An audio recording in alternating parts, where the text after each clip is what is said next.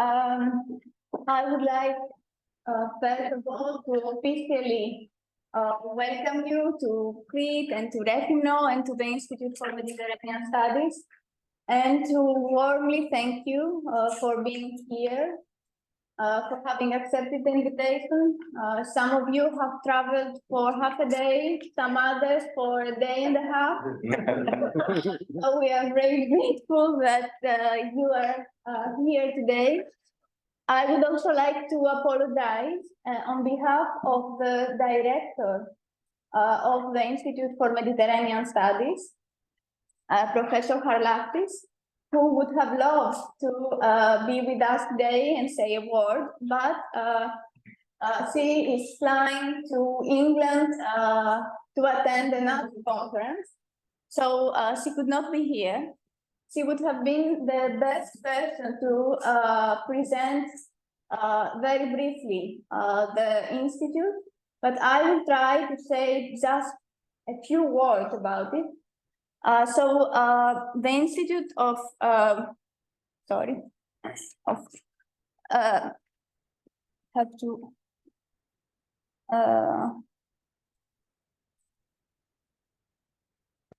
of Mediterranean Studies is one of the 10 institutes of the Foundation for Research and Technology, based in Heraklion, which this year is celebrating its 40th anniversary. It is the only institute that is based in Rethymno, and the only institute that focuses on the humanities. So to give you an idea about FORTH, there are 10 institutes. Most of them are in Crete, some others in other places of Greece. Most researchers are collaborating faculty members from the University of Crete, so the two institutions are closely related and collaborating. There are also researchers that are only affiliated to the Foundation for Research and Technology. Our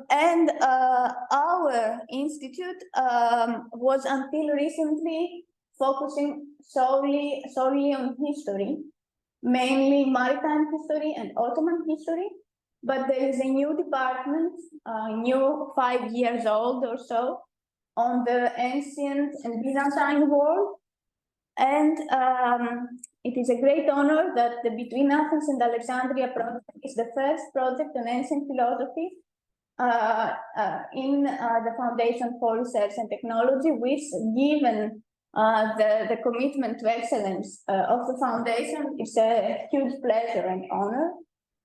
So many thanks to Professor Harlakis and also to the Alexandria Center for Hellenistic Studies for this wonderful collaboration, and Professor Halil, who is Mad Halil, is the director of the center, who is not here either, but we hope to see him very soon.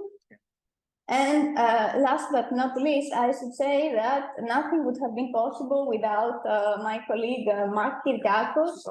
We are collaborating, we have been collaborating since 2021 on a daily basis for organizing everything. And I have to say it's the most wonderful collaboration, for which I thank you very much, Mark.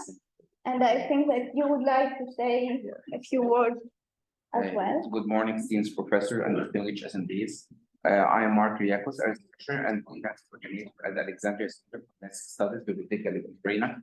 On behalf of Professor Ahmed Khalil, the director of the center, I would like to express my gratitude for your warm reception and the exceptional hospitality extended to us. Such generosity is deeply ingrained in Greek culture, which has contributed to the world for centuries and more centuries to come. Our cooperation with the Institute of Mediterranean Studies FORTH has been of great value to us for nearly 2 years, and we are eagerly anticipate further projects and ideas with your esteemed institution. I would like to express my gratitude to Professor Irini Fotini for initiating this collaboration with us. We are truly thankful for her dedicated efforts and unwavering commitment in ensuring the success of each detail of this project. Additionally, I extend my heartfelt thanks to Professor Galina Harlapis for her support in this collaboration. We were delighted to have her join us in Alexandria for our recent organized workshop at the Bibliotheca Alexandria.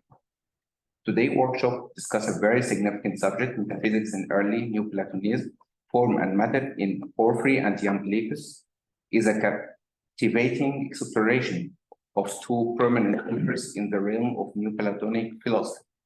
This workshop highlights into the specialized relationship between form and matter as examined by Porphyry and Iamblichus, who played significant roles in the development of Neoplatonism during their respective eras. The workshop will shed light on the unique relationship to explore the rich metaphysical discourse of Neoplatonism and deepen our understanding of the philosophical landscape of the period. I am delighted to invite you to visit Alexandria, not only experience its marvelous continuous Greek spirit that still endured, but also to explore its prominent library that captures the persona of the ancient library of Alexandria. Thank you again for having us today, and wish you a fruitful workshop. Aristotle, thank you, shukran. Thank you very much.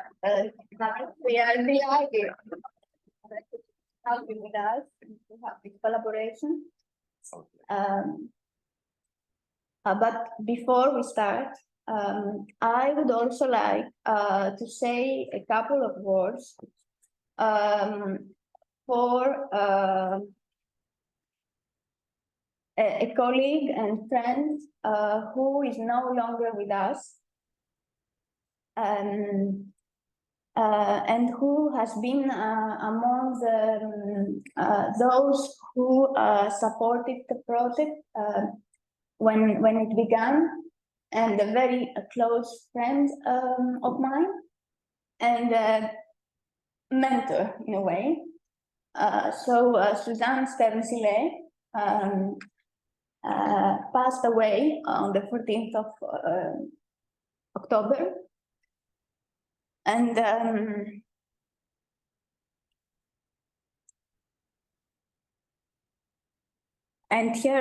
funeral took place on Tuesday, last Thursday, the 3rd of November.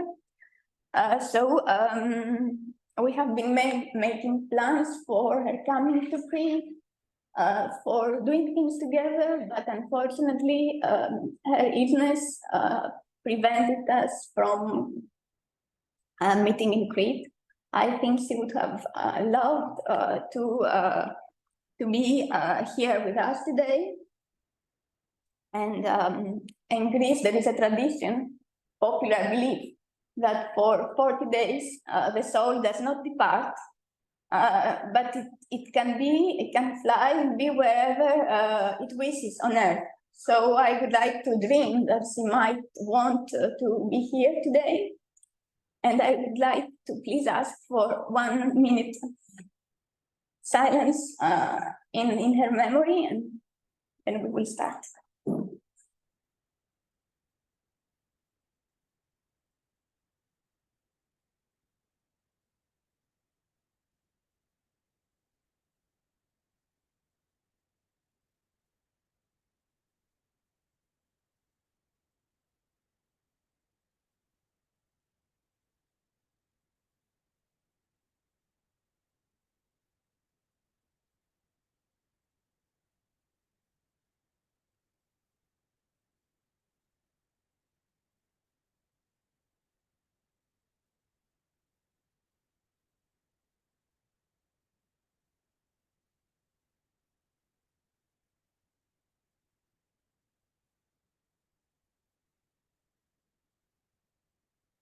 Thank you very much.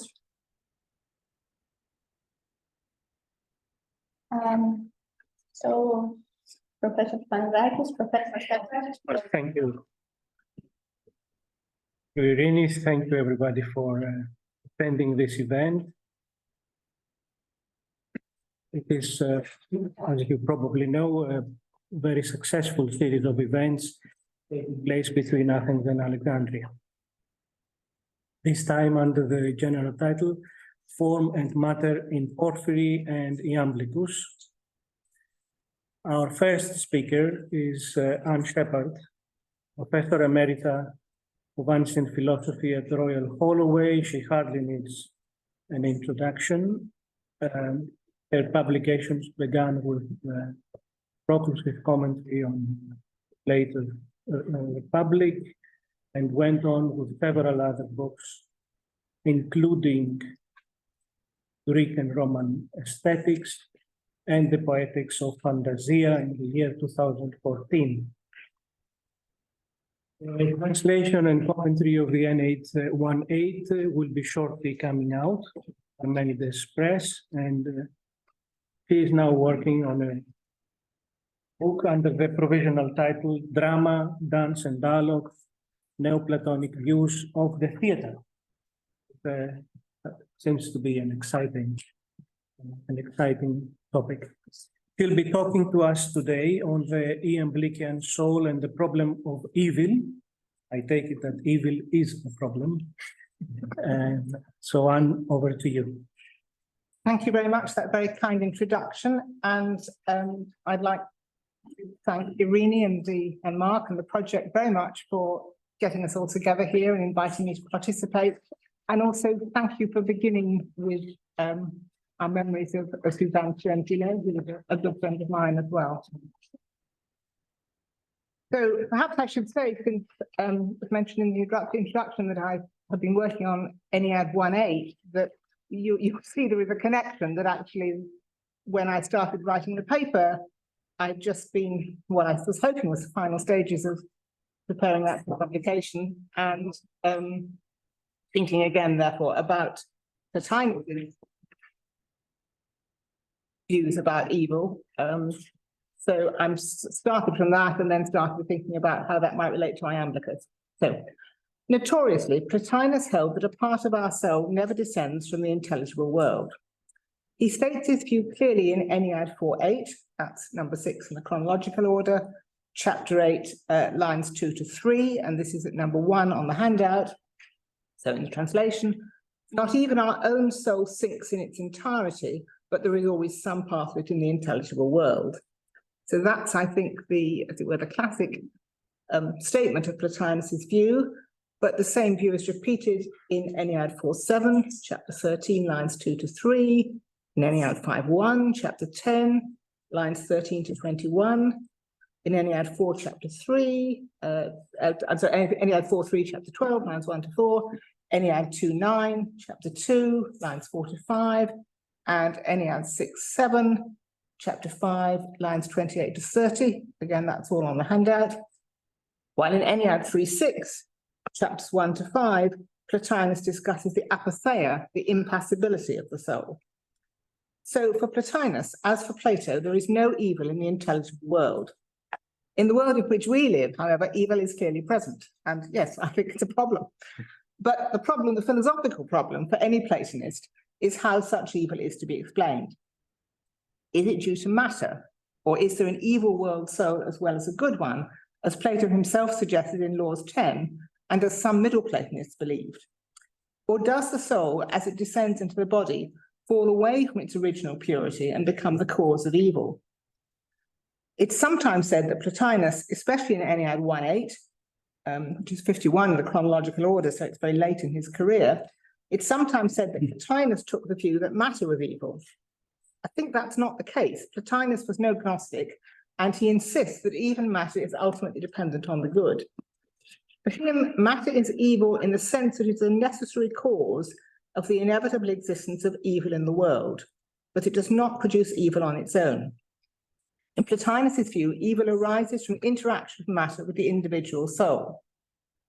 In some passages, he writes as though souls are responsible for cutting themselves off from the intelligible world. So the account of the generation of matter in Ennead 3.9, I'm now at number 2 on the handout, Ennead 3.9, chapter 3, lines 7 to 16, Plotinus describes the partial soul as wishing to be directed towards itself. And similarly, and again rather notoriously, at the very beginning of Ennead 5.1, chapter 1, lines 1 to 6, he declares that the beginning of evil for them, that's the souls, was audacity, toma, and the wishing to belong to themselves. So that does sound as though he thinks souls are in some way responsible. However, in Ennead 4.8, the treatise in which he states so clearly that a part of our soul never descends, he treats evil not as the cause of the soul's association with the body, but as a product of that association. In 4.8, chapter 5, lines 24 to 33, he describes the soul as descending by a spontaneous inclination. So the phrase is rope aut exusio, my Erasmian pronunciation of Greek. But he says that if it escapes quickly, it takes no harm. While in the previous chapter of 4.8, that's chapter 4, lines 13 to 30, he explains how being in the fetters of the body prevents the soul from acting by intellect. The language used in Ennead 3.9, chapter 3, and Ennead 5.1, chapter 1, reflects the context of those passages. So in 3.9, he's more concerned with the generation of matter by the partial soul than with how evil arises, while in 5.1, he starts from the situation of a fallen soul with a very striking image of the soul being like a child estranged from its parents. To go back to 4.8, in 4.8, chapter 5, Plotinus attempts to explain how souls voluntarily accept what is necessarily laid upon them. So it's a very tricky kind of attempt to combine the notion of voluntariness and necessity there, ascribing the descent of souls to a god in line 13, but saying, as I've mentioned in line 26, that soul comes down by a spontaneous inclination. So this phrase, rope aut exusio. In Ennead 1.8, Plotinus, in my view, argues for a position similar to that presented in 4.8. This position is most fully expounded towards the end of the treatise in chapter 14, but is also implied in earlier chapters. Souls descend from the intelligible realm and enter into bodies. Here they are in the presence of matter, which is the necessary cause of evil. So it's not that he thinks matter is evil, but he thinks it's the necessary cause of evil. Some souls become infected by contact with matter, to use Plotinus' own metaphor from chapter 4, line 22, and chapter 8, line 16, and thus turn to evil. The fact that these souls are open to such infection, although not the cause of their becoming evil, is nevertheless a sufficient condition for it. They would not become evil if they were not liable to infection, but if they are so liable, becoming evil is bound to follow once they are in the presence of matter. The evil in such souls is thus due both to matter and to their own state. Nevertheless, just as not everyone who comes in contact with an infectious disease falls ill, so not all souls turn to evil. And for Plotinus, the soul is not intrinsically evil. It's always possible for a soul to turn in the other direction, back towards its intelligible source. And that's what he stresses at the end of 1.8 in chapter 15, lines 23 to 28.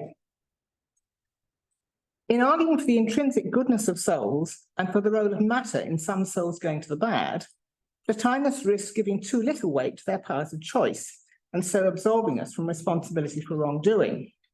He was criticized for this by Proclus, who associates Iamblichus' rather different view of the soul with a proper recognition of our responsibility for moral evil in his commentary on the Timaeus. So this is now the passage at number 3 on the handout, commentary of the Timaeus, volume 3, page 333, line 28 to 334, line 8.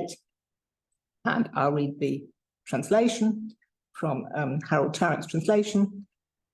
So this is Proclus now. Using this as a starting point, let us express ourselves freely in opposition to Plotinus and the great Theodorus, Theodorus of Asine, who kept something in us free from affection, apathes, and ever in intellection. The divine Iamblichus was quite correct to argue against those who suppose so. After all, what is it in us that makes a mistake? Whenever, once the non-rational is aroused, we resort to unchecked imagination, plus akalaston phantasian. Is it not our independent choice, our prohairesis? Of course it is, for it is thanks to this that we differ from our impulsive imaginings. But if our independent choice, our prohairesis, makes a mistake, how is the soul free from error? And Proclus similarly insists that we are responsible for consorting with good and shunning evil. A little bit earlier than Timaeus' commentary, this is the short further quotation at number 3 on the handout, volume 3, page 313, lines 23 to 4. And he presses the point against Plotinus in his work on the existence of evils. So this is number 4 on the handout. It's chapter 33, lines 22 to 5 on the existence of evils. Now, you're probably all familiar with this, but just in case anybody isn't, this work survives in the Latin translation, the medieval Latin translation of William of Morbeka, and the Greek is sort of rather fragmentary, and so people tend to use Morbeka's Latin, which is somebody who's used to classical Latin. I always find it rather sort of, well, slightly entertaining in a strange kind of way. Anyway, that has also been translated again in the Aristotelian Commentators series, which embraces all kinds of things which are not commentaries on Aristotle. So I'm going to read you Jan Oxman and Carlos Steele's translation. So this is, again, Proclus making the same point. If souls are drawn by matter, that is, we attribute the cause of their generation to the attraction matter exercises upon souls as something that draws them, where is their self-motion and ability to choose? So Proclus in several different places then is making the point that he thinks, in Plotinus's view, doesn't allow for independent choice, prohairesis, Aristotelian term, I'll come back to that later, doesn't allow for soul's ability to choose. So my purpose today is to investigate further how Iamblichus' view of the soul is connected with his understanding of moral evil. And I'll also try to determine whether the view of evil as a paroupostasis, a parasitic existence, which we find in Proclus and in his teacher Syrianus, goes back to Iamblichus, and if it does, how that is connected with the Iamblichian view of the soul. So I'm going to be talking for the next bit about Iamblichus' view of the soul. Iamblichus regarded the soul as a mean between intellect on the one hand and body on the other. And that's set out very clearly in section 7 of his work, The De Anima, which has been edited by John Finnemore and John Dillon. So again, the reference is here at number 5 on the handout. And Finnemore and Dillon have some very helpful comments, both in the introduction to their edition and also in their commentary on that section. The way in which Iamblichus developed this view is spelled out further in 3 important passages from Pseudo Simplicius' commentary on Aristotle's De Anima. So again, these references at number 5. It's page 5, line 38 to page 6, line 17 in Pseudo Simplicius, and again, page 89, line 33 to page 90, line 25, and page 240, line 33 to page 241, line 26. And again, this text is all now easily available in Finnemore and Dillon's edition of Iamblichus' De Anima. They have an appendix in which these passages are sections B, C, and D, and they've got some discussion in their introduction. They've got some comments in the remarks in their commentary, and it's also worth noting, as I did on at number 5 on the handout, that these passages were significantly discussed by Carlos Steele in his book on the changing self, on pages 53 to 55 and 58 and 66. So according to Iamblichus, our soul simultaneously abides and changes and shares somehow in each of the extremes. That's the view that's reported in at number 6 on the handout. This is page 6, lines 8 to 10 in Pseudo Simplicius. And this view is explicitly opposed to that of Plotinus. So Pseudo Simplicius is, I think, citing him. This is now number 7 on the handout, page 6, lines 12 to 15. And again, I'm going to read Finnemore and Dillon's translation with a small modification. He says, therefore, we will not agree with Plotinus that any of it remains always the same and pure, katharos, or that it processes completely in its inclination, its rhope, towards generation.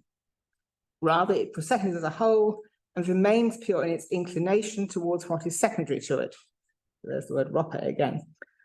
So what does that mean? It processes as a whole and remains pure in its inclination towards what is secondary to it.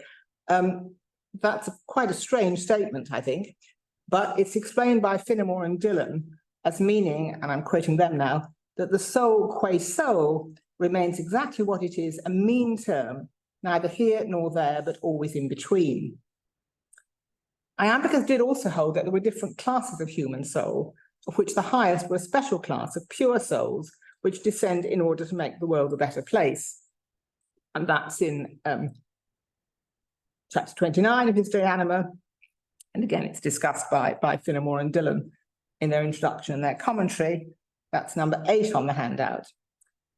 So such pure souls are presumably free from moral evil, and I'm actually not going to talk about them any further. I mean, there's been quite a lot of interest, I think, in this notion and how exactly it's to be interpreted. And I think John Dillon compares them to bodhisattvas, and not everybody thinks that's a good comparison. But I'm not going to talk about that. My concern today is rather with the other classes of soul, and we're trying to discover how Iamblichus will explain their becoming responsible for what they do wrong. So, in other words, how does Iamblichus solve what Proclus saw as a problem in Plotinus's view? What about independent choice? So, I've been emphasizing a little bit the use of the word rope, and it's perhaps worth saying a bit more about that. The word that I've translated as inclination, that reappears in the account of Iamblichus' views given in Pseudo Simplicius again at page 90, line 20. And so I'm number 9 on the handout now. And in the third of the Pseudo Simplicius passages, this is page 241 in Pseudo Simplicius, lines 7 to 10. It's 9.2 on the handout. The commentator gives the following account of the descent of the soul according to Iamblichus. He says, it's reasonable then, or rather necessary, that not the soul's activity alone, but also its essence and the highest part itself, of our soul, I mean, is somehow dissipated and slackened, diaphorestai kaikalasta in Greek, and as it were sinks down in tending towards what is secondary. So there's another word, nuse, and te prostajuta nuse. The talk of the soul being dissipated and slackened and sinking down might simply suggest a somewhat involuntary and passive process of gradual weakening. The word rope, inclination, and the phrase te prostajuta nuse, tending towards a secondary, sounds a little more active. And again, when I was working on this, I thought, okay, there's something important here. Well, actually, I don't think it is that important, because I don't think the use of rope and nuse imply any more than some of the language used in Plotinus. So Plotinus, as we've seen, talks of the partial soul wishing to be directed towards itself. That was back in Ennead 3.9. And they sound less sort of active than Plotinus' use of the term audacity, toma, in Ennead 5.1. So that's two of the references that were number 2 on the handout. Plotinus himself uses the phrase rope aut exusio at Ennead 4.8, as I pointed out at the beginning, and I think I've noted at number 2. Yeah.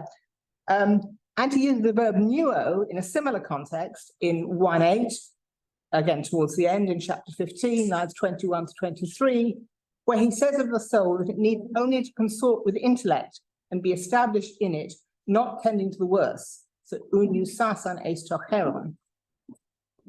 More generally, both nuein and repein are used by Plotinus, Porphyry, Iamblichus, and Proclus in a whole variety of contexts concerned with the movement from higher to lower levels of being. And in fact, repein goes right back to Plato's Phaedrus, to the myth of the charioteer and the horses, of Phaedrus 247b4. At 9.3 on the handout, you can see that Plato reference, and then some references to work by Festugière and Desplaces, which give you quite a lot more passages for the use of nuein and repein in Plotinus, Porphyry, Iamblichus, and Proclus. So I don't think there is very much clue here as to what Iamblichus thought goes wrong when the soul descends into the body and how it becomes responsible for evil. However, there may be more of a clue in Pseudo Simplicius' use of the verb probale, to project, and the noun probale, projection, in his account of the descent and ascent of the soul according to Iamblichus. So again, coming back to those 3 significant passages from Pseudo Simplicius, and bits of them that I've now picked out at number 10 in the handout. So in Pseudo Simplicius, page 6, lines 3 to 4, the descent of the soul into the sensible world is described not only as rope, but also as probale. At other times, it somehow departs from itself in its inclination, that is rope, towards what is external to it, actualizing in accordance with its projection and proceeding into partedness. And again, on page 241 in Tudor Simplicius, lines 2 to 3, the soul is described as projecting secondary lives. So this is 10(2) now, probalomene juteras zoas. While at 241, lines 16 to 17, the ascending soul is described as abandoning every external projection, aphason parsanten expo probale. And at 241, line 22, the lower secondary life of the soul is referred to as the projected life, in probale phasan zoe, so same verb. As Finnemore and Dillon explain in their note on the first of these passages, this is in page 254 of that commentary, probale is a Neoplatonic technical term. And I'm simply going to quote what they say. They say a soul projects various lives in its descent to the sensible from the intelligible. The soul in its descent becomes less and less unified, and hence becomes more partial and develops different kinds of life, nutritive, sensitive, imaginative, etc. So that's what Finnemore and Dillon say. To develop these different kinds of life is to actualize what Aristotle in his De Anima presented as different powers of the soul. So one of the things to be aware of, well, perhaps you all know, is that the Neoplatonists take over Aristotle's presentation of different powers of the soul and transform it, if you like, into their own, I was going to say into faculties, I don't think I want to use that word, but into their own way of looking at it. So this talk of different kinds of life, nutritive, sensitive, imaginative, that's the Neoplatonic version of Aristotle's way of talking about the soul. Probale and probale are also found in the fragments of Iamblichus De Anima, as well as in his reply to Porphyry, which we're all learning to call by that name rather than De Mysteries, and his work De Communi Mathematica Scientia, and in Simplicius' report of Iamblichus' views in his commentary on Aristotle's categories. There's a whole bunch of references at 10(3) on the handout. And again, some of these come from John Finnemore's work on Iamblichus on the vehicle of the soul. So presumably then, at some stage in the process of projecting secondary lives, the soul acquires the ability to choose, described by Proclus in the Timaeus commentary as prohyresis. The passage I cited earlier from Timaeus commentary volume 3, page 333 to 334, that was the passage back at number 3 on the handout. That passage suggests that this arises at the level at which the power of imagination, fantasia, is activated in the soul. Now, fantasia, as a faculty concerned with how things appear to us, again, imagination is notoriously not a terribly good translation, but certainly for Aristotle, and I think for his successors too, it's the, I'm using that word faculty, it's the capacity concerned with how things appear to us. Fantasia plays an important part both in Aristotle's psychology of action, as found in his De Anima and his De Motu Animalium, and in his ethical work. According to Aristotle, we pursue what appears to us as the good, what he calls to phenomenon agathon. That's to say, the good as presented by our fantasia. And his view, I think quite clearly, particularly in Nicomachean Ethics, book 3, chapters 4 to 5, is that what's wrong with the wicked is that they're pursuing the wrong end. Okay, why are they pursuing the wrong end? They have a mistaken view of the good. Their phenomenal agathon is wrong. And there's a fairly recent book by Jessica Moss, which, to the best of my knowledge, is the fullest discussion of this concept, book called Aristotle and the Apparent Good, which she published with OUP in 2012. So that's Aristotle. In Neoplatonic terms, the level at which fantasia is activated in the soul is also the level at which passions become active. In the passage from Proclus' commentary in the Timaeus that I quoted earlier on, that's at number 3 on the handout, in that passage, the Platinian undescended part of the soul is apathes, right, doesn't have pathe. And similarly, Iamblichus himself, at the beginning of De Anima, chapter 39, fragment 39, this is now number 12 on the handout, Iamblichus declares, Plotinus, on the other hand, and most Platonists consider the most perfect purification to be a divestment of the passions and of the knowledge that makes use of images. So this, I think, implies that both the passions, the pathe, and the imagination, fantasia, develop in us as the soul descends and becomes less pure. And the word morphotikos, which is used there in chapter 39 of Iamblichus de Anima, that relates to the use of images at the level of fantasia. There's a good note about that in Finnemore and Dillon, page 188, citing the frequent use of morphotikos in connection with fantasia and proclus. So what goes wrong when the Iamblician soul descends to the level of fantasia and pathe? Why do some souls start to make wrong choices at that point? If Iamblichus, like Syrianus and Proclus after him, held that evil arises as a parupostasis, some kind of accidental byproduct, as the different levels of being proceed to one, we might suppose that it arises at this level. And there is indeed a limited amount of evidence which does suggest that the doctrine of parupostasis goes back to Iamblichus, and that he did hold that evil arises at the lower levels of being. So now I am coming to number 13 on the handout. In Iamblichus' work, De Communi Mathematica Scientia, Common Mathematical Science, page 18, lines 9 to 12, Iamblichus says that evil arises at the fourth and fifth levels of reality, put together from the lowest elements, and even then not primarily, but as a result of falling away from and not being able to control their natural state. Now, you'll see that the translation I'm using there is by John Dillon and Dominic O'Mara. I, in fact, took it from one of the notes to their translation of Syrianus' commentary on Aristotle's Metaphysics, book 13 and 14. So why are they quoting bits of Iamblichus in that note?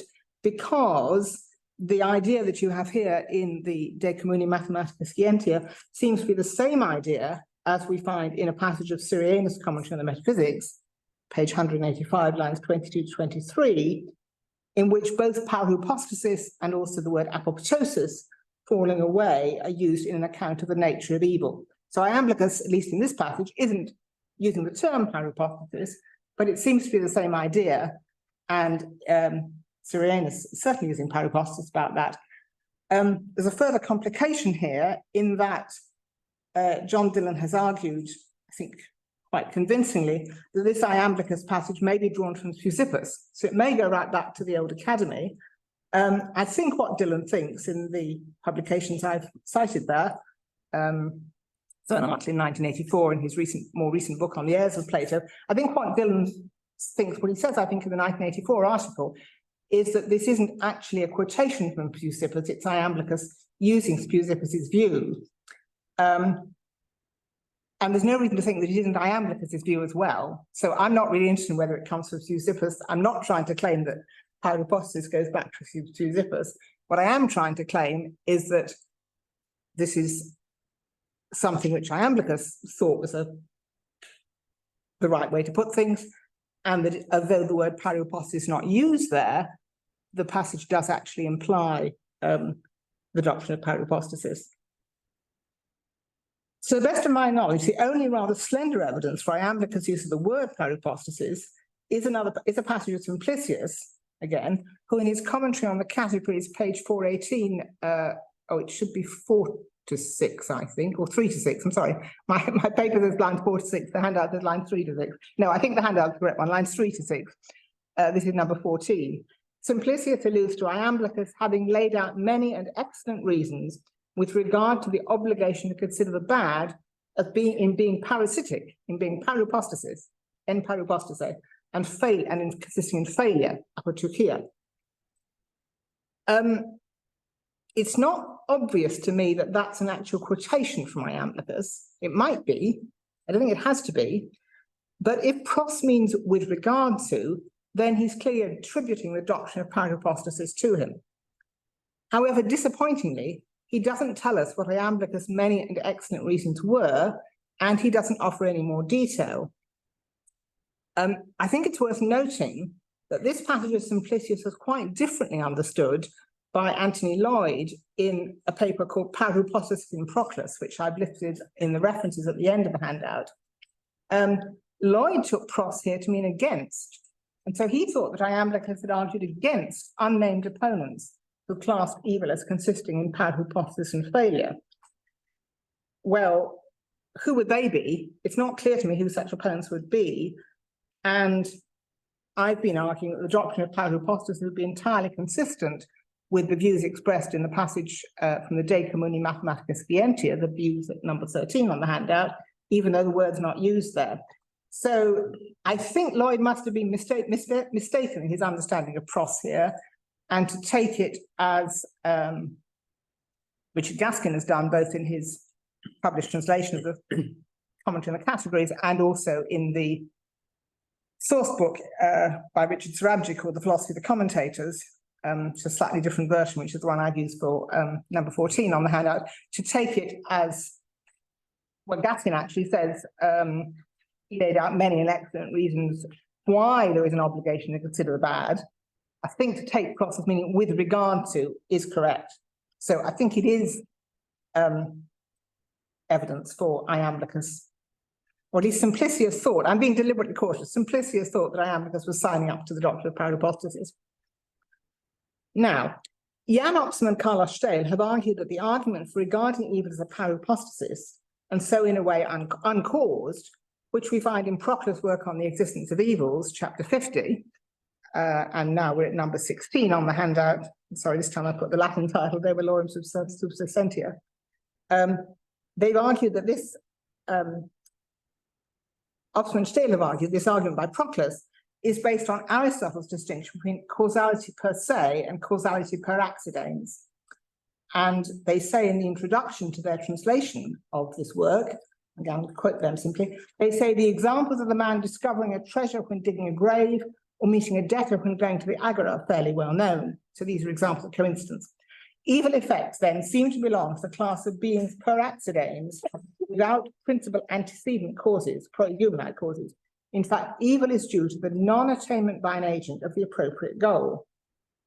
And they go on to refer to Richard Surabji's interpretation in his book Necessity, Cause and Blame of Aristotle Metaphysics 6.3.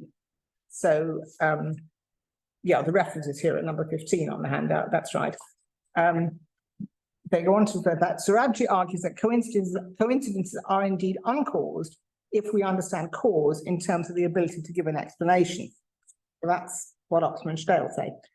They suggest that Proclus may have had knowledge of peripatetic analyses of chance events, such as are found in Pseudo-Alexander Mantissa, chapter 24, and they draw attention to Syrianus, again, in his Metaphysics commentary, page 194, 9 to 13, as evidence for a link between Aristotelian analysis of accidental causation and chance and Neoplatonic treatments of the same subject. So I'm sorry, I think I jumped ahead a little there. Those references are at number 15 on the handout. And now the text at number 16 is important, I think, because number 16, this is the end of chapter 50 of De Valorem Subsistentia on the existence of evil, lines 36 to 42, where Proclus explicitly connects parahypostasis with moral evil. So again, you've got William Becker's kind of strange Latin. This is a bit of the text that does partially survive in Greek. And so I've kind of followed Oxman and Steil in picking out a couple of key words from the Greek as well and putting them into the Latin. But I'm simply going to read Oxman and Steil's translation. Evil coming from outside and being adventitious consists in the non-attainment of that which is the appropriate goal of each thing. The non-attainment is due to the weakness of the agent, since the agent has received a nature of such kind that a part of it is better, a part worse, each part being separate from the other. Where the one is, there at the same time is the good. But evil is, and the one is not, present in a split nature. For incommensurability, disharmony, and contrariety in multitude, and from these weakness, so astheneia in the Greek, and indigence proceed. Now, we don't know how much of what we find in Proclus was already developed by Syrianus and before him by Iamblichus. It may very well be that Proclus is making explicit what was only implicit in his predecessors. I've introduced the Proclus text here, along with Oxman and Steil's discussion of it, not only because it sets out for us the theory which is, I think, already present in the limited evidence for Iamblichus' views on parahypostasis and its connection with moral evil, but also because of the Aristotelian background to which Oxman and Steil have drawn attention. I suggest that Iamblichus not only draw on Aristotle's account of the phenomenon agathon, the apparent good, in trying to understand what happens when human souls make wrong choices and pursue evil, but also, like Proclus and Syrianus, that he was aware of Aristotle's discussion of chance events and built on this in arguing for evil as paroupostasis. Perhaps this formed part of the many and excellent reasons that were known to Simplicius. So I'm going to try and pull this together now. It seems then that in Iamblichus' view, evil is present at the lower levels of being as a byproduct of the procession of everything from the one. When the soul descends to these levels, it actualizes its lower powers, developing fantasia and a liability to experience pathe, both of which open up the possibility of its making wrong choices. The difference between the position of Iamblichus and that of Plotinus is quite subtle, perhaps more subtle than Proclus allows. Plotinus, because he wants to preserve the essential goodness of the soul, gives a significant role to matter in his account of how moral evil arises from the encounter of matter and soul.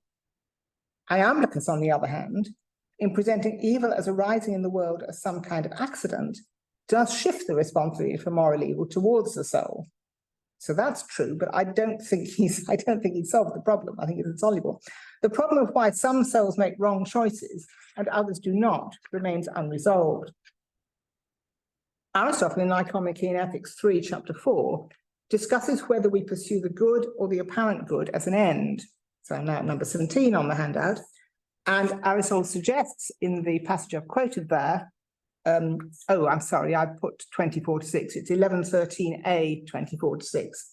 He says, that which is in truth an object of wish is an object of wish to the good man, like any chance thing, tautuchon, may be so to the bad man. That's in Ross's translation. I wonder whether Iamblichus, Syrianus, or Proclus might have seen here a suggestion that the bad person's choices are in some way accidental. I was struck just when I was really finishing the paper by Aristotle's use of tautuchon here. So again, I'm not making claims about what Aristotle thought, but I think because I've been thinking about the Neoplatonic view, I thought, things happening by chance. And so I wonder whether they might have seen here a suggestion that the bad person's choices are in some way accidental. Aristotle goes on to insist in Nicomachean Ethics 3, chapter 5, that both virtue and vice are voluntary and kataprohairesin. That's 1113b 3 to 5. And again, that's a much discussed chapter of the Nicomachean Ethics. My view is that in the end, Aristotle is unable to decide just how we come by our individual perception of the good, our phenomenal agathon. And that I think is particularly clear at 1114b 13 to 21. Because, the question, well, all right, is it down to our character? But then, are we responsible for our characters? I think Aristotle is sitting on the fence there. Iamblichus offers his own distinctive understanding of how the soul fits into the Neoplatonist metaphysical framework. He preserves the soul's ability to choose, up to a point. If Iamblichus' view was the same as that expressed by Proclus in chapter 50 of the work on the existence of evils, the soul's choices are a result of its nature, or we might say of its character. So again, that's curiously Aristotelian, but also, doesn't give us a final solution to the problem. Iamblichus offers a transposed and transformed version of Aristotle's account of moral responsibility, based on a transposed and transformed version of Aristotle's account of causation and chance. He doesn't solve the intractable problem of how evil arises in the soul, but he does present something of a fresh approach to that problem in a way which was taken further by Proclus. Thank you.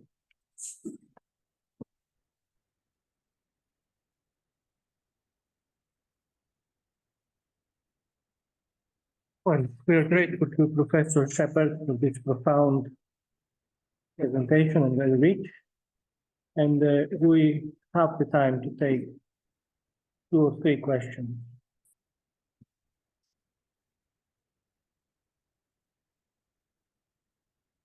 I take it, Professor Viltagnotti.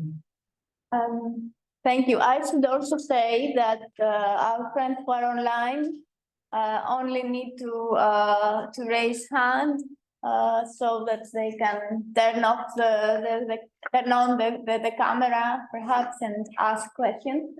But if there are none for the moment, I have a couple of small questions of ignorance, I'm afraid. So the first one is about proeresis, and I wonder whether it has exactly the same meaning in Proclus and in Plotinus. Is it always as Aristotelian as one would think in Plotinus? Do they? So that's the Maybe, well, that's that's not the point. Maybe not. Maybe not. I mean, yeah, I think one of the things that I should probably do if I want to develop this is to look further into the Neoplatonic notion of proeresis. I'm not sure that they use it an awful lot. I'm not sure that Plotinus really uses it that much. in 3-4. Right. Okay. Guardian spirit. Okay. But I think there some scholars think that it is not. We shouldn't take it in the strictly Aristotelian sense. So I was. Right. I have been confused for some weeks on that matter. So. Right. Okay. Well, yes. I mean, it may be that I'm seeing too much Aristotle here. I mean, it did strike me when I looked at the passages I've got at number 3, the passage from the Timaeus commentary, that it just seemed, it's not only proeresis, it just seemed very Aristotelian. It's talking about the akalathon fantasia, and indeed the phrase that's translated by Harold Tarrant as our impulsive imagining, ton phantas ton propertos. So that made me think of, you know, Aristotle's discussion of akrasia and the akalastos and different kinds of akrasia, one of which is impulsive, is properties. But it may, of course, be that I've just spent too long studying and teaching Aristotle, and that's why I'm seeing it like that. I think that's something that I would need to look at further. So thank you. Okay, thank you. And also properties fantasia in the sententia. It's very strange, properties fantasia in sententia 32 on the virtues. Right. Where Porphyry refers to, I think they may occur during the night. Right. Yeah. Properties fantasia. Yeah. Yeah. The second question was about text 13. About the text 15. Yeah. And I was wondering, how would one understand the fourth and fifth level of reality if there were a connection with the Spepsipos? Would it have to do with his epistodiosis understanding of reality? And then I was surprised to read the epistodiosis super adventitium in text 16. So I was wondering how should we understand the fifth and fourth levels? Okay, so Dylan's got an interpretation of that, and I'm trying to remember exactly what it is, as being, is it to do with animate and inanimate beings or something like that? But of course, that's all to do with the fact that he thinks this comes from Speusippus. And I didn't want to get too involved with that. I thought it would make quite a complicated paper even more complicated. But that's a suggestion. I think that's a suggestion, if I remember correctly, that it's animate and inanimate beings. So you wanted to connect that in some way with where Aristotle accuses him of having a vision of reality in episodes. Ah, okay. Right. Episodiodes. That's the wording. Yeah, being adventitious, right. Perhaps, yes. I mean, I think because, I mean, it's, what should I say? I mean, in a way, well, Becker's Latin super adventitium as a translation of episodiodes strikes me as a bit odd, because it seems that, I suppose, means adventitious, so it's a sort of extra. So that's like the pyropostasis idea. And I suppose that he's taking it, Becker's taking it, that episodiodes means sort of coming in, as it were, breaking that word down into its constituent parts, rather than in episodes. But I agree. I mean, when I looked at that, I thought actually, when looking at my paper yesterday, I thought, that's an odd way of taking episodiodes, because you would think it means in episodes. And I'm not sure that, well, maybe I just haven't looked into this enough, but I'm not sure that commentators have put this together with the passage that I have at number 13. I don't think people have suggested that what Proclus, the idea that's being talked about by Proclus there also goes back to Speusippus. But again, I need to look at that a bit more. I think they've seen it. They've seen, as I say, chapter 50 of the on the existence of evils is all about the parapostasis idea, which that seems to me a bit different. It doesn't seem to me about things being in episodes. So I think episodiodes here doesn't mean in episodes, though you would suppose that it does. So Makes sense. they understand Proclus, term in a new way. Yes, I'd need to go back. I would need to go back to the literature about the connections with the background of Speusippus, and investigate further what they mean by episodiodes, why that's being taken in this way, and whether that's a new way or whether that's just another possible meaning of the word. Again, these are things I would need to look into further, but thank you. Oh, thank you very much. And does it have to be derived from Speusippus? Well, Aristotle, I think in Metaphysics Lambda, he accused Speusippus of having a vision of reality in episodes, many different substances rather than one leader, is Kyranos. So he said that he has an episodiodes. Okay. Episode. But here it is possible that the Neoplatonic reading saw something more into the term or something different into the term. Well, I don't know. No, okay. I mean, thank you. I don't know the answer, but I agree that it's a problem, and I am actually puzzled by the translation of.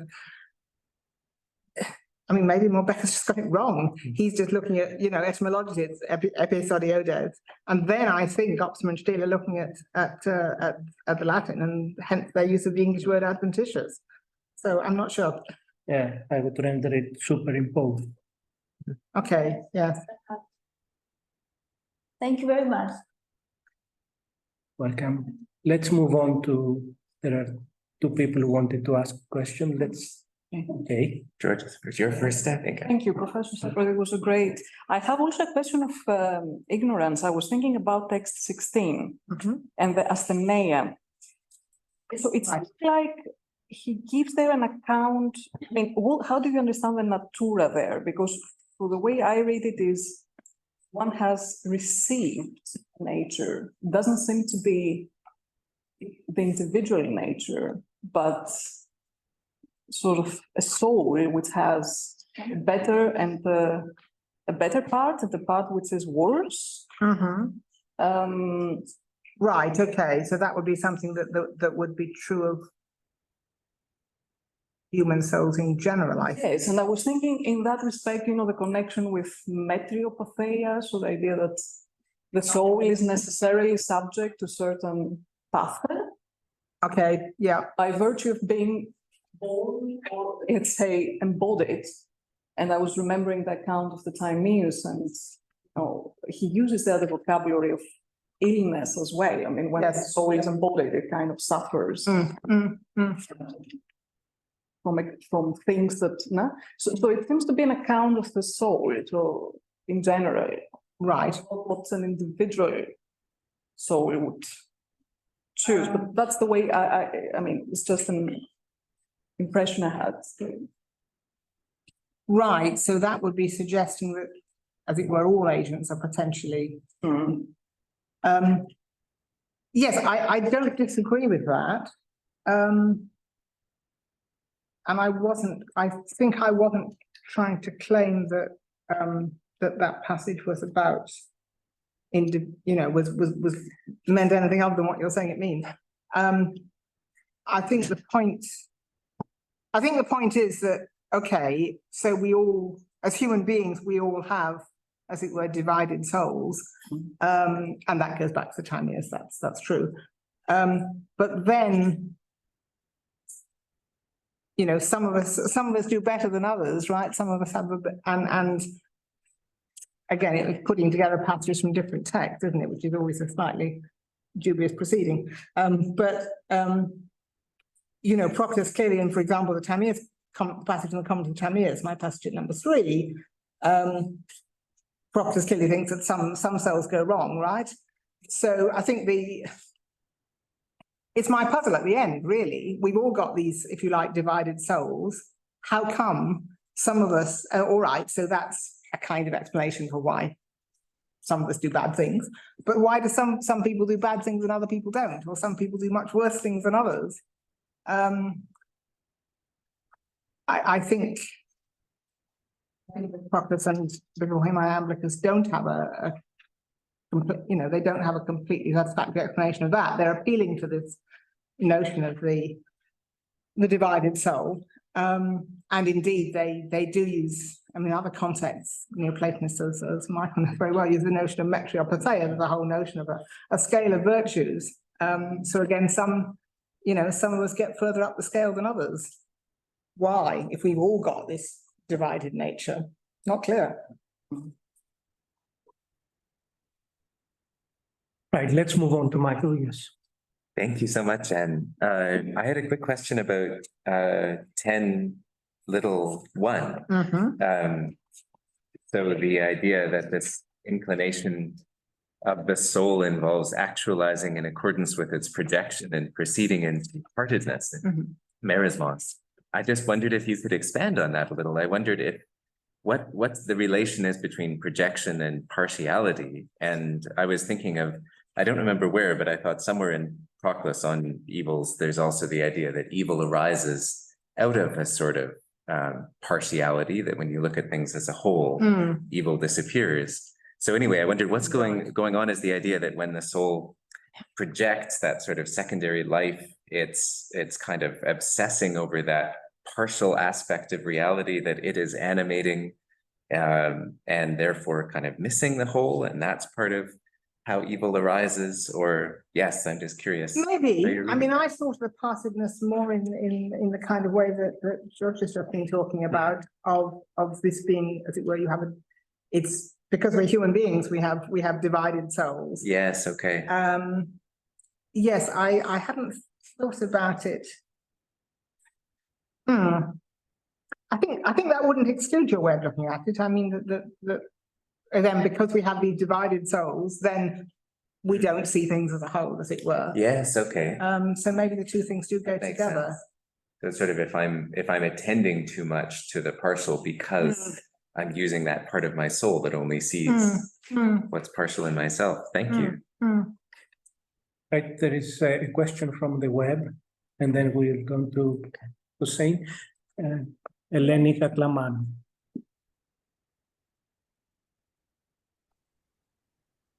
Hi, sorry, I meant to offer something in the discussion about episodiotes, but we have moved on, so I don't want to go back to just it was the fragmentary from if can I continue, or have we moved on into another topic?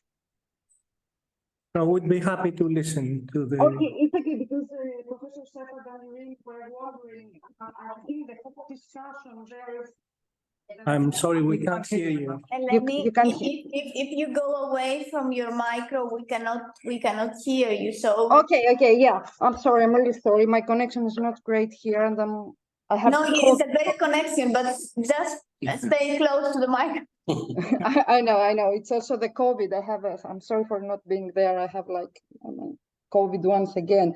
So the whole discussion there is that Aristotle, as Irene said in Lambda, says that the several ousia in specipus amount to the universe without any taxes, without any order. So the problem is that the various extents are disconnected. That's the passage in fragment 30. So this is the notion of that Irene was talking about. Yeah, exactly. As to whether episodiodes means means it's episodic in that's what you say in English. Yes, Yeah. okay. No, thank you. Thank you, I'm sorry for that. That doesn't, yeah, okay. I one of the things I must do then is look into the Neoplatonic use of episodiodes, because that doesn't seem to me to be what Proclus is talking about in the passage that I cited. So you take it as advantageous, right? Well, I was simply following the translators going back to William Morbecco, taking it as advantageous. Although it seems to me that it's not. It struck me as an odd understanding of the word, but on the other hand, I think in the context it makes sense. And what Eleni on the screen is saying, reminding us of the Aristotle's Metaphysics, that kind of, I mean, thank you, because that doesn't seem to fit what's going on in the Proclus at all, I think. Oh, Irene, do you want to come back on that? No, I was listening, but he was asking if I have another question. Oh, okay. Yes, one. Right. Can I add the question? I'm sorry for again. I wonder if I'm sorry. I wonder if you can tell us a bit more about the moral choice, as you mentioned before, and freedom. And now I'm thinking Ursula Koop's book on freedom and responsibility, Neoplatonism. Yeah. If you have any ideas on Iamblichus. Well, I mean, I think the ideas that I have are what I presented, in the sense that I haven't, you know, in the sense I've only. No, I take it she suggests you Yes. take a look in the book Look at Ursula Koop's and see book. Yeah. what do they have to say. Oh, okay. Yes. No, I would have liked to do that, and I didn't have the opportunity. You're talking about Ursula Koop's book. But Yes. I don't think she does talk about Iamblichus, actually. No, not at all. That's my question. Yes. And because you had all these references and Yeah. all these and ideas. Yes. No, I one of the things that unfortunately I wasn't able to do writing the paper was to look properly at Ursula Koop's book. But it would be, and then when I think I looked at the table of contents and I saw that she didn't talk about Iamblichus, and I thought, okay, I can kind of get away with this. But you're right. I'm sure I should think about her discussion. Yes, definitely. Yeah. Thank you. Right, we'll take one question from Thank you. Irene. Sure. No, please, I have already asked, so All right. you go first, and Thank you. if there is time. I understand that Iamblichus didn't absolve the soul from doing evil, from doing more than evil. That's correct. Yes, at least I think so. Yeah. And as a Neoplatonic philosopher, he also believed that God is responsible for the existence of the soul. Mm. So I'm just wondering, and I would like to ask about his position on God as responsible of evil in the world. Well, I mean, that's the problem that he's trying to address, in the sense that, and which, again, it's a problem for, of course, for all the Neoplatonists, and I guess for the Arabic philosophers as well. I mean, he doesn't want to say that God is responsible. He wants to say that God, again, I'm more familiar with Proclus's view on this, and obviously it's a lot more material.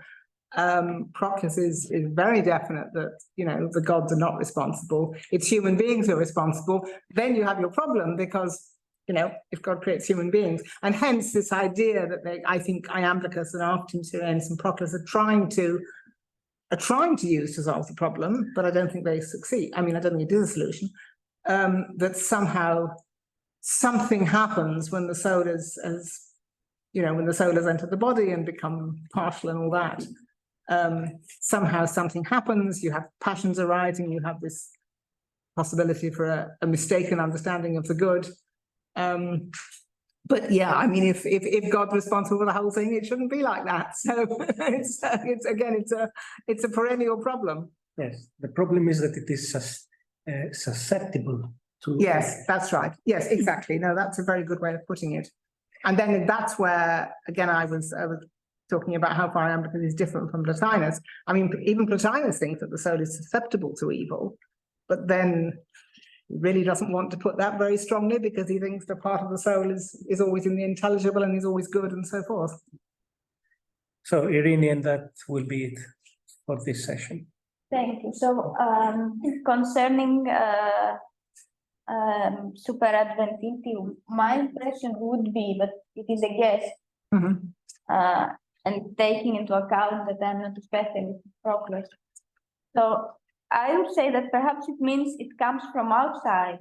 And if you translate by episodiodis, if you consider that the word behind is episodiodis, then it means that you understand what Proclus says here within the framework of something that has to do with specificos, but this is not obligatory. It could just mean something that comes from outside instead of. Right, yes, so that would be a different way of taking episodiodis. Yes, that's what I was, I think that's, yes, that's what I was saying. As I say, when I looked at this and I thought, well, that's a very odd translation of episodiodis. And then I thought perhaps it's kind of, as I said, breaking the word down to its component parts. And perhaps that is what it means here. Yes, so it is just because you raised that. And yes. So this is what I would I would say, but my question was about peripostasis. And you mentioned that the theory of peripostasis goes back to Iamblichus. So it is Porphyry who uses the word for the first time, but in a very different way. Yes. Has nothing to do with evil. Yes. And then does also Iamblichus uses it only for evil, or as far as I know, but you know, somebody online or somebody in this room may know more than I do. As far as I know, the only passage where the word is possibly being used by Iamblichus is that passage from Simplicius' commentary on the categories, where it's connected with evil. I mean, I mentioned this to Jan Opsima recently, and he alluded to the passage and he said, oh, it's quoting Iamblichus. Well, it could be quoting Iamblichus, but I'm not sure. And as far as I know, that's the only place that Iamblichus, the word is attributed to Iamblichus, although it does seem to me, I was arguing that the doctrine is there in Iamblichus. And then it gets used and the related verb is used both by Syrianus and by Proclus. And yes, I know the word is found in Porphyry, but in a different context. So perhaps Simplicius is just using a word that is Proclus. I wonder. Yes. That's why I was being a bit cautious.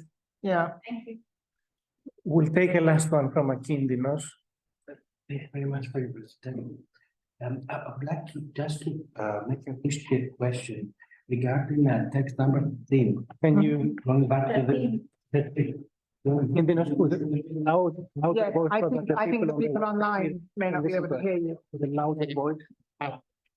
But okay, it'll be okay. All right. Anyway, carry on. I was wondering whether we could associate those four different levels of reality consisting of the lowest elements with the Iamblichian doctrine of metaphysics, which he explains in his reply to Porphyry 118, where he claims that participation, metaphysics between immaterial emanations and the material realm creates this kind of feebleness and incapacity eventually of the material to receive ethereal elements. And that's why the passive human receptacle, human beings that have not enhanced the level of epikidiotis, are not capable of receiving the primary cause, and they project their own weakness on them. Right. And I was wondering whether this could be situated in sort of a cosmological context where those lowest of elements might suggest the incapacity of receiving the primary causes. I think that's very plausible. No, thank you. Yes, I mean, again, that would be another aspect, if you like, of the same idea, and perhaps another way in which Iamblichus is attempting to explain, you know, what goes wrong. Yes, this idea of the lower level will somehow become incapable of receiving the good, if you like. Again, it's sort of, I don't know if it helps with Hussein's problem. I think the problem is there and doesn't go away, but it would be another attempt to explain it. Yes, thank you very much. I'll follow that up. And we may now applaud.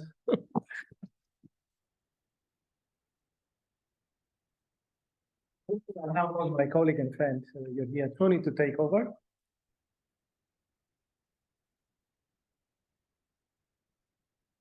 If you need to be closer to the speaker? No, I have I could I would ask what you should, yeah, point.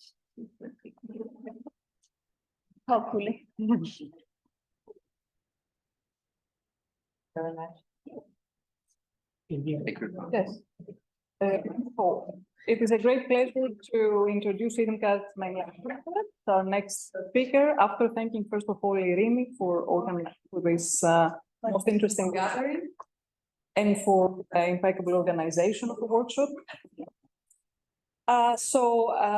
Professor Timaeus Robert is a scholar with very wide interests in Platonism. So she works both on early writings of Platonism, sort of pseudo-epigraphic treatises of Platonism, and then down to Neoplatonism.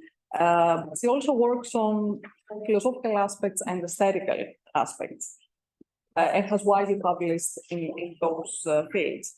So today we're very pleased to listen to her on Zeus as nous, from matter to form via symbols. Thank you. Thank you very much, Yuria, for this very kind introduction. And first of all, I would like to thank especially Irini and all the other involved to this workshop. So I'm really glad and honored to be here and to present you something out of a recent, almost finished project on Porphyry Periagalmaton. It's it's a text. I think it's a fascinating Porphyrian text, but not very well known by many scholars. Of course, Irini knows very well, and I'm sure all of you are very familiar with this text as well. But at least in Germany, nobody knows it, and so I tried to prepare a first German translation. And it goes with a sort of a study, not really a commentary, because we have a fantastic Italian commentary by Gabriele and Maltomini. And so I decided to put a focus more on religious and philosophical and philological aspects, which might be interesting in this text. So I have prepared a PowerPoint presentation, and I hope you can follow. I have first mainly it's coming the Greek text and followed by an English translation. And I apologize for my English. So we have native speakers here, so I'm glad for being corrected somehow. So today I leave out the more specific cultural and religious implications in this text, and I would like to focus on the demiurge figure we can see in Porphyry's Periagalmaton, and for reasons of a sort of a comparison, I will take into account a passage in Iamblichus here interesting as well. So I think the focus on the demiurge figures here is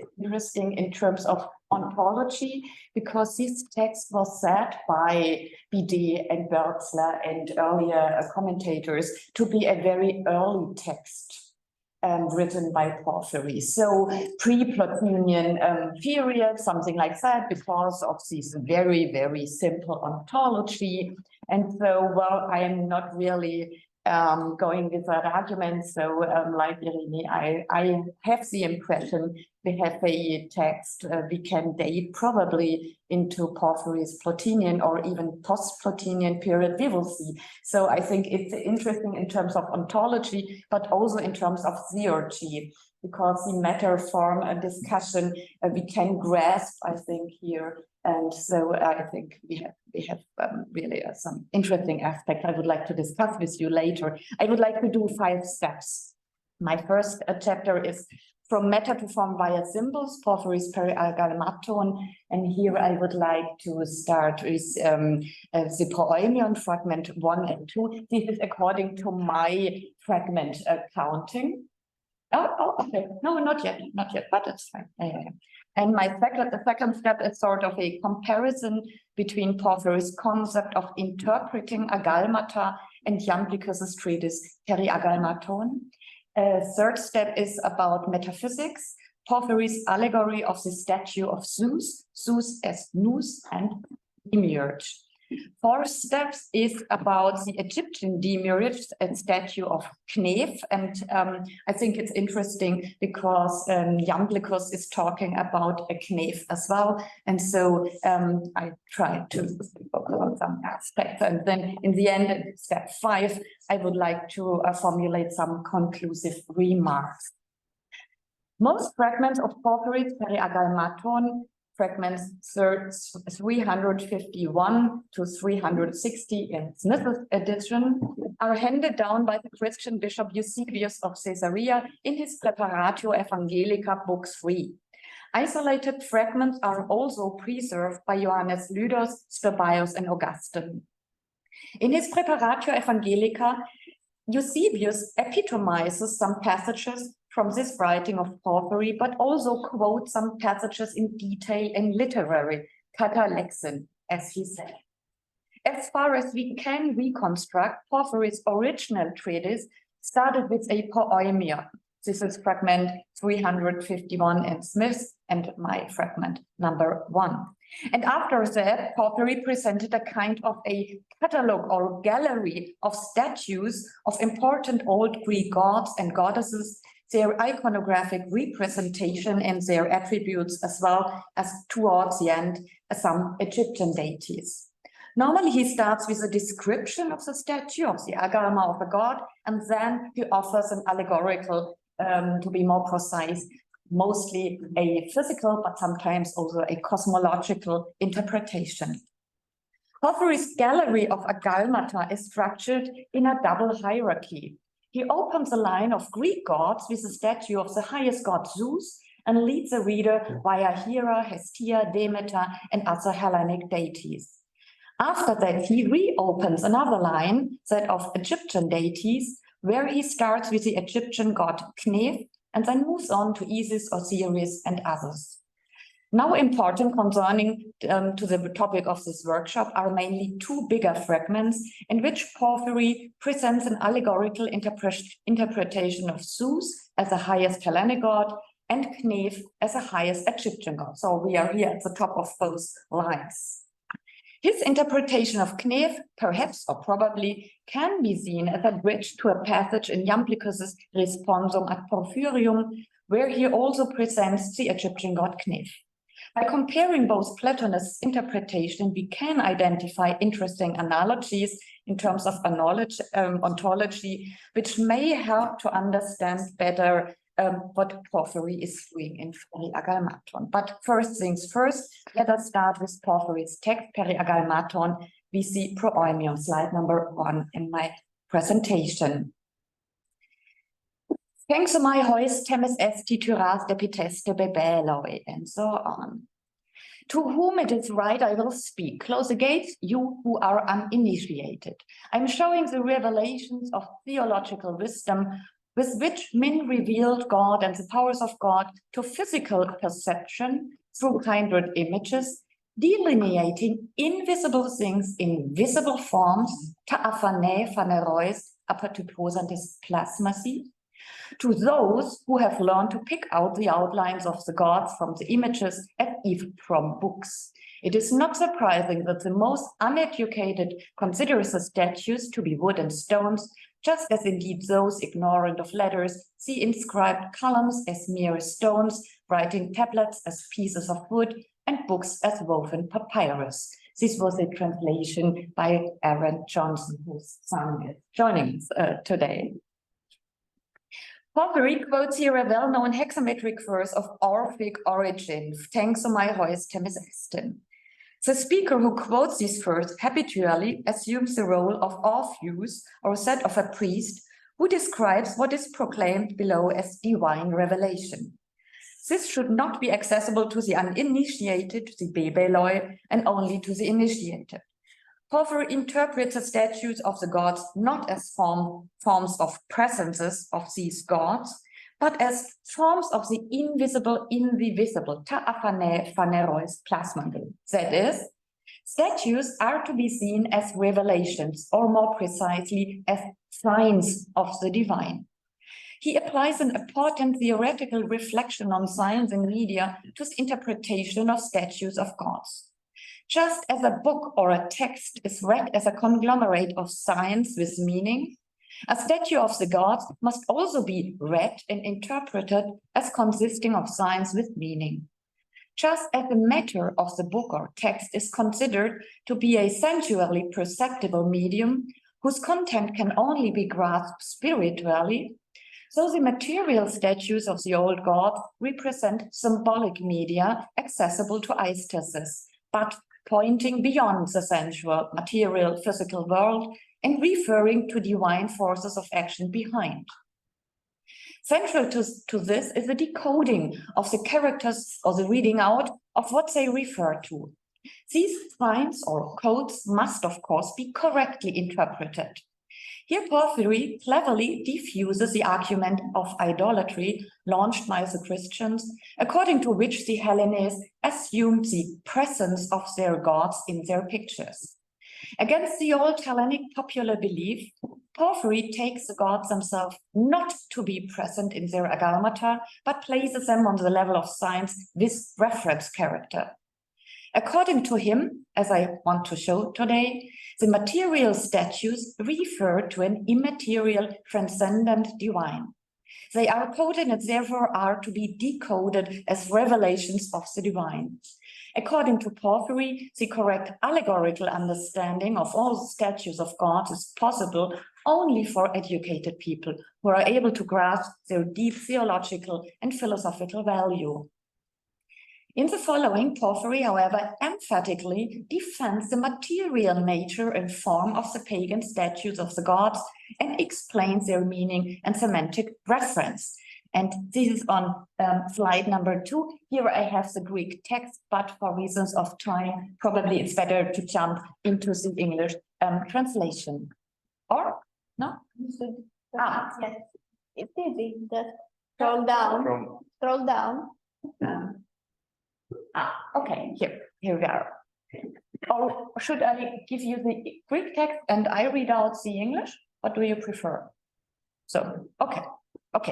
As the deity is of the nature of light, Porphyry says, and dwells in an atmosphere of ethereal fire and is invisible to them that is busy with mortal life, through its translucent matter, such as crystal or Parian marble or even ivory, men are led to the conception of this light, and through material gold to the discernment of the fire and to its undefiled purity, because gold cannot be defiled. On the other hand, black marble was used by many to show his invisibility, and they molded their gods in human form because the deity is rational, and made these beautiful because in those is pure and perfect beauty, and in varieties of shape and age, sitting, standing, and drapery, and some of them male and some female virgins and youths are married to represent their diversity.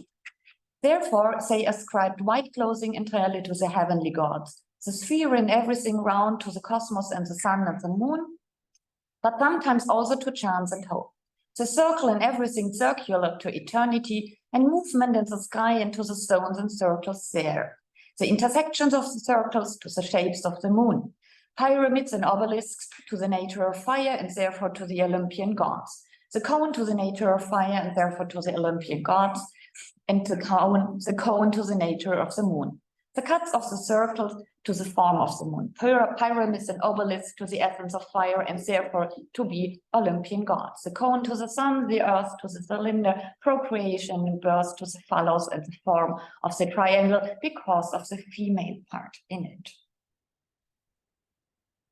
So, the divine is like light, Porphyry says, and is surrounded by subtle fire. Therefore, the human artists used materials with character of light and shining.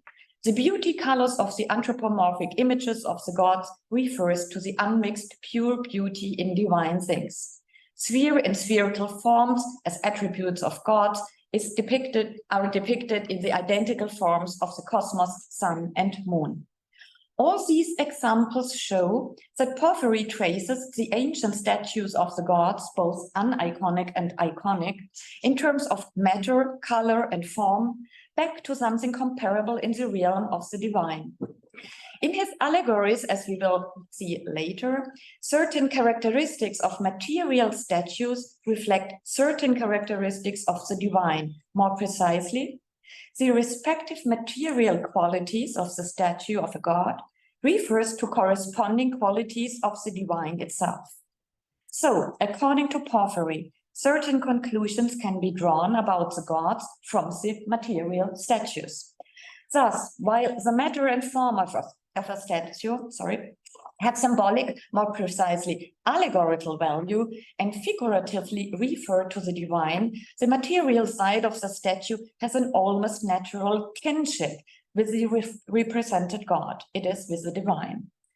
With this, and this is remarkable, I think, Porphyry elevates the material side of the statues of gods in his theological, philosophical, namely physical allegories. And as far as we know, here he is arguing against Christian authors who deny any value of matter and, of course, matter in statues as well, and so on. So it is really important here. According to Porphyry, gods are not present themselves in the material statue, but the material reflects something of the character of the divine, as there is a kind of an analogy. Now I come to my second sort of a comparison between Porphyry and Iamblichus's concepts. The relationship of Porphyry and Iamblichus from Chalcis, and you know, all of you know here, it's complicated and I don't want to go more into that, but both differ considerably in their opinions on statues of God. We learn from Iamblichus's responsum in book 5, 23, 11 to 16, that he ascribed agalmata an important role as effective media of the gods, as helpful tools in a context of theurgy. Moreover, we have a transmitted title, Peri-agalmaton, of Iamblichus as well. The content of this treatise we can grasp in Photius, in Bibliothecae Codex 215. In his, it is a refutation given by John Philoponus, but it's a complicated thing. But here we can grasp something at least from this treatise. From this report, we can grasp that Iamblichus takes a stand against Porphyry with this text, which has exactly the same title as Porphyry's treatise on statues of gods. Obviously, Iamblichus postulated that not only the images of gods fallen from heaven, but also those created by man are fulfilled supernaturally, divinely, and by the presence of the gods. And thus, he takes a contrary view to that of Porphyry, who only ascribed to agalmata a referential character. Porphyry positions himself, as far as I can see, between Plotinus and Iamblichus, just to mention it briefly. For Plotinus seems to have cultivated a completely internalized intellectual, contemplative religiosity and rejected practical theurgical rituals. And we have some anecdotes in the Vita Plotini, so I'm sure all of you are familiar with that. Iamblichus, however, as can still be seen from his responsum, book 523, and his writing, Peri-agalmaton, propagates theurgical practices in every form and proceeds strictly from a real presence of the gods in their statues. Of course, Iamblichus is not alone in his view, quite the contrary. Quite a few of the later Athenian and Alexandrian Neoplatonic philosophers assume the actual presence of a deity in a statue. They at least expect this possibility. So, after Plotinus, obviously Porphyry takes a quite special stand in these discussions on relevance and meaning of statues of gods. I come to my chapter 3, to the metaphysics. We can grasp impressions of Porphyry's metaphysics in Peri-agalmaton, especially in his allegorical representation of the statue of Zeus. This we can see from his discussion of Zeus, from which he set out. And this is my next text, number 3. Hora de ten ton Helenon Sophian hutosi dias capumen, and so on. Oh, I'm sorry. Here we are. Now look at the wisdom of the Greeks and examine it as follows. The authors of the Orphic hymn suppose Zeus to be the intellect of the world who created the things therein, containing the world himself. Therefore, in their theological poems, they have handed down their opinion concerning him thus. In line with the habitus of mystery, like in the Prooimion, the passage about Zeus opens with the invitation to look, hora. What is now announced here continues the revelatory gesture formulated at the beginning. After renouncing revelations of ancient wisdom, Sophia's theologu menumata in the Prooimion, the speaker, acting as master of ceremonies, now refers his audience more specifically to the wisdom of the Hellenes, ton Helenon Sophian, for which he explicitly refers to the Orphics and their theological writings. Porphyry thus not only uses an Orphic mystery formula in the Prooimion, but even quotes an Orphic theological text at length here, more precisely, a very old hymn to Zeus, at least in parts, as the basis of his subsequent philosophical allegory. The terms and junctures with which Porphyry prepares and introduces the Orphic hymn to Zeus here are illuminating. Namely, by speaking of the intellect of the cosmos, nous tu cosmou, which he has created a demiurgesen, and is characterized as the upholding or containing the cosmos, echon ton kosmon. Porphyry refers with these reminiscences to the figure of the cosmos creating demiurge, who was introduced by Plato as a metaphor in the Timaeus.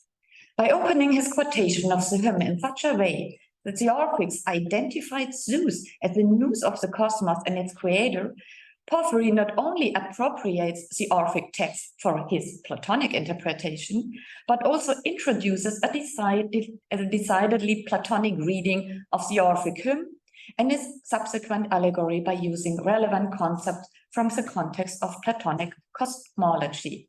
Then he quotes the Orphic hymn to Zeus in length. I shall give you an impression of it from the very beginning. Yes, Zeus protos, egenetos, Zeus eustatos, antikaraunos, and so on.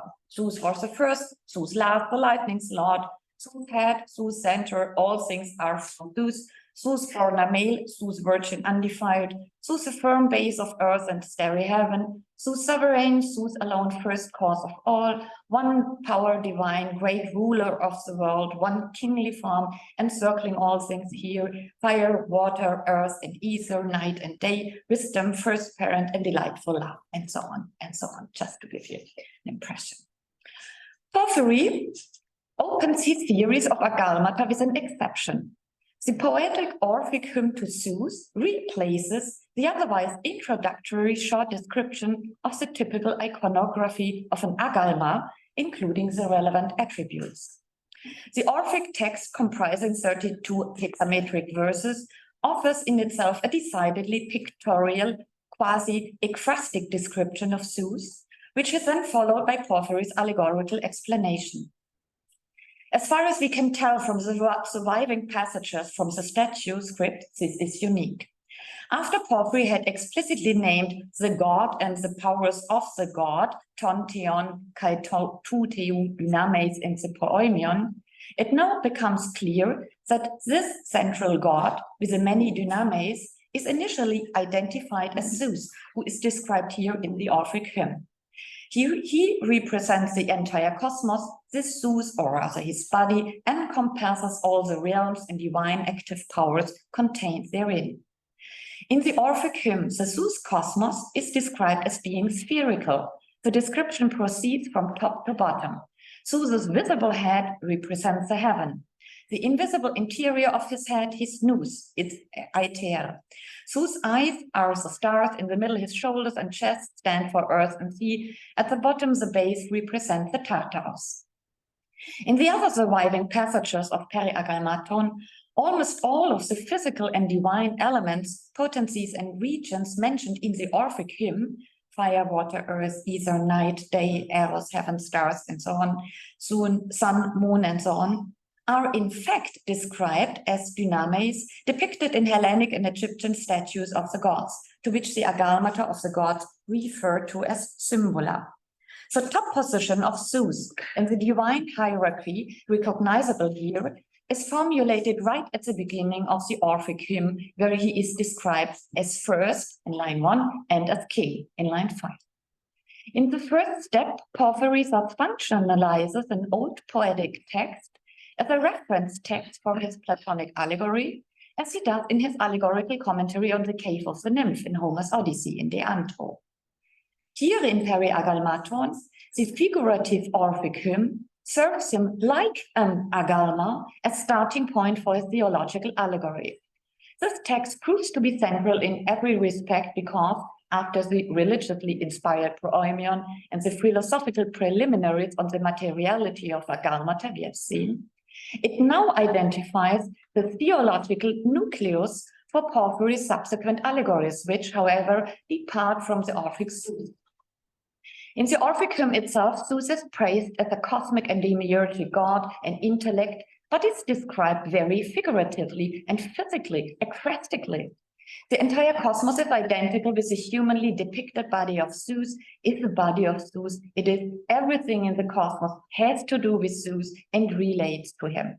The body of Zeus thus proves to be a kind of a cosmogram. After his Orphic hymn, Porphyry offers a very, very special interpretation of this Zeus. And now we come to the next fragment, and it's the allegory given by Porphyry. I go into the translation here. Zeus, therefore, he said, is the whole world, living being consisting of living beings and God of gods. But Zeus is inasmuch intellect as he brings forth all things and creates by his thoughts. When the theologians had explained the nature of God in this manner, to make an image such as their description indicated was neither possible nor, if anyone thought of it, could he show the look of life and intelligence and forethought by the figure of a sphere. But they have made the representation of Zeus in human form, anthropoides, because intellect was that according to which he created, and by generative spurns brought all things to completion. And he is seated as indicating the steadfastness of his power. And his upper parts are bare because he is manifested in the intellectual and the heavenly parts of the world. But his feet are closed because he is invisible in the things that lie hidden below. And he holds his scepter in his left hand because most close to that side the body dwells the heart, the most commanding and intelligent organ. For the creative intellect is king of the world. And in his right hand he holds forth either an eagle, because he is master of the gods who traverse air, as the eagle is master of the birds that fly aloft, or a victory, because he is himself victorious over all things. Porphyry here summarizes Zeus as the entire cosmos, hopos cosmos, as a living being consisting of living beings, so on, and as a god consisting of gods, theos, theon. But Zeus is not only cosmos, and here Porphyry adds a thought that was obviously not expressed in the hymn. He is also intellect, because he produces everything through his thoughts. Porphyry notes that it would not have been possible to create an image from this text. Zeus cannot be depicted as spherical as described in the hymn. His essentials are life-giving, rational, and providential qualities, tozotikon, kainoeon, kapronoetikon.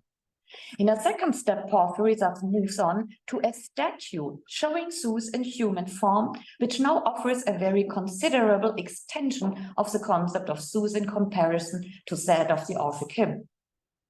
In his exegesis of his statue of Zeus, ekphrastic descriptive elements are now closely linked to his allegorical interpretation. Porphyry first describes a paradigmatic figure, as the term deikelon suggests, a seated Zeus whose upper body is naked and whose lower body is covered, and who holds a staff in his left hand and an eagle or a Nike in his right hand. Porphyry explains the significance of the human form, posture or sitting posture, nakedness or clothing, and attributes in both the left and right hand of Zeus.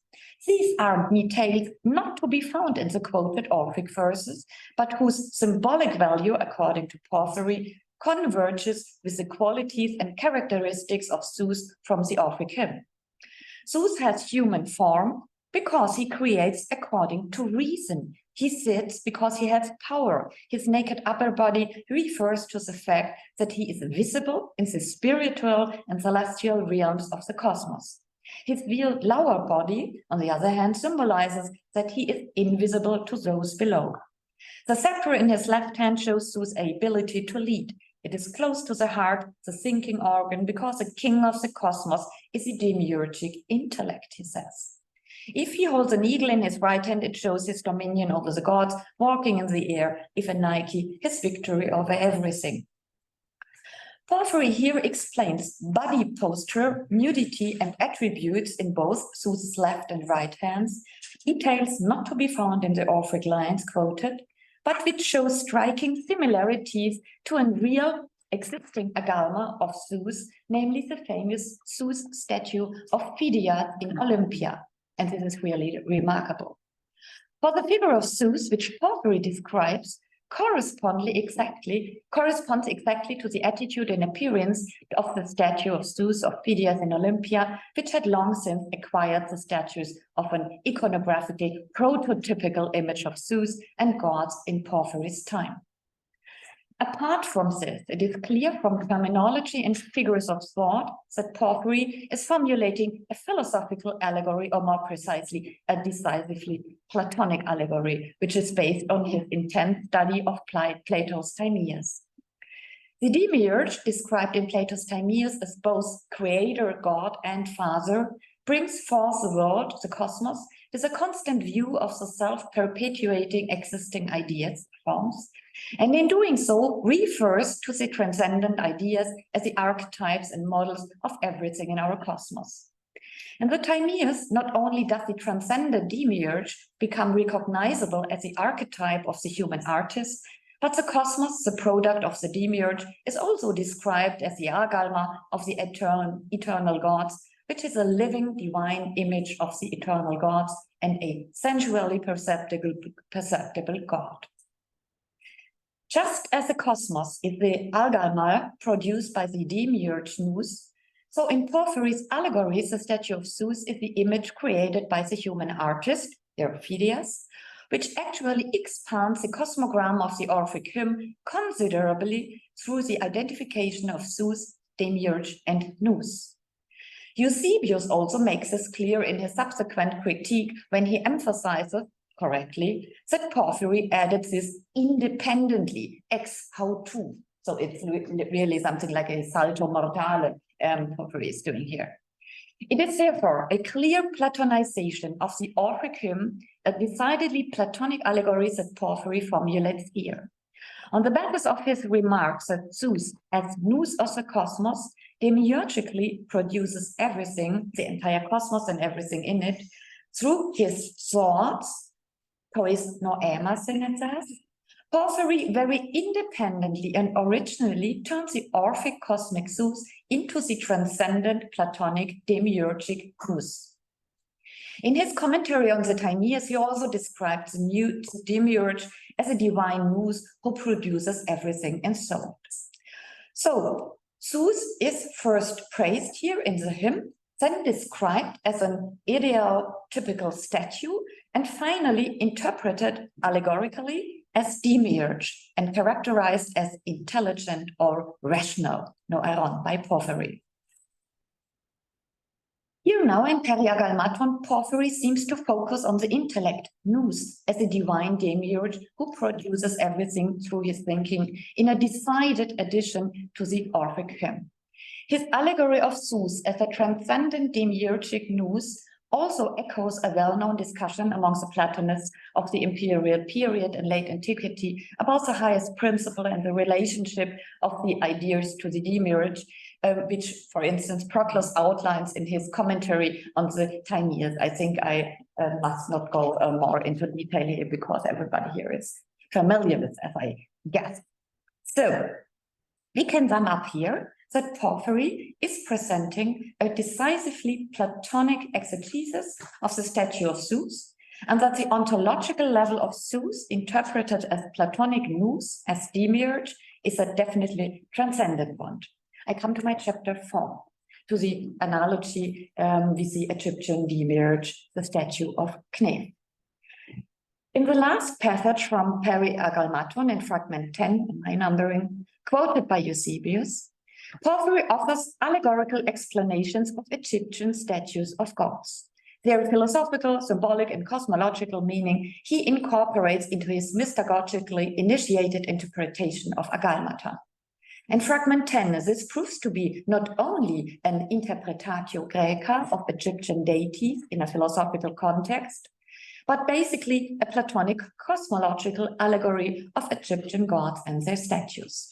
We can observe a certain convergence with his Epistula ad Anebontem, for there he criticizes the Egyptian priest and Stoic Chaeremon and others because they did not assume any entities prior to the visible cosmoi, but focused solely on the celestial bodies, for example, when they interpreted Helios as a demiurge and the hieratic myths surrounding Isis and Osiris as astrological and thus as purely physical phenomena, and did not, as Porphyry obviously considers correctly, attribute them to incorporeal and living entities.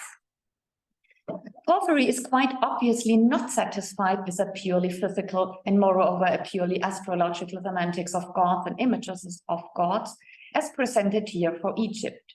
We can therefore conclude that if Porphyry used a text by the Egyptian Stoic priest Chaeremon to write his passage on the Egyptian statues of the gods in Peri-Agalmaton, he must have adapted it considerably to his own intentions. This is important insofar as we shall see, Iamblichus seemed to have based his Egyptian theology on Chaeremon. In Peri-Agalmaton now, Porphyry opens his allegories of Egyptian Agalmata with a description and interpretation of the statue of the demiurge of the cosmos, who is called Knef by the Egyptians. I go here into the text now. The demiurge, whom the Egyptians call Knef, they represent in human form, but the skin of blue-black stone, holding life, it's the Ankh sign, and scepter in his hands, but on his head a royal feather, because the logos is difficult to find and hidden and not evident, and because he creates life, and because he is king, and because he moves intellectually. Therefore, the nature of the feather is placed to be kept. But they say that this god ejected an egg from his mouth, from which a god was born, whom they call Ptah, but the Hellenists call Hephaestus. They interpreted the egg as a cosmos. The sheep is sacred to his god because earlier humans drank milk. However, they designed the representation of the cosmos itself as follows. It is a statue of human form with closed feet, wrapped from top to feet with a colorful cloak.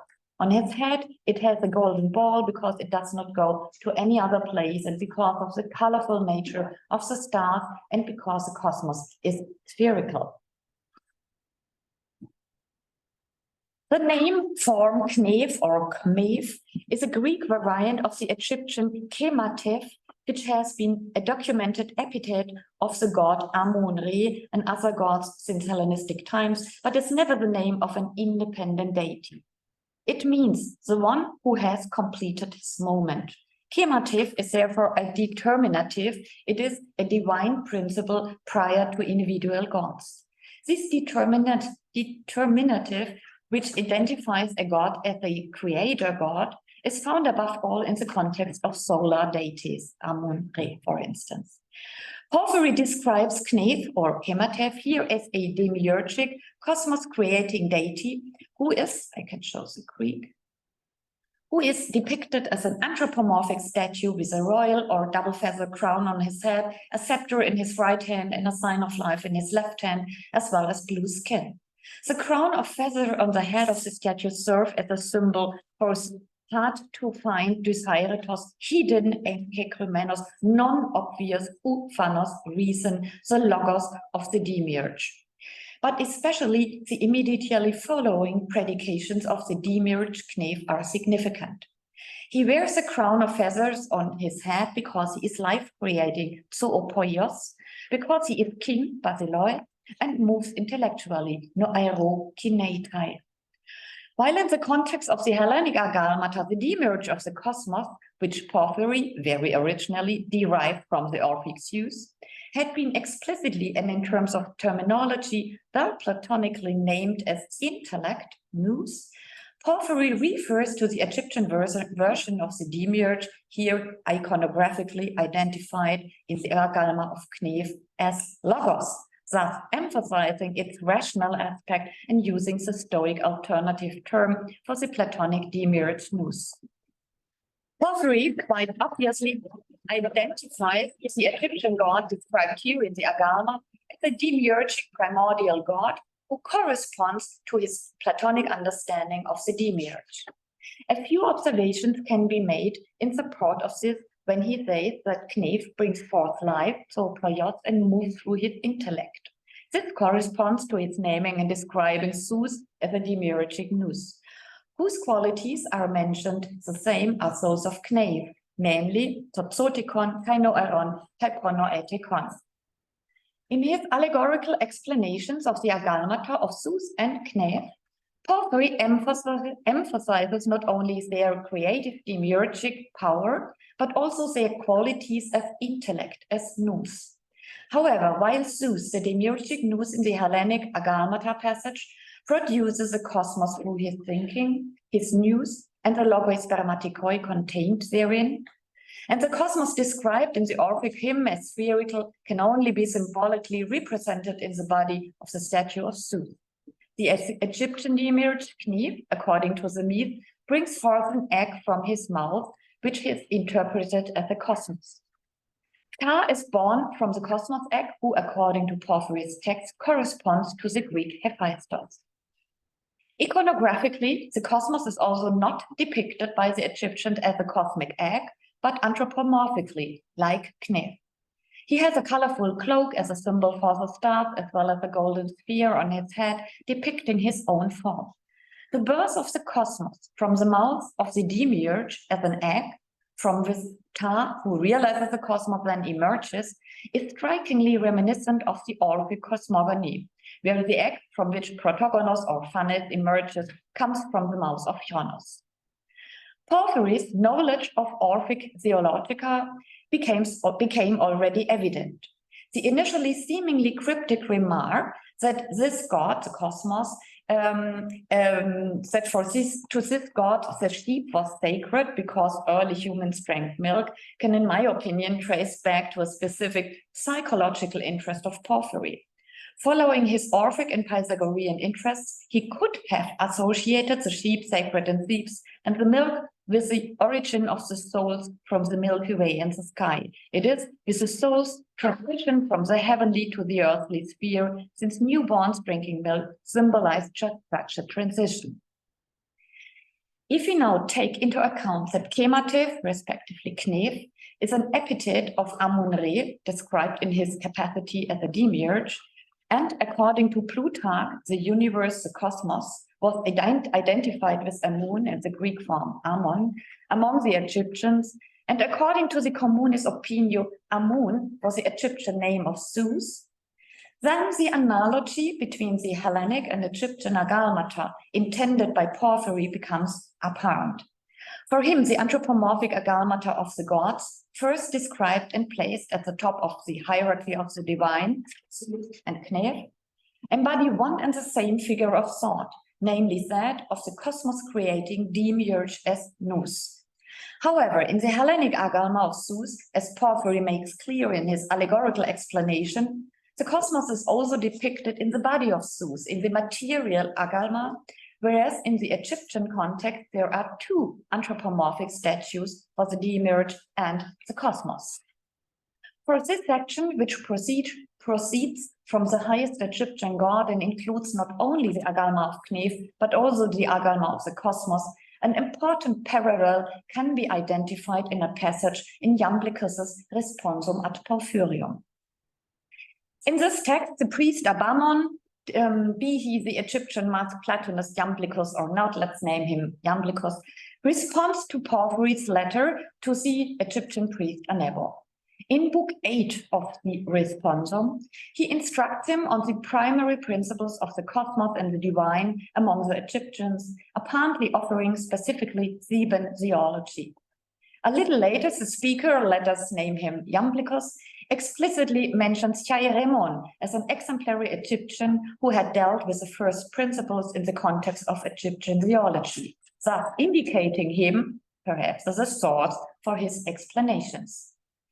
It seems to be an important concern here to absolve the Egyptians of the accusation that they had attributed everything in their theology to physical things, an argument which, as we know, was raised by Porphyry in the Epistola ad Anebontum, and which, as far as we can see, is not removed in Porphyry's Periagalmaton either, even if Eusebius would like to suggest it. Iamblichus explains that the Egyptians also postulated a demiurge and a dynamis that gave life both before heaven and in heaven. He thus appropriates ancient Egyptian theology, mediated and translated by philosophically versed Egyptian priests, entirely in his own sense, and uses this as an authoritative evidence for his theological refutation of Porphyry. For unlike the latter, he legitimizes theological practices. In Book 7 and 8, it is about the question originally raised by Porphyry as to whether the Egyptians regard divine reason, the nous, or a principle above the nous as the primordial principle. It is whether or not there is a higher divine authority above the nous as demiurge. It is also a question of whether immaterial principles produced matter and whether matter became or did not become. The speaker of the passage in the text, Iamblichus, refers to the numerous writings of Hermes Trismegistus and now offers two different ontological theories. For us now, the second line is the most important. This is the first one. It's a purely Neoplatonic line and theology he gives. But now text number 8, this is a more relevant for I give here. Oh, excuse me. It's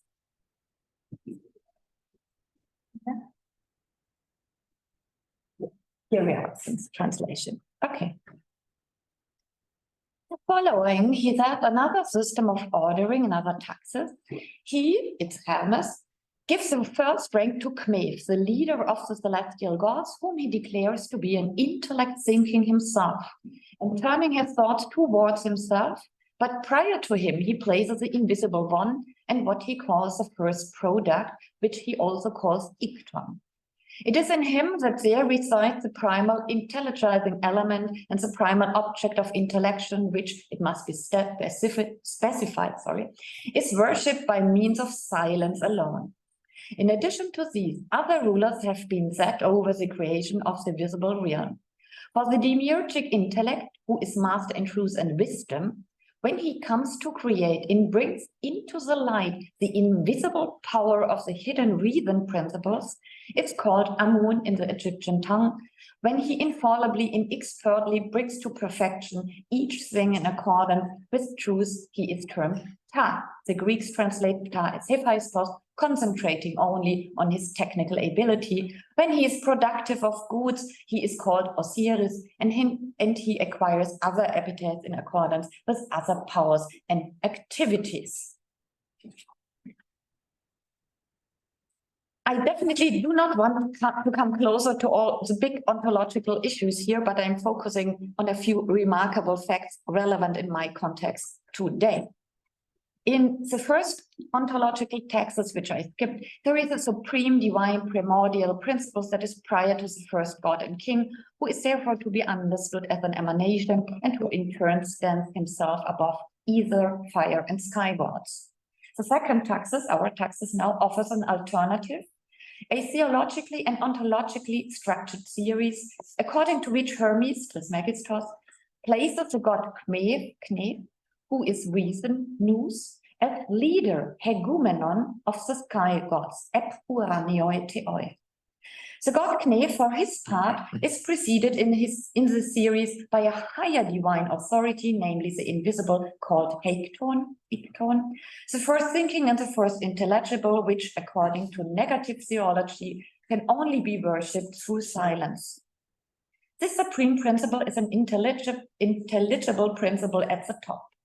The nous Knef, on the other hand, as a demiurgic nous, demiurgikos nous, it says, I give you here the Greek, demiurgikos nous, brings the invisible energy of the hidden ideas through creation to light. In his capacity, he is Amun. And that he brings everything to completion, he is called Ptah, which corresponds to the Greek Hephaestos, but in that he works beneficently, he is called Osiris. We see. Here, the Egyptian god Knef becomes recognizable as a demiurgic nous and as an essential determinant of the deities Amun, Ptah, and Osiris, who are essentially integrated into the creation of the world. While Knef, for his part, is superior to the heavenly gods, above him stands the highest principle, recognizable as the Neoplatonic one, and also described as such, called here Hekton. This is most likely the Greek name for the Egyptian Heka, the divine principle of cosmogonically acting magical power in the, as Elsa Aureal has shown. In Iamblichus now, Knef has functions of the nous. Knef is the intellect that thinks itself, who turns its thoughts back on himself, who describes the figure of Ouroboros in his circular movement of self-thinking. So what I think is really interesting in this text is, at the first glance, we wouldn't take this Knef to be a transcendent god, you know. But on the other hand, because he is the leader of the epuranioi theoi, so he must be a part of the cosmos, so he cannot simply be transcendent. But on the other hand, he is described as nous, as a demiurge, you know, and so I'm really here. It's an odd passage, and so I love to hear what you say in the discussion. So is he transcendent, this Knef, or not? I'm not so really sure about. So, and now I'm coming to my last conclusive remarks here. Porphyry is explaining Knef here as a demiurge and a king with intellectual movements. So he placed, as we have seen, Zeus and Knef as starting points of the hierarchy, progressing from the highest to the lower divine entities, at least in the surviving text. So we have no idea what Porphyry has treated us. So, but Zeus is the highest god in the fragments which came down to us. Both gods are described as cosmos-creating divine entities, as nous, as leader, as king. Porphyry explains both the agalmata of Zeus and the agalma of Knef as the physical symbolic manifestation, material manifestation of the demiurge of the cosmos, who is nous, and produces the cosmos through his thinking. He is therefore concerned with the divine activity precisely at the interface of physics and metaphysics, with the divine transcendent cause of the physical cosmos, to which the two agalmata symbolically refer to. For the Platonist Porphyry, the nous with its demiurgic power is certainly not a physical dynamism, as Eusebius would have him believe, but a transcendent entity described as divine, which enables the transition from being to becoming, the creation of the cosmos and the world.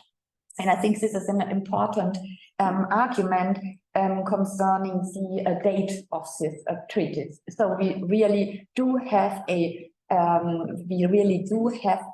complete, I would say, Plotinian concept of the demiurge here. So, well, I'm not interested mainly in the date of this treatise in philosophy and the theology, but I think it's interesting somehow.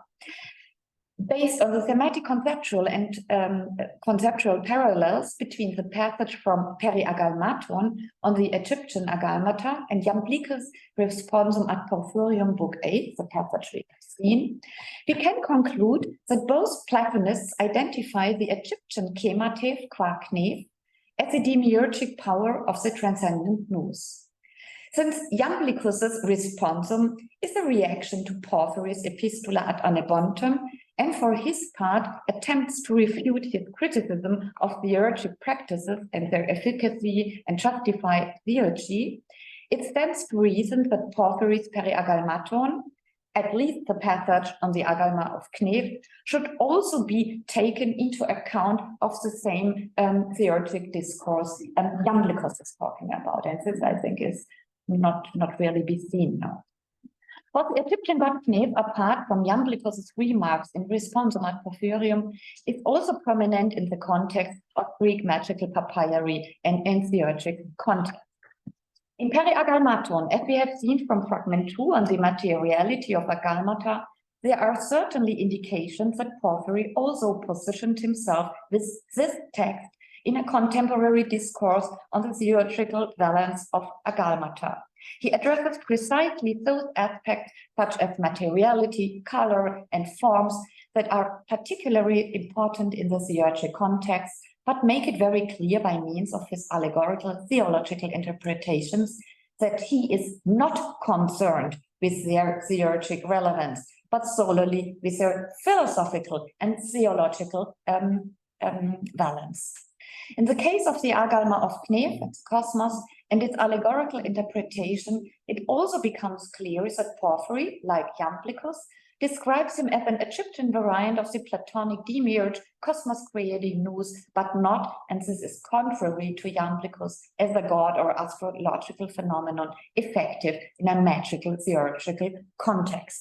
So I think I should stop now, and I have some more thoughts which I found so interesting. Just to sum up, I think what is really fascinating in this text in Porphyry's Periagalmaton is that he appropriates the Orphic hymn, for the Platonic interpretation, and he also appropriates the Egyptian god Knef, in his Agalma, and he includes it in his really Platonic interpretation as well. And I think what he is doing here is really contrary in comparison to what Iamblichus is doing, and so I think perhaps.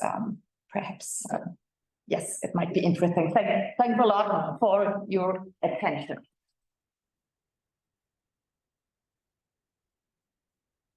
Raina, thank you so much for this fascinating talk, so rich and fascinating. So the floor is open for the discussion. Who wants to start? Please. I have a question which is probably marginal in your context, but I'm curious. You mentioned that all the fragments of Porphyry are transmitted to us by Eusebius, and I'm just curious what was the interest, if you could see that by Eusebius, what was his interest of a Christian apologist, let's say, in transmitting these fragments. As far as I understand, of a big volume. So he's quoting in extenso these texts. And you mentioned also in your talk that it could be that Porphyry was arguing in some form against some Christian views. So if you could elaborate a little bit on that, because of course, what immediately came to my mind, this is the time when Christians might have been thinking about visual representation of God, the iconographic conflict was not there, but still there could be some conflict of this kind. So if you could elaborate a little bit on this point. Thank you very much for the question. I skipped out many interesting aspects, but this is one of the most interesting, and it's a big part of my book. Now, Eusebius is quoting Porphyry quite a lot, more than 100 times in his Preparatio Evangelica. So he is his most beloved enemy. And quoted all the time, sometimes extensively, sometimes, he is epitomizing, and I try to show in my book that he is framing the fragments in a very hostile manner. So he is introducing, and he gives, you know, a certain atmosphere, how to read the stupid text and how wrong Porphyry is, why, and so on. And he gives conclusive remarks in this sense as well. So why is he doing? But why does he quote Porphyry for more than 100 times? And we have round about, I think, 10 or 20 pages of Greek Periagalmaton quoted by Eusebius. I think, well, this passage, the fragments of out of Periagalmaton are embedded in everything about Egyptian theology. So Eusebius is presenting the, of course, wrong Egyptian theology, and he is quoting Plutarch and others and Manetho and so on. And so Porphyry is coming, I think, because of the perfection of the Egyptian god. So I think this is why Eusebius is quoting him here. But he is an interesting enemy because he is an intelligent and a dangerous one. And there is an argument in addition, because Porphyry wrote Contra Christianus, many books, and in a very, very convincing and in a very scientific manner, he tried to how wrong the Christians are with their Bible, with their datation of Book Daniel and things like that. And so Christian authors like Eusebius, the Bishop Eusebius, they hated him only because of that. Of course, Eusebius sometimes says, oh, our enemy Porphyry, who wrote so many books against us, and so on and so on. So this is kind of a topical introduction she gets. So this is the reason behind, but I think here especially it's dangerous for him to come so close to Christian concepts of God as a demiurge, as a nous, as a father, and things like that. And so he tries to attack Porphyry for his concepts here. And we have, I skipped that, of course, for reasons of time. Eusebius has following long critical comments on Porphyry's fragments here. Oh, he is wrong here and there, and sometimes it's a really a misunderstanding for reasons, you know, and it's a bad let's say interpretation of Porphyry. He gives just to draw the aspect, to draw the reader's to things that could be wrong in Porphyry's concept and so on. But I think it happens in a very hostile manner. So it's a bunch of reasons to answer your question. Yes, thank you. Yeah. Other questions? There is one online by Aaron Johnson, who might want to. I'm not read it very well. But I can read it, but I wonder whether he would like to turn the camera on or the micro on and speak. Otherwise, I will read it. So thank you, Wimgard, for an illuminating discussion as a comparandum to the Ptah Iphistos connection in fragment 360 and Iphistos is designated as technikon nun in Porphyry commentary on the Timaeus fragment 16 Sodano, and the same fragment appears to notions of the moon. I'm sorry, I do not have my text with me at the moment. Thank you very much, Aaron, for this enlightening comment on this. Thank you very much. If I may. Well, after you.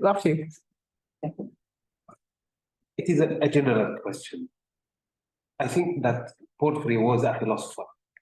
He believed utterly in the transcendental God, that God is beyond perception, beyond imagination, beyond understanding. However, I find it a little bit strange that he defended the idea of statues as representing God. I mean, did Porphyry write this for the philosophers or for the lay people, the commoners, who or he tried to make this philosophy as a simple theology, if you understand me. I mean that he should write about how we could understand God as intellect, as reason, as whatever. So, what's your impression about? Yes, it comes close to Yuri's question, because I think, why is he talking about agalmata and not about more abstract concepts as you obviously expected them? So why he is talking about agalmata, I think, because of the reason that agalmata are in danger. Pagan agalmata are in danger now because we have around about 100 years of writings presented by Christian apologists, and they are really very hostile against pagan gods and the statues and the pictures and the icons of pagan gods. And so we have really a tradition of arguments against agalmata. Tertullian, for instance, and Justine, and so on.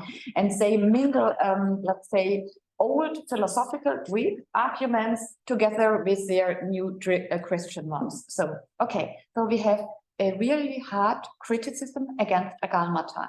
And Porphyry is one of the very first realizing what's going on, in my opinion, long before the imperial, prohibitions of temples and pagan cults and things like that. So 100 years before, he is the one to react and to, let's say, to save agalmata, to save them for philosophical reasons. He said it's not for religious cults, or we don't put perfume on them, we don't things like that. But they are a kind of a reminder of what they reflect to in terms of material and shape and things like that, to the real divine, to the transcendent one, and to the so they help us to go up, to the real divine. So as tools or instruments, helpful tools. So I think what he is doing, he tries to give them a new philosophical meaning, to save them against all these critiques against. And he is surrounded by Christians in Rome by that time, I think. So Christian religion and philosophy is really coming up in the end of the 3rd century, and so he is really very early to react to that. So, I may add something. When Greek philosophy introduced to the Arab world, the philosophers tried to convince people that the Greeks have reason, argument, demonstrations, and the logic. And it was opposed in the Muslim world because they thought that they have reason and intellect and whatever, but at the same time they worship or they make like the statues like sacred. So it caused a lot of problems that you are a philosopher and you're supposed to speak about the transcendental God, and at the same time you defend the sacredness of the materiality of the statues. Yes, that's interesting. Yes, but I think here it's as I have shown in the Proemion, it's like an initiation. The Babeloi should be away, should let kept out. So this is a normal chapter we find in mystery, rituals and things like that. So it makes what follows in Peri-Agalmaton a bit more interesting. So it's something holy, it's something special, it's something only for a small group of people. It's a kind of an esoteric, revelation he presents now. So it's not for everybody. So it's not for the simple and surface one. So it's just the opposite.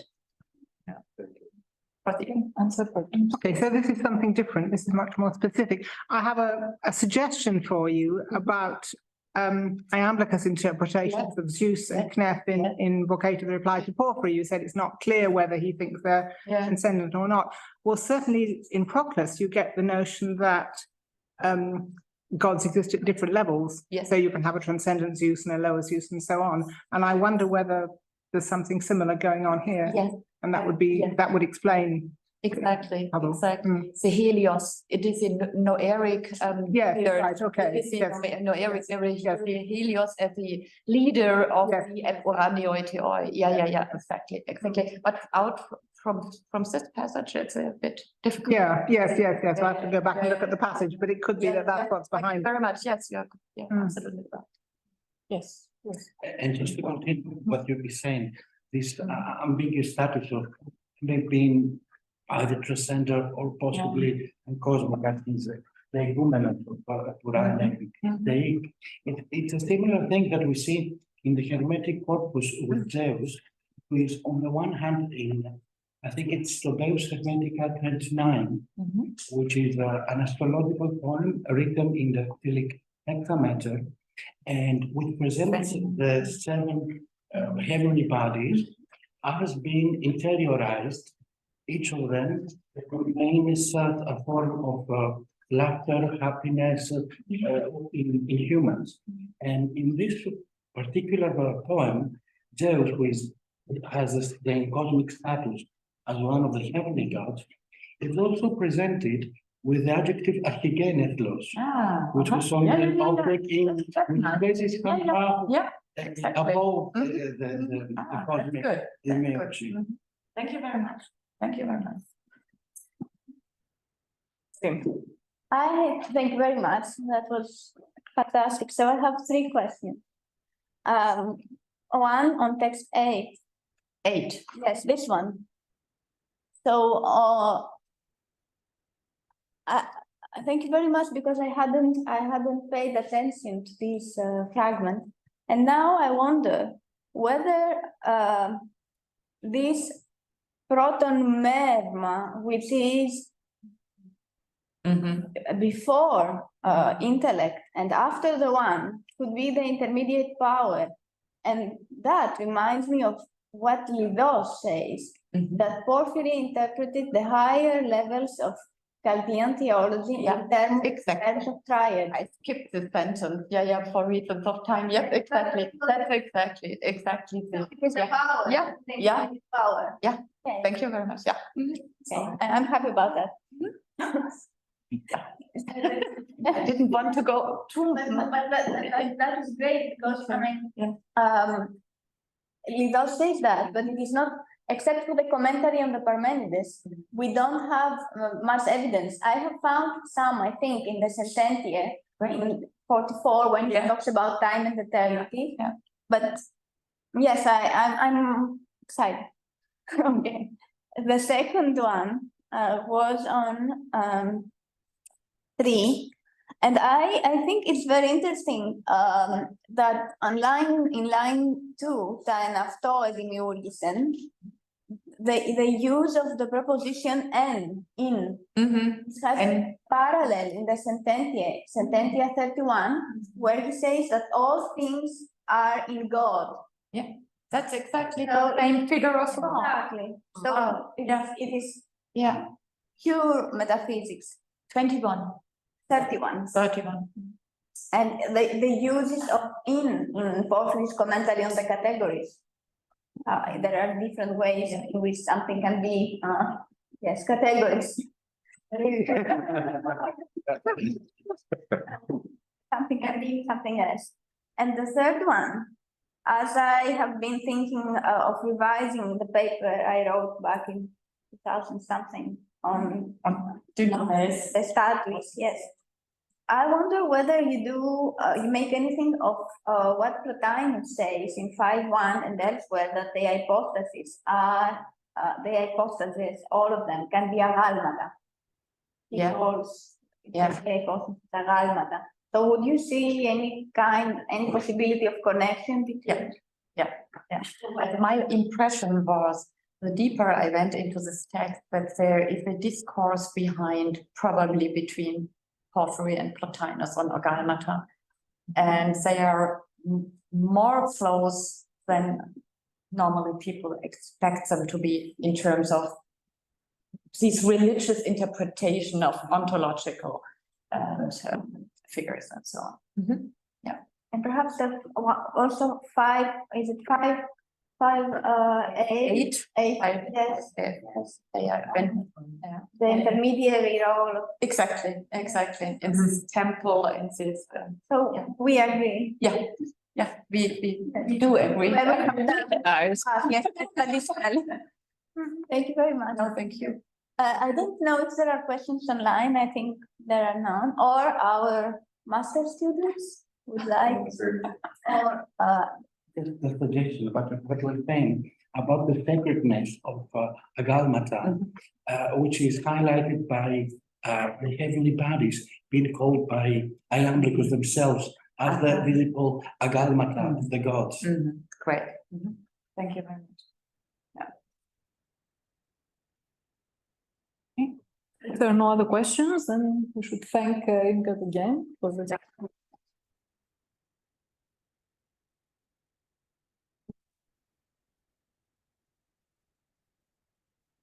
I think. yes, now we have a break and we will be back at 3:30 Athens time for our next show. So we are going for lunch. Unfortunately, we cannot take food back, but we hope to see you in a while. Can you leave our things here? I'm going to ask for the key. Okay, yeah. So we can leave. I lunch each. So we begin. I'm delighted to present our next speaker, Yuri Arjanov, who is a research associate at the University of Salzburg in Austria. Currently leading a research project examining the role of Syrian Christians in the process of transmission of classical Greek philosophical and scientific literature during the early medieval period. His presentation today focuses on Porphyry's notion of matter in the light of the recent discovery of the treatise on principles and matter preserved in Syria.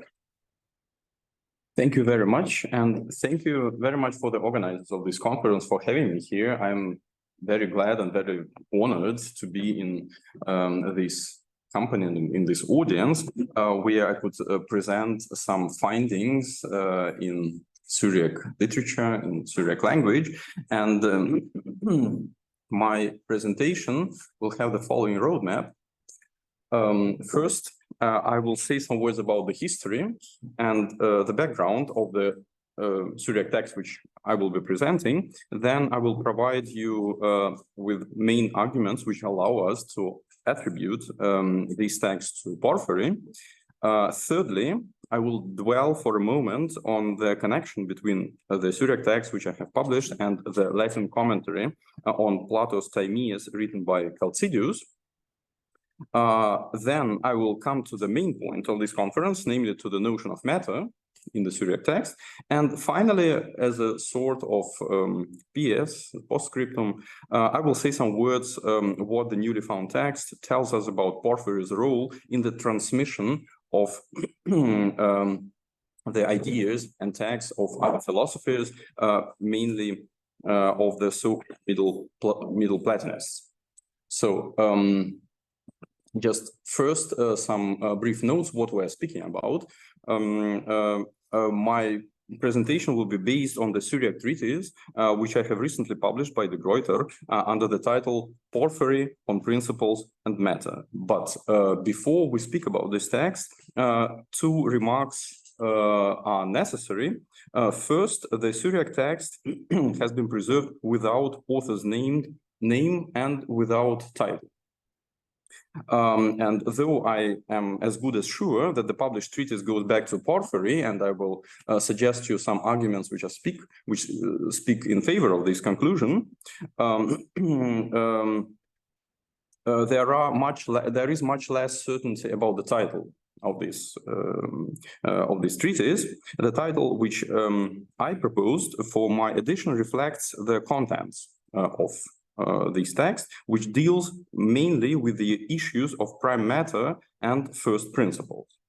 However, what remains to be clarified is first whether one can attribute one of the known titles of Porphyry's works to it, and at the end I will suggest that there are some reasons to consider it either a part, portion of his lost treatise Perihules on matter. So this is one problematic point, and the second problematic point is whether this text was an independent treatise or part of a larger work which came down to us as a fragment. So what should also be mentioned at this point is that my book, which appeared in 2021, lacks nearly nearly completely a commentary to the text. But now a volume of collected studies on this text is under preparation and should appear probably next year, where a number of leading scholars on Porphyry will suggest their comments on the treatise preserved in Syriac. I myself also correct, there are many passages of my English translation of this text in the light of the Latin version of Chalcidius, so that I would recommend those who might like to use the English translation of it in the future to take account of my corrigenda in the forthcoming volume. So these are the preliminary remarks which I think are necessary, and I must ask whether this thing bothers you and covers half of the screen, so maybe we can hide it somehow, like this. Right, so that you will have more space. That's enough for an introduction, and thus I will start with the first point of my presentation with the Syriac text. I will try to sum up its most important features. The Syriac text has been preserved in the only manuscript, which is now located in the so-called monastery of the Syrians, Deir Syrian, in the Egyptian desert of Schetis. And according to a marginal note on one of the folios of this manuscript, it was the Coptic, monophysite or miaphysite, as you wish, patriarch Abraham ibn Zurar, who brought it to Egypt in the 10th century. Based on its paleographic features, there is no colophon in the manuscript. The whole manuscript is a mess, and one has to bring parts of it together in order to understand how it looked originally. However, based on the paleographical features, the manuscript was most likely copied in the 9th or 10th century. And thus, it is possible that its production was commissioned right before its transfer to Egypt from Syria. The contents of the text, which I have published, was described in the late 8th century by Catholicos Timothy I, who was looking for it in the library of the Syrian Orthodox, or Miaphysite, if you want, a monastery Marmatai, which is now located in northern Iraq, in the Kurdic part of Iraq. He provided a detailed description of this treatise, which has for a long time puzzled historians of philosophy, because there was a very extensive description of this text, a philosophical text probably, but no one knew how to locate this text and what to do with this whole description. Thus, the history of the Syriac version of the Syriac text is closely connected with the reception of Greek science and philosophy in the Syrian Orthodox Church. From the time of its foundation, this church maintained interest in Greek philosophy, and its scholars, which were mainly associated with the monastery of Kanishri, called themselves Philoponoi, either with this Greek term or with a Syriac term, a Syriac expression, which basically is a translation of this, the term Philoponos or Philoponoi. And thus they considered themselves as heirs, followers of the famous Alexandrian Philoponoi, which is an important feature, I think, of this tradition, which is sometimes underestimated, but this is only en passant, which I can mention that. Going further, so the main center for Hellenic studies of the Syrian Orthodox Church in the 6th, 7th centuries became, as I have already mentioned, the monastery of Kenashrei, whose abbot, Severus Sebocht, is most likely the person who either made the translation of this text into Syriac or commissioned it in the middle of the 7th century. My analysis of the terminology of the text allowed me to come to this conclusion with a high degree of certainty. It's not so important now, but I may present some arguments why it is that. The last feature of the Syriac version of the text on principles and matter is that this translation belongs to that kind of Syriac translations from the Greek, which are characterized by the tendency to render the Greek original in most literal way. And this allows to reconstruct the Greek terminology of the text, which I have done in the form of a glossary at the end of the edition. If we are not in the position to reconstruct the whole text, we at least can suppose which Greek terms lie behind the Syriac translation. And as I noted before, the Syriac version has been preserved without author's name, but we are lucky to have one passage in this text where the author refers to Longinus and later on to Plotinus as his teachers. And as this allow us to attribute with high degree of certainty to the person who was the disciple of both these philosophers, namely to Porphyry. And this point brings me to the next section of my presentation, namely to Porphyry as the supposed author of the text. As I said, I will refer to this text as on principles and matter, and I abbreviated in my edition it as PM, and I will sometimes use this abbreviation PM, the text, also in my presentation. The main arguments which give us good reasons to ascribe the Greek original, which underlies the Syriac translation of the PM to Porphyry, are the following. First, there is an epitome of the Syriac text transmitted by the 13th century Syrian Orthodox polymath Gregory bar Ebroio, Gregorius bar Hebreus in Latin, who included in his compendium Candelabra of Sanctuary this epitome, and there he explicitly mentions Porphyry, not as the author of the text, but in such a connection that we see that Porphyry must be considered its author, because where in the longer version the author says my teachers Longinus and Plotinus, in the version of Bar Hebreus the text says Longinus and Plotinus, the teachers of Porphyry. And this is one of the good arguments which allow us to attribute this text to this philosopher. Secondly, the first part of the PM is lexicographical, and additionally, the treatise contains a number of extensive quotations from philosophers who chronologically precede Porphyry and stop with the generation of philosophers right before Porphyry. So Longinus and Plotinus are the latest philosophers who are mentioned. Porphyry was well known for his interest in the history of philosophy, and his work, as we know from various writings, served for many later philosophers as a source for quoting the philosophers of the earlier period. And for example, we know that most part of the quotations from the so-called Middle Platonists by Proclus derive from Porphyry's lost commentary on the Timaeus, and thus we know that Porphyry had this interest in transmitting the opinions of the earlier philosophers in form of the quotation, and that is what we find in the PM. And finally, there is one argument which appears in the PM and which philosophers directly ascribes to Porphyry. So in the PM, it appears in the first person. And Philoponus clearly says that this is the idea which should be ascribed to Porphyry. And this is text 1 on your handout.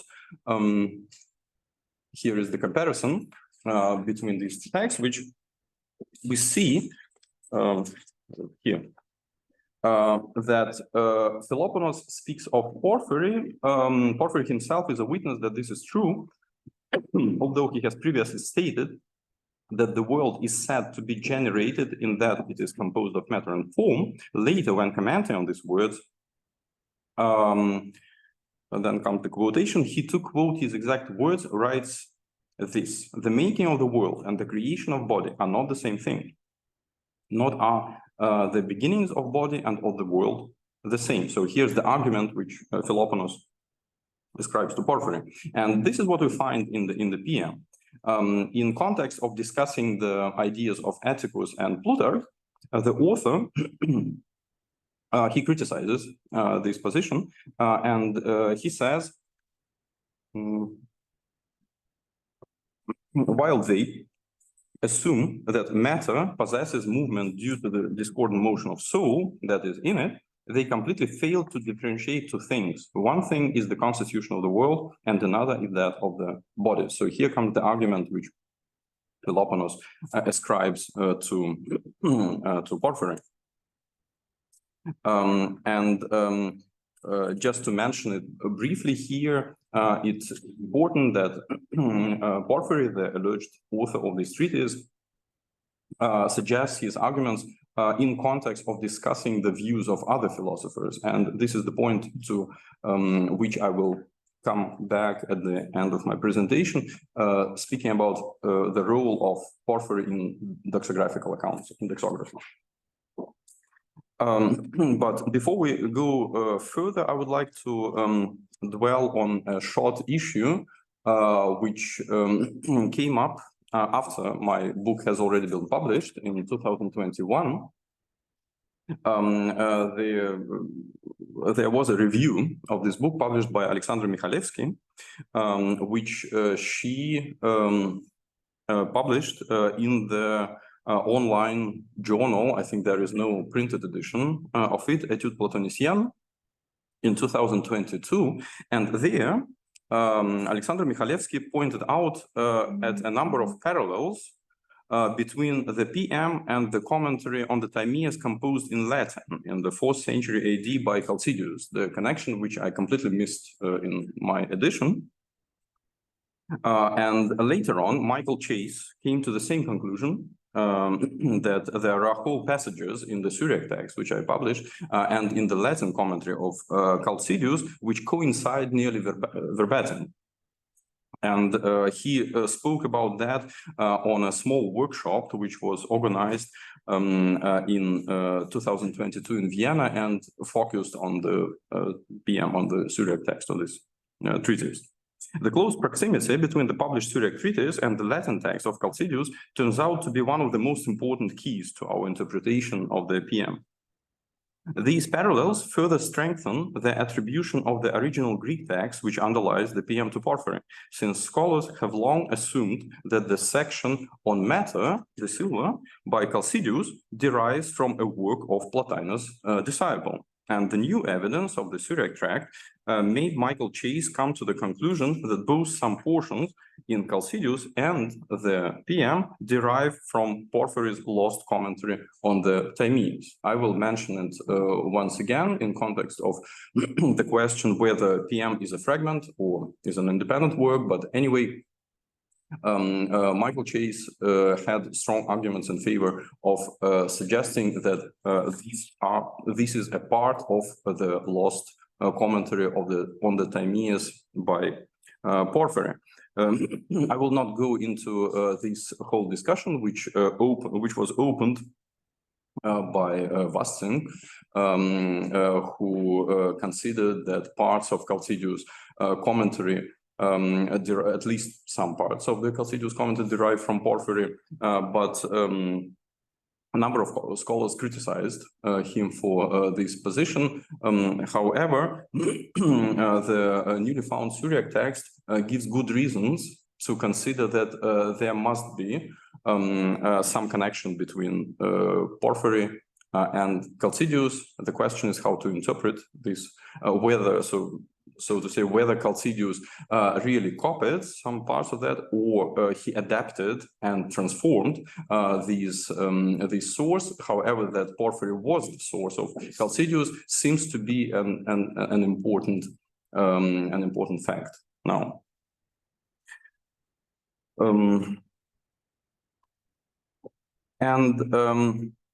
this brings me to the next section of my presentation, to Porphyry's notion of matter in the PM, and here I outline one part of the published treatise. It is part 4, which is focused on this issue, on matter, and here I would like to suggest several quotations on your handout, so that you could follow the arguments of the author of this tract by Porphyry. First, Porphyry makes a general notion that matter was considered to be a principle by nearly all philosophers. Some philological observation, it's text 2 in your handout. Thus, he says, as these things have been defined in this way, first we will speak about matter. That matter is a principle seems good also to the Pythagoreans, to Socrates and Plato, to those who were after Plato, to the Stoics, and to Aristotle. Those who were after Plato called it matter. Here comes hyle in a loan word in Syriac, so that's why you see a Greek word there. After this, Porphyry turns to the criticism of the Stoic views on matter, which stands in line with the long tradition characteristic of Platonic authors of his time, who were quite often criticizing the Stoic views on this issue. Thus he writes in paragraph 42, and the Stoics called it substance, ousia, another loan word in Syriac, and defended it as follows: substance is matter of everything. And in general, it is acknowledged by all of them that there is matter which is passive and alterable and wholly and in all respects changeable. However, there is no unanimity on this question, for the Stoics consider matter in the account of its essence to be changeable and becoming qualified, as nothing is associated with it except in regard to how it exists. Thus, it should become apparent that quality is nothing else except matter. But in the way substance is, so is quality, and similarly about the rest. Based on the critique of Stoic ideas, Porphyry is thus eager to formulate the Platonic notion of matter, namely that matter is a substratum of all things which potentially possess all qualities and shapes. And thus we proceed to paragraph 45. Further, they say, they here are not probably Stoics, they say in general that it is unqualified, unspecified, and formless in its essence, not as though there is a time when these categories are absent from it, but rather in the account of its essence, it does not possess them, no even a single particular quality. But even if in our intellect we differentiate it in its essence from qualities, we nonetheless say that it has them potentially.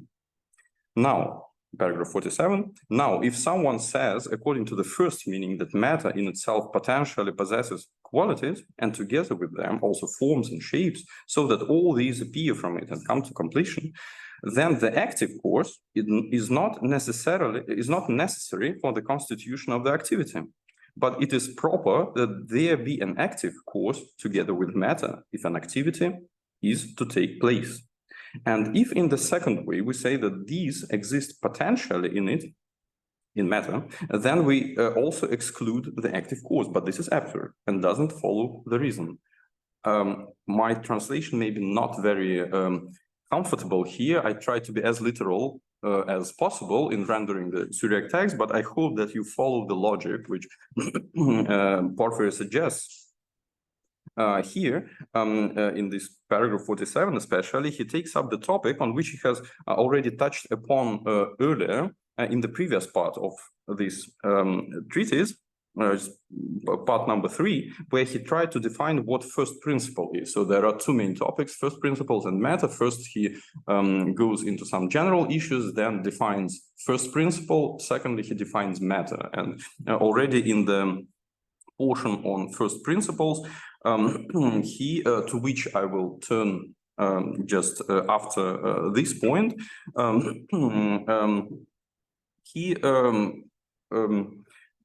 he finished that third part with an exposition, with a notion that if we consider matter one of the principles, and if we take into account that matter is something that is fundamentally passive, then we end up with the idea that there are two first principles, the active one and the passive one.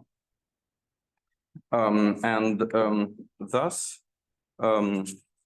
let us come to text 3 on your handout.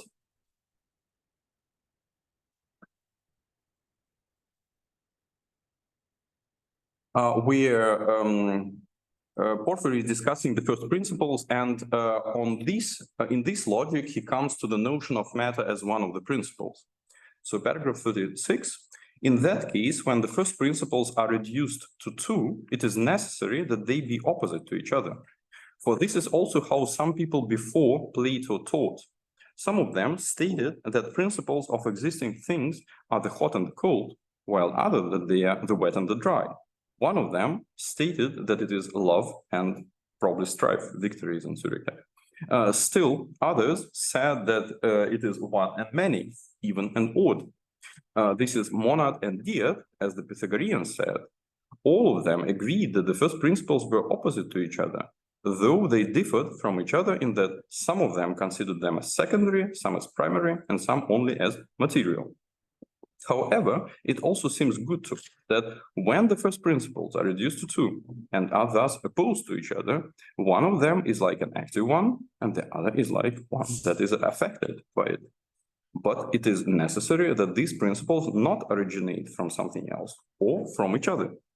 And 2 of them that are characterized as being in primary opposition, because they are primary, cannot originate from something else.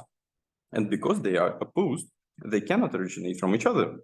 Those opposites in each of them exist in them by accident, and in that they are generated things, and consequently they originate from each other, while the primary ones do not. For if they had come to be or are coming to be, they would no longer be primary in the proper sense. So I hope you can go through this somewhat awkward translation of mine, but could see the logic which Porphyry suggests here, that if we are speaking about the first principles, then basically they are 2 of them which stand in the primary opposition and thus may not be originated from one another, but should be independent. And they are probably the active principle and the passive principle, thus forming this fundamental dichotomy of first principles that could not be reduced to one another. And these principles are God and matter. One may ask at this point, if we are dealing with a disciple of Plotinus, what is the relation of this view to Plotinus' idea of the one as the main principle? And this remains a question which could remain open as we will proceed further through the text of Porphyry. Because after that, he comes to the next argument, speaking about this dichotomy of an active and the passive principles. He comes to the following point. So of 2 first principles, which are opposed to each other, as we said, one is active and the other is passive. The active one is God and the passive one is matter. And because he is the active force, it is necessary that he performs his actions in accordance with the idea, form, and thought that are in him. This made apparent to us that there is a third principle of existing things. These are namely the 3 first principles of existing things: God, matter, and first ideas of existing things. God is the principle by which originally something was acted. The first idea is the principle after the likeness of which something which was acted. And matter is the principle out of which originally some activity acted. So when we follow this whole argument, we see that Porphyry is not really dogmatic here. He switches from two principles to three principles. Three principles are, of course, the classical Platonic triad of principles: God, matter, and ideas. And he switches from one notion to the other in the way that he not really suggests some solutions to the question which he opens, but suggests various forms of answers. And thus the two principles of an active and a passive ones were thus also not a solution, but one of the arguments which he brings forth while discussing this issue of principles. And this gives us an insight of what kind of text we're dealing with. Probably it is not a dogmatic text which suggests a whole-scale set of solutions to the problems, but suggests a sort of discussion and presents various views which Porphyry is eager to discuss in this form of various options. And this is important, I think.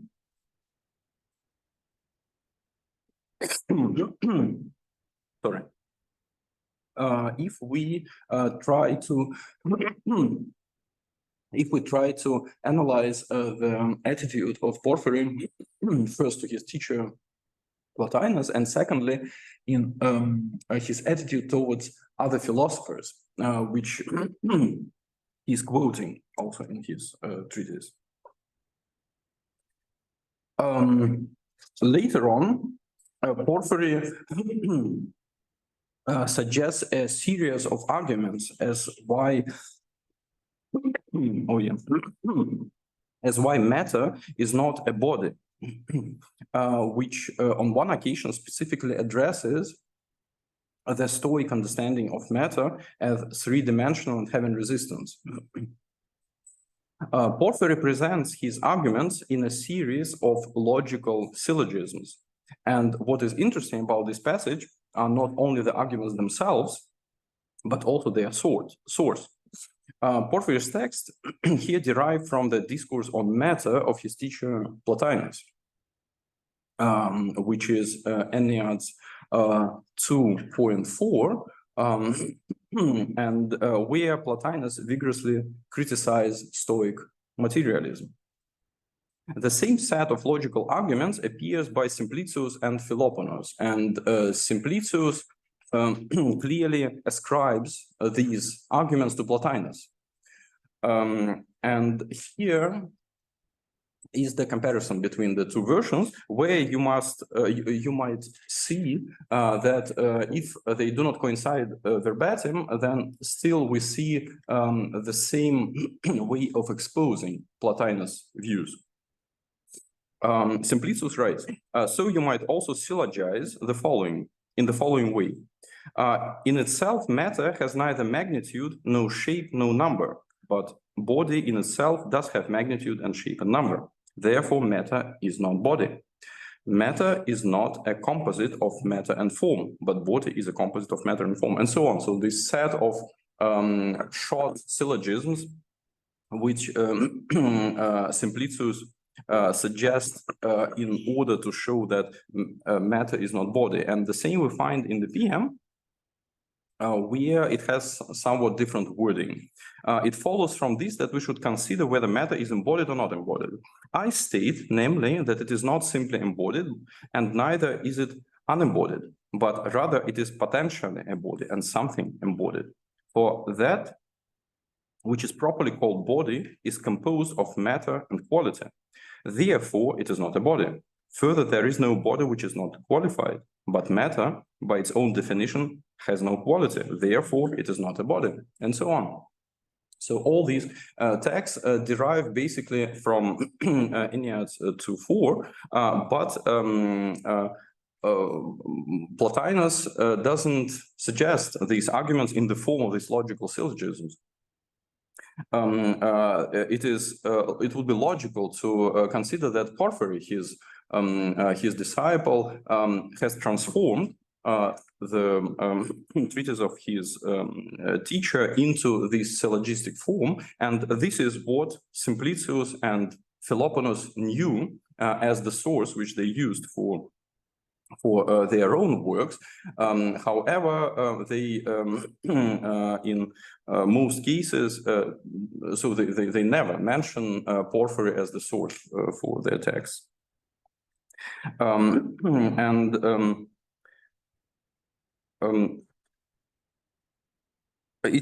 It would be worth noting that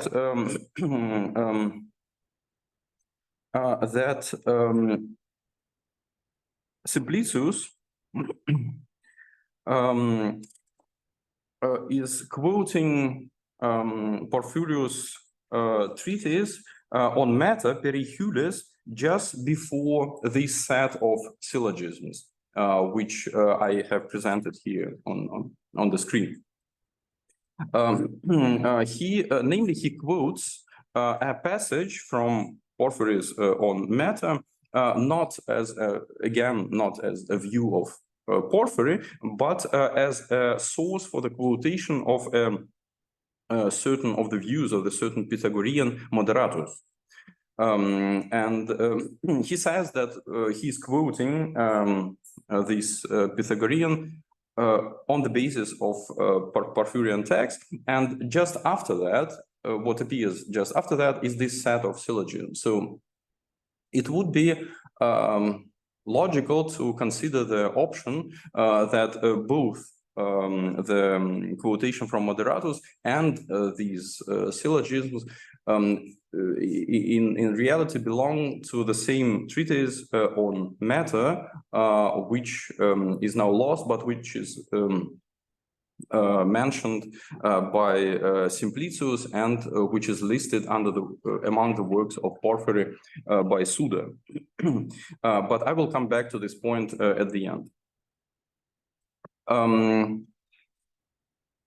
Before that, no, sorry, I will speak about that right away, namely that there are good reasons to consider the Syriac text as part of the lost treatise on matter by Porphyry, or as a fragment of another work, which hasn't survived of Porphyry. So as I mentioned at the beginning, the question is still open whether this work was a separate treatise which Porphyry has written, or it is a fragment. And as I said, Mike Chase suggested that the PM is a fragment, a portion from the lost commentary on the Timaeus by Porphyry, and this idea has even more now solid basis after establishment of the connection between Chalcidius and PM. However, from the very beginning of my work on this text, I considered the possibility that PM, which focuses among other issues on the idea of prime matter, was in fact the treatise which was fully devoted to this topic. So it was the treatise on matter. Suda informs us that Porphyry wrote indeed a treatise with this title, which contained 6 parts or books. And an extensive quotation from this work appears in Simplicius' commentary, which I have quoted. But what is characteristic of this quotation is that Simplicius is in fact quoting not Porphyry, but moderatus, for whose ideas Porphyry becomes the main source. And thus we see that in these examples, we may better understand the role of Porphyrian writings in transmitting the views of other philosophers, so that such philosophers of the later period, later than Porphyry, were eager to recycle, to reuse Porphyrian texts as sources for quotations of the views of other philosophers. Thus, we may say that there are some reasons to consider that PM is a portion or a whole text of the lost treatise Porphyry Perihulis. However, much more likely would be an assumption that there were some texts which could make their way into different treatises, so that Porphyry might have used some of his works, for example, as parts of his larger commentaries on the Timaeus, and thus both option that it is an independent work and a fragment of a lost text are possible in this case. And another point, which I have already mentioned, and which becomes apparent from the Syriac text, and this will be a sort of postscriptum to my presentation, is the role which Porphyry apparently has played in the transmission of the views of the earlier generations of Platonists, the so-called Middle Platonists. In other words, the place of Porphyry in the history of doxography.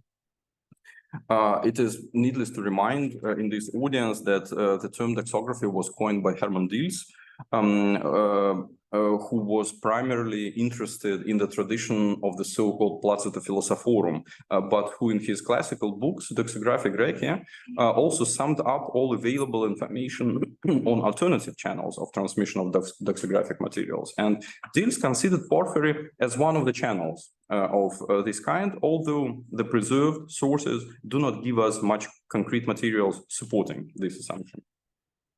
And indirect evidence, however, is the fact that a large part of quotations from and references to Middle Platonists, like, for example, Atticus or Severus, Plutarch, and some others, in the commentary on the Timaeus by Proclus, derive from Porphyry's lost commentary on the Timaeus.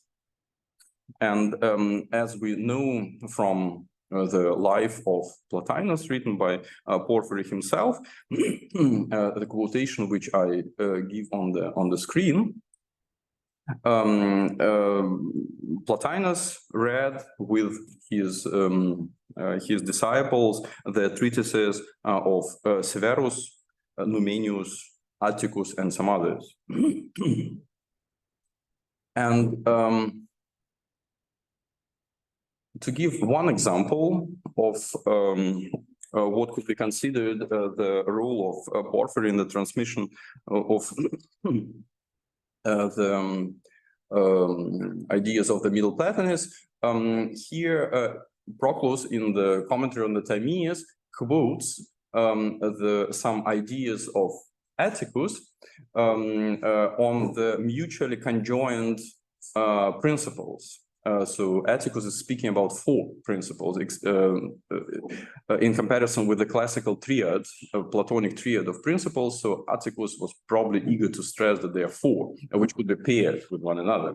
And this is what we find in the PM. So Proclus just refers to Atticus in his commentary on the Timaeus, and what we find in the Syriac text in the PM is that Porphyry is quoting Atticus, not immediately criticizing him, but giving a large extended quotation from this philosopher, suggesting thus his readers, one might say, to draw his own conclusions from that. And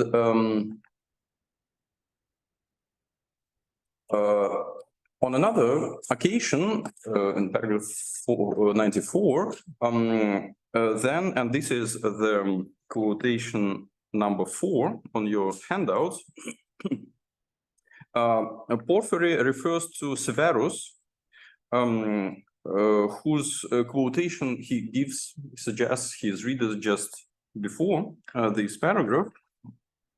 And he sums up these views of Severus with these words. With these arguments, Severus precisely explained this passage, having shown that with these words, Plato did not refer to matter, and certainly not to the state of bodies, but rather to the formation and setting in order of the world from bodies. This is how it comes that we say that the opinion concerning the constitution of the world as world is one thing, and that concerning the constitution of the bodies as bodies from which the world appeared is another. So this is the point which, as you remember, Plotinus ascribes to Porphyry, and here Porphyry concludes his discussion of this matter. And later on, he writes, our teacher Plotinus also shared this view when he interpreted the Timaeus. Boetus, instead, who was followed by our teacher Longinus, thought that these words of Plato refer to matter, while he was explaining why Plato provided matter with movability rather than with immovability and attributed creation to God. Thus, we see that in this text, which has come down to us in Zurich, Porphyry suggests various views which were under discussion in the school of his teacher, and which he was eager also to present to his readers in this form of competing views, of competing ideas. And this brings me to the conclusion, summing up what I have presented to you. First, we should say that both the Syriac tract on principles and matter and Chalcidius should be considered important witnesses to Porphyry. Secondly, PM, as is clear from the title of this work, provides us with new information of on Porphyry's views of matter. But there are also two things which I think one should consider when one analyzes point 1 and 2, is that Porphyry appears in this text as a historian of earlier philosophical ideas of the Middle Platonism, mostly, but not only. And thus, this text strengthens the position of Porphyry in the history of doxography. And thus, if we come to the notion of matter in the PM, we could say that the Plotinus disciple appears in position between Middle Platonism and Neoplatonism in discussing various options and suggesting various solutions to that, with a sort of open end at the end of this treatise. Thank you very much for your attention, and please excuse my voice. I think it was coffee, which I shouldn't have drank. Thank you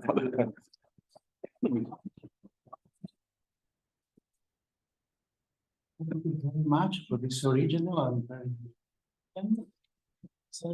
for question and tracking. For those who are online, you can either type your question in the chat box or raise your hand and ask. You can stop this and then we will see. Or do you have people on the screen? You can stop full screen presentation. No. Right? You have to stop there, perhaps. Stop share? Yes, but I do not see the. you think you won't need any slide during the questions? Perhaps you will need the slide. So why? Ah, okay, okay. Why would you? Okay, I will let it go. Okay. Or but I mean, you will not see the audience there. Right. No. Want to bring back the video? Yes. So if we no chat. No, thank you. This is that will.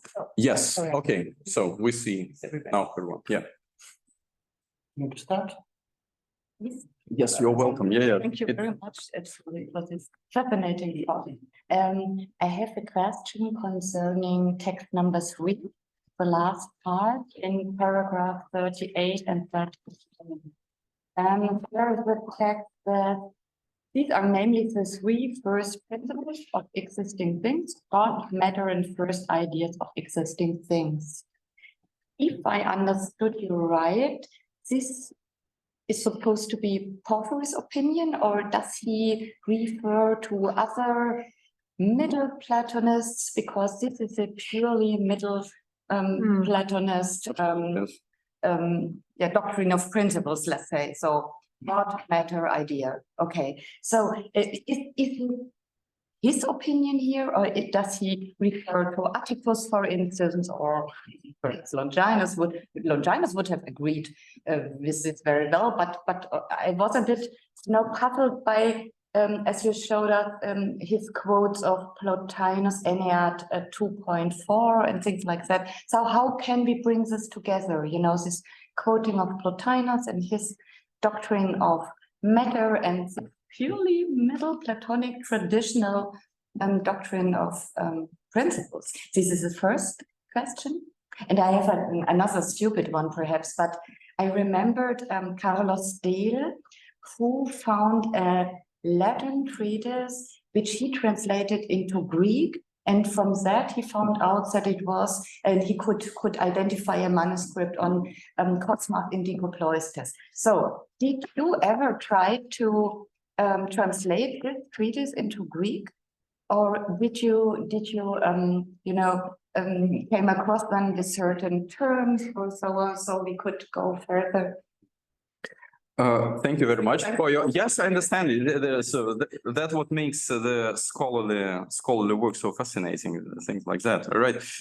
So thank you very much for your questions. And to your first question, this is the point which I tried to make, but maybe I was not clear enough with that. That I do not have answers on some of the questions, but one of the answers which I do not really have a definite one of the questions which I haven't definitely understood is where in this text is really Porphyry and where he's speaking with the voice of other philosophers, and this seems to be crucial for this text.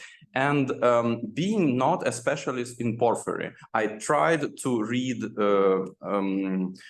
his treatises as much as so everything which is extant of Porphyry, I tried to read and to understand. And I have an impression that this is really characteristic of Porphyry if we consider his, so to say, afterlife, his Nachleben.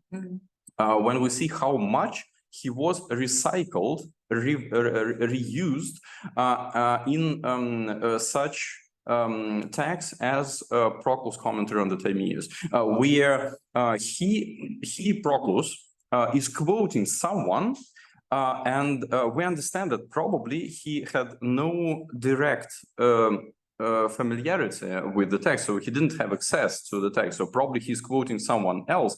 And most scholars agree that probably he used Porphyry's lost commentary on the Timaeus as his source, but he used it in such a way as we use Richard Sarabji's anthology on Middle Platonists, so to say, as an anthology of texts. Not Middle Platonists, Neoplatonists, I'm sorry for that. It's an anthology of the text. Of course, you can go to the sources or to the full translations, but this selection, which Richard Sarabji suggested in form of this anthology, is very handy, and you can use them. And notwithstanding the fact that probably at the later stage no other texts were available except Porphyry.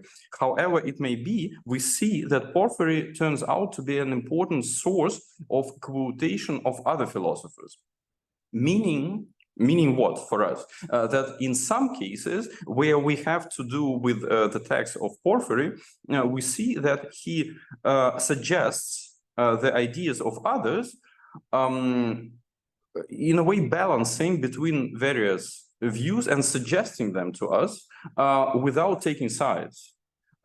Maybe I do not want to go too far in that, because every philosopher is of course, has a side, and at the end of the treatise, he has some conclusions to make, of course, but still, we see that the style of Porphyry is doxographical in a way that he is eager to suggest us various quotations by different authors without saying that it is his own opinion.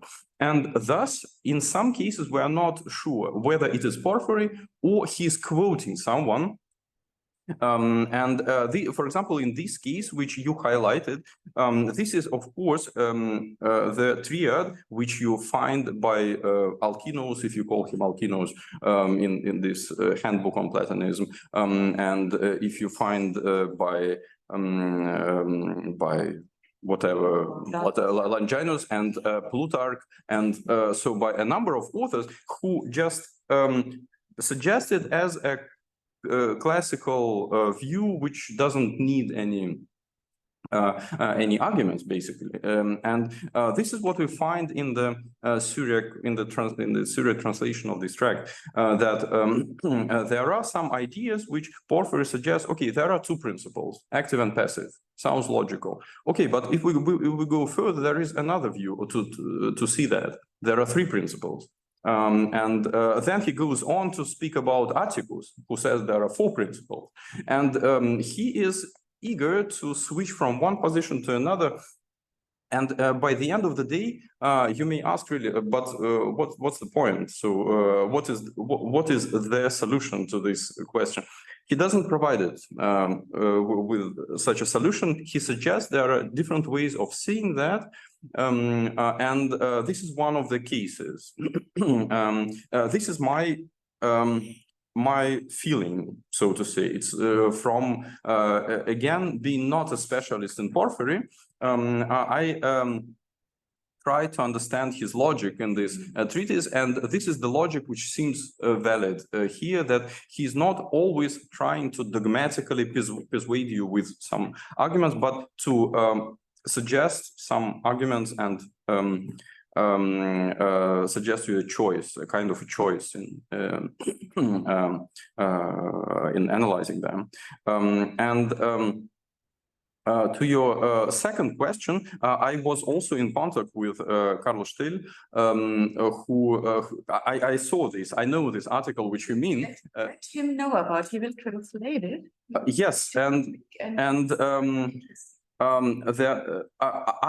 I didn't feel myself qualified for that, to be honest. My Greek is not so good so that I will easily retranslate everything in classical Greek literature as if Homer wrote that. I'm just not fit for that. And thus I need a classical scholar who will understand my, so to say, problems with the Syriac original. And thus I was in contact with Michael Chase and with Carlos, because they were interested not in Porphyry, they were interested in Chalcidius. Thus, Michael Chase has a plan to publish a new edition of, to prepare a new edition of Testimonia to Porphyry's commentary on the Timaeus. He thinks that this text is part of this commentary. Now we have discovered that Chalcidius and the Syriac tract coincide verbatim at so something like half of the Syriac text is by Chalcidius. So the project was, which we discussed with Carlos and with Mike, to retranslate, so to put together the Latin text, the Syriac text, and to try, so I will do the, so to say, interlinear translation, and Carlos or Mike will make out of it a nice Greek text, which you would read with pleasure as a Porphyry text. So this idea maybe will be realized, but somehow it went into the sand. I'm not sure what will be out of it. Both Mike and Carlos are very busy persons, and I suggested them my help, but I cannot do this alone. And if they would be eager to support me, maybe we will come up with something, but that would be really an interesting project to do, especially, so maybe only for those parts where we have the Latin and the Syriac, because, but the problem was with that, just finishing this.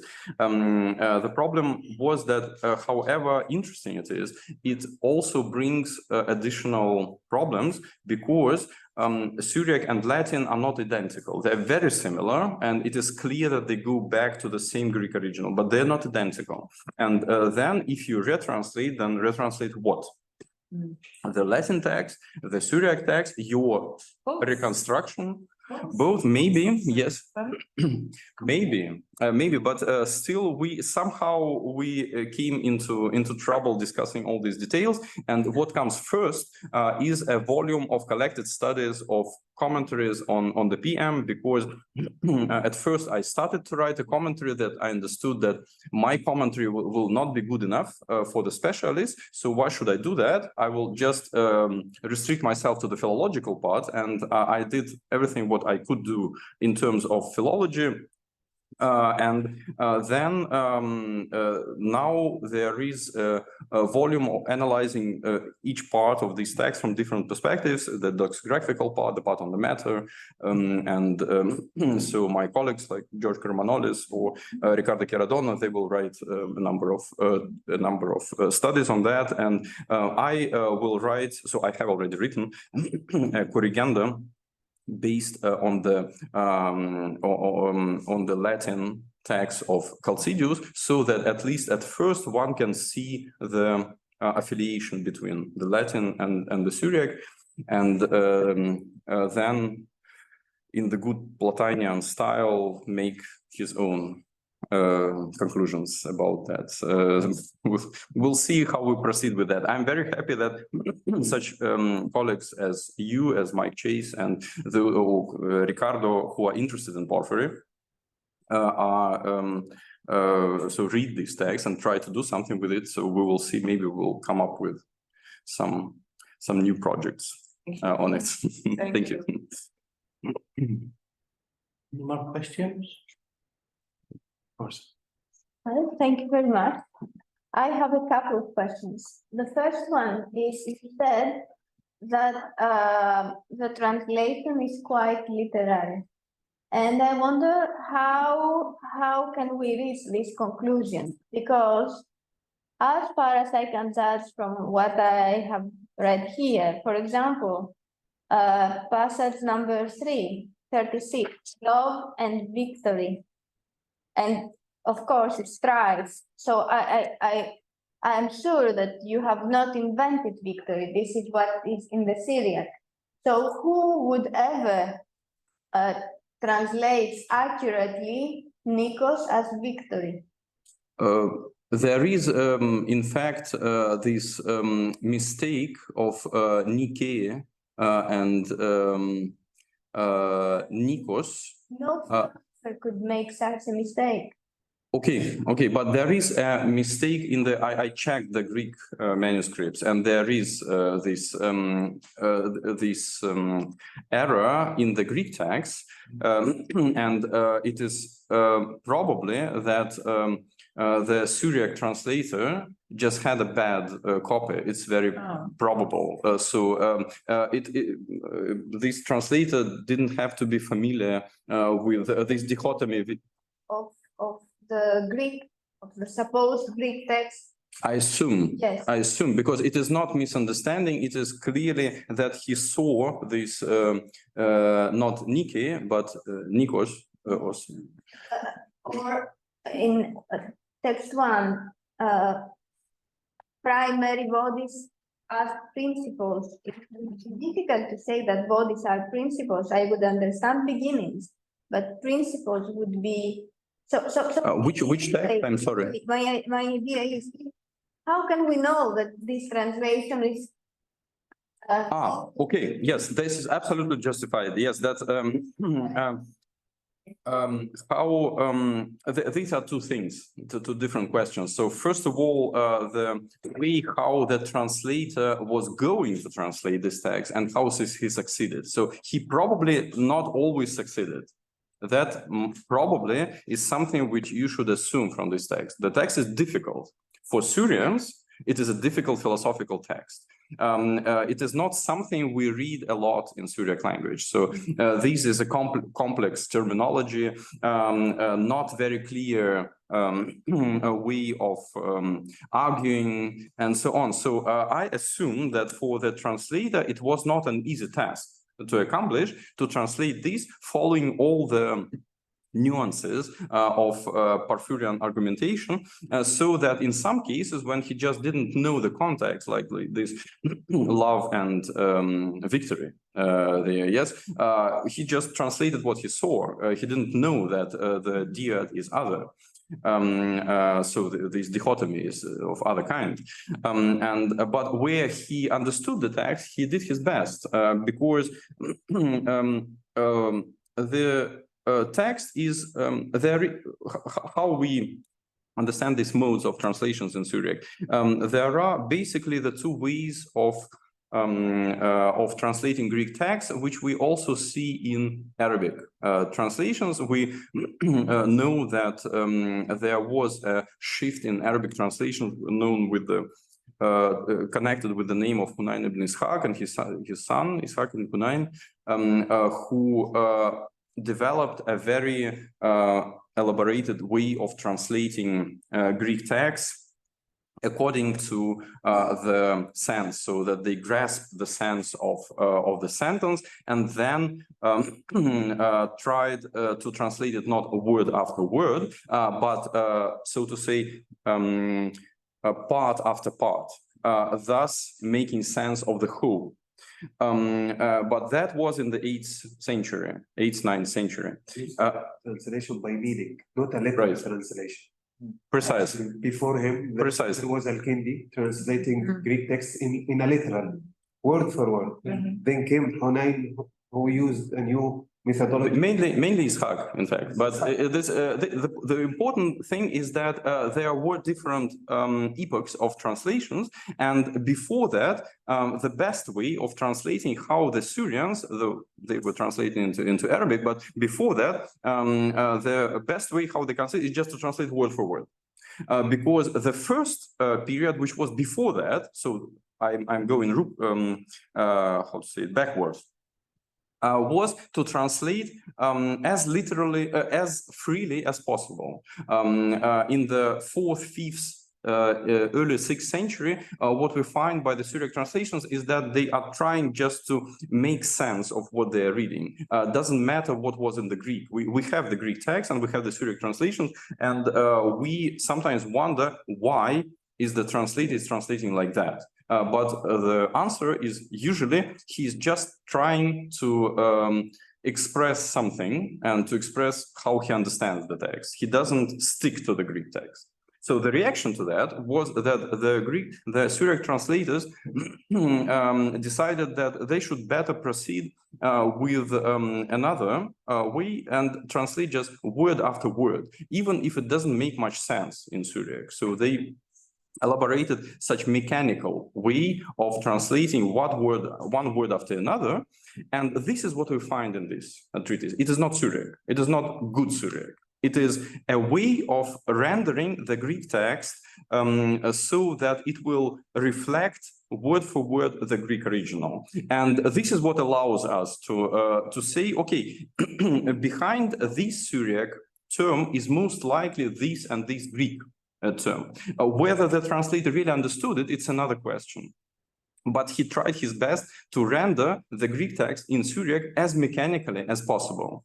And this is what helps us, and sometimes what makes it difficult to read. But in fact, it is both. So you are right, and both is correct. So there are some misunderstandings and some difficult passages, but it doesn't neglect the fact that the translator was eager to put the Greek original as literally, as mechanically as possible. And in those cases where we understand well the Syriac text, there is an option to retranslate it back. I did that in the form of a glossary. So I just suggest to each Syriac term the most likely Greek word which stands behind it, most likely meaning that we have a corpus of translations of the Greek text into Syriac. I just collected the ways of translating, most usual ways of translating particular Greek terms into Syriac and put it in the form of a glossary so that you could assume that behind this word could be this Greek word. And in this way, I could do an interlinear, so to say, translation of the Greek text, reconstruction basically of the Greek text, but that will be only a mechanical way of trying to step back and to see behind the Syriac text. So what was really there is a good question. So in many cases we're not sure that. Thank you. It makes sense to me. If I may say one more thing on this, Sure. and then get to the second point. That I have missed Porphyry's usual clarity. So it is. You have missed, sorry, what? Porphyry's usual clarity. He's clear when he writes. Yes.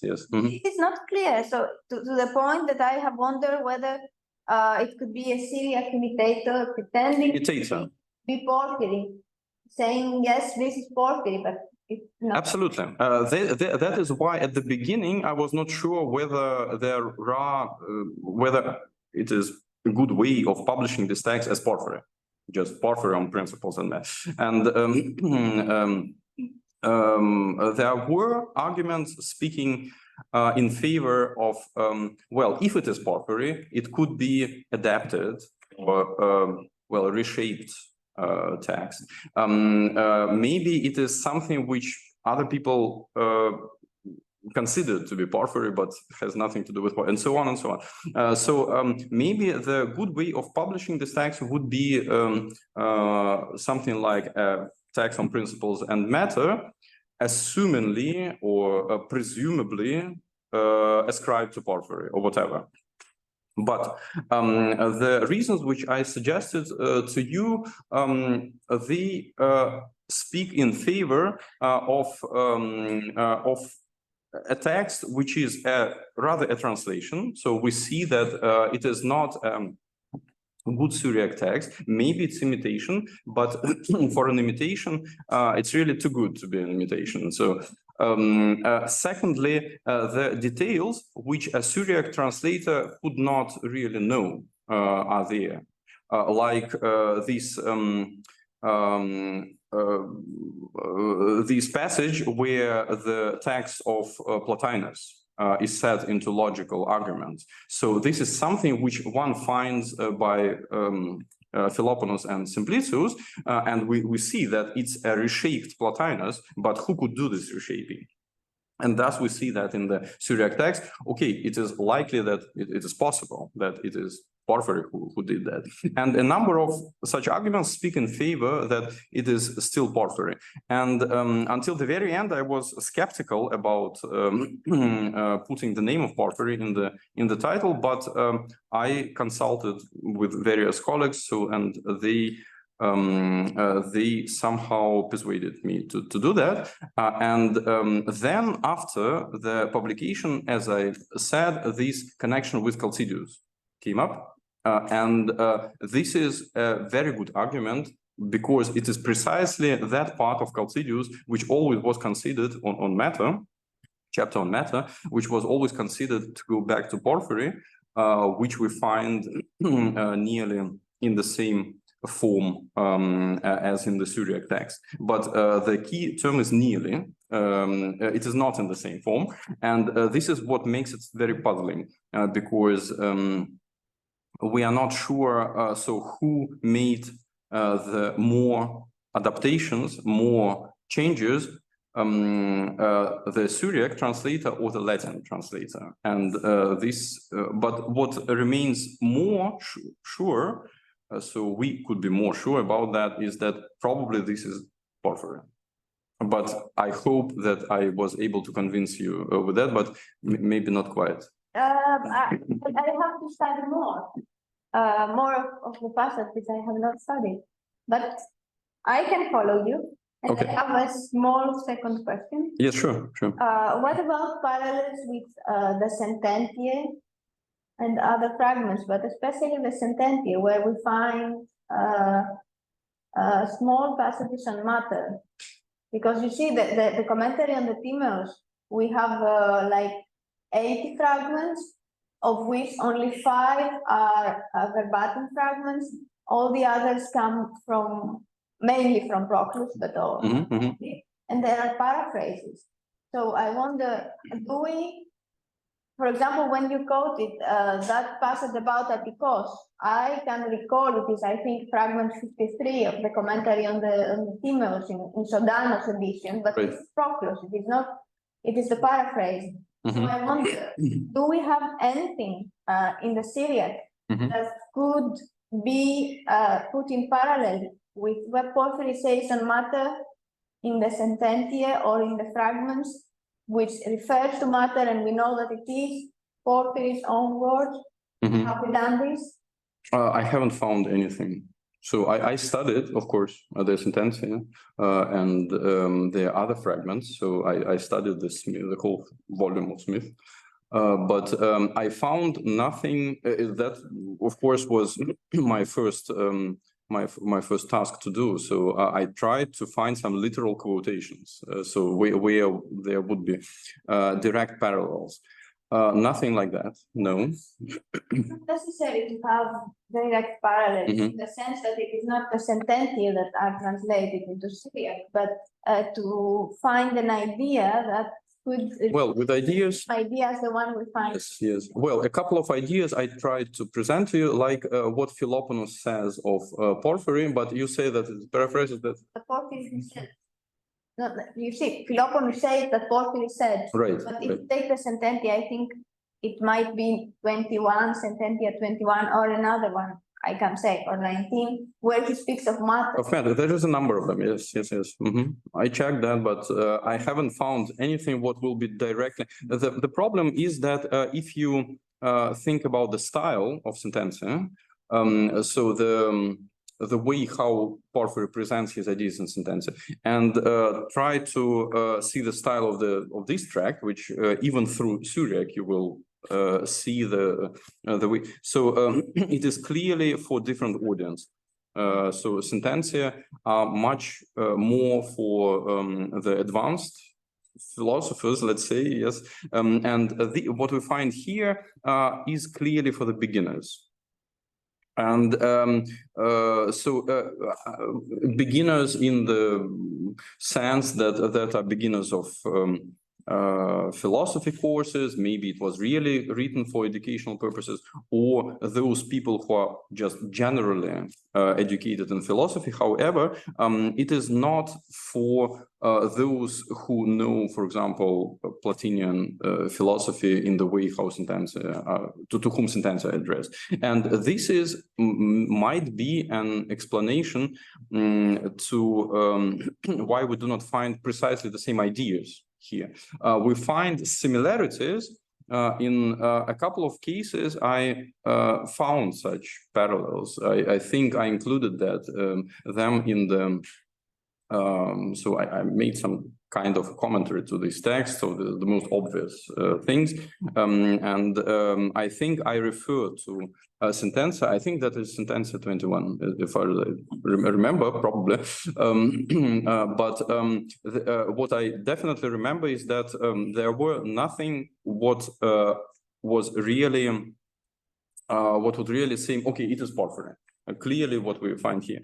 Only those cases which I suggested to you, like some arguments which other philosophers ascribe to Porphyry, and we find it in the Syriac tract. But we find them very often, as I tried to make this point, very often in such a form like this quotation from Philoponus.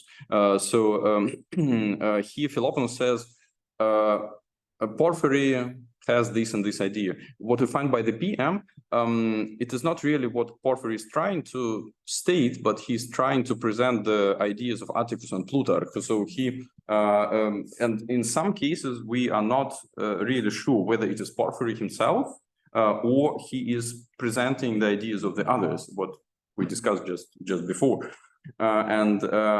I see that my answers are not as clear to your question. The questions are very good, but I'm trying to. Not study your book, so I cannot say anything. That's why I'm not saying this or that. No, that are absolutely justified questions, but to many things, to many questions, I do not have really good answers. What I see is that if we agree that this text is really Porphyrian, then it contributes to our knowledge of Porphyry's way of presenting the arguments. So it gives very good reasons to consider him as doxographer, in many cases historian of philosophy, where sometimes the other philosophers like Plotinus present him as just a dogmatic philosopher. So in some cases, he was presenting various views in the form of options, let's say, and this is how he was known to later philosophers. But this is my guess. What we see from the Syriac text is that there are a lot of these doxographic elements. Maybe there is more to say about Porphyry there than what I say. But anyway, thank you very much for your questions. Thank you. Perhaps we can continue over coffee. More questions, we can end the session and come to the speaker. Yes, thank you. I have a question, but over coffee. We can discuss by the coffee then. Yes.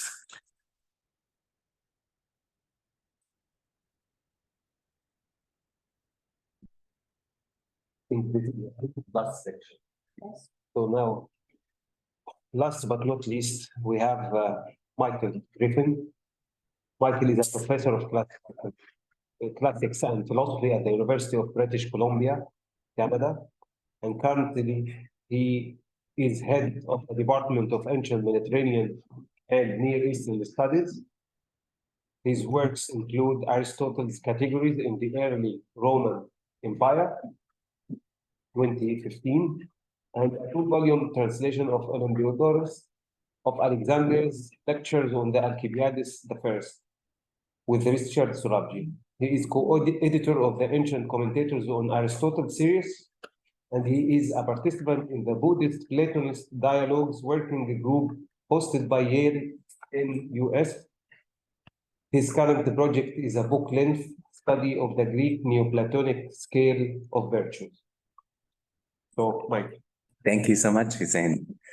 Thank you very much for the chance to be here. Thank you, Irini. Thank you, Mark, the IMS, the University of Crete. I'm really grateful to have a chance to learn with everybody here today and from you. And it's been a treat so far.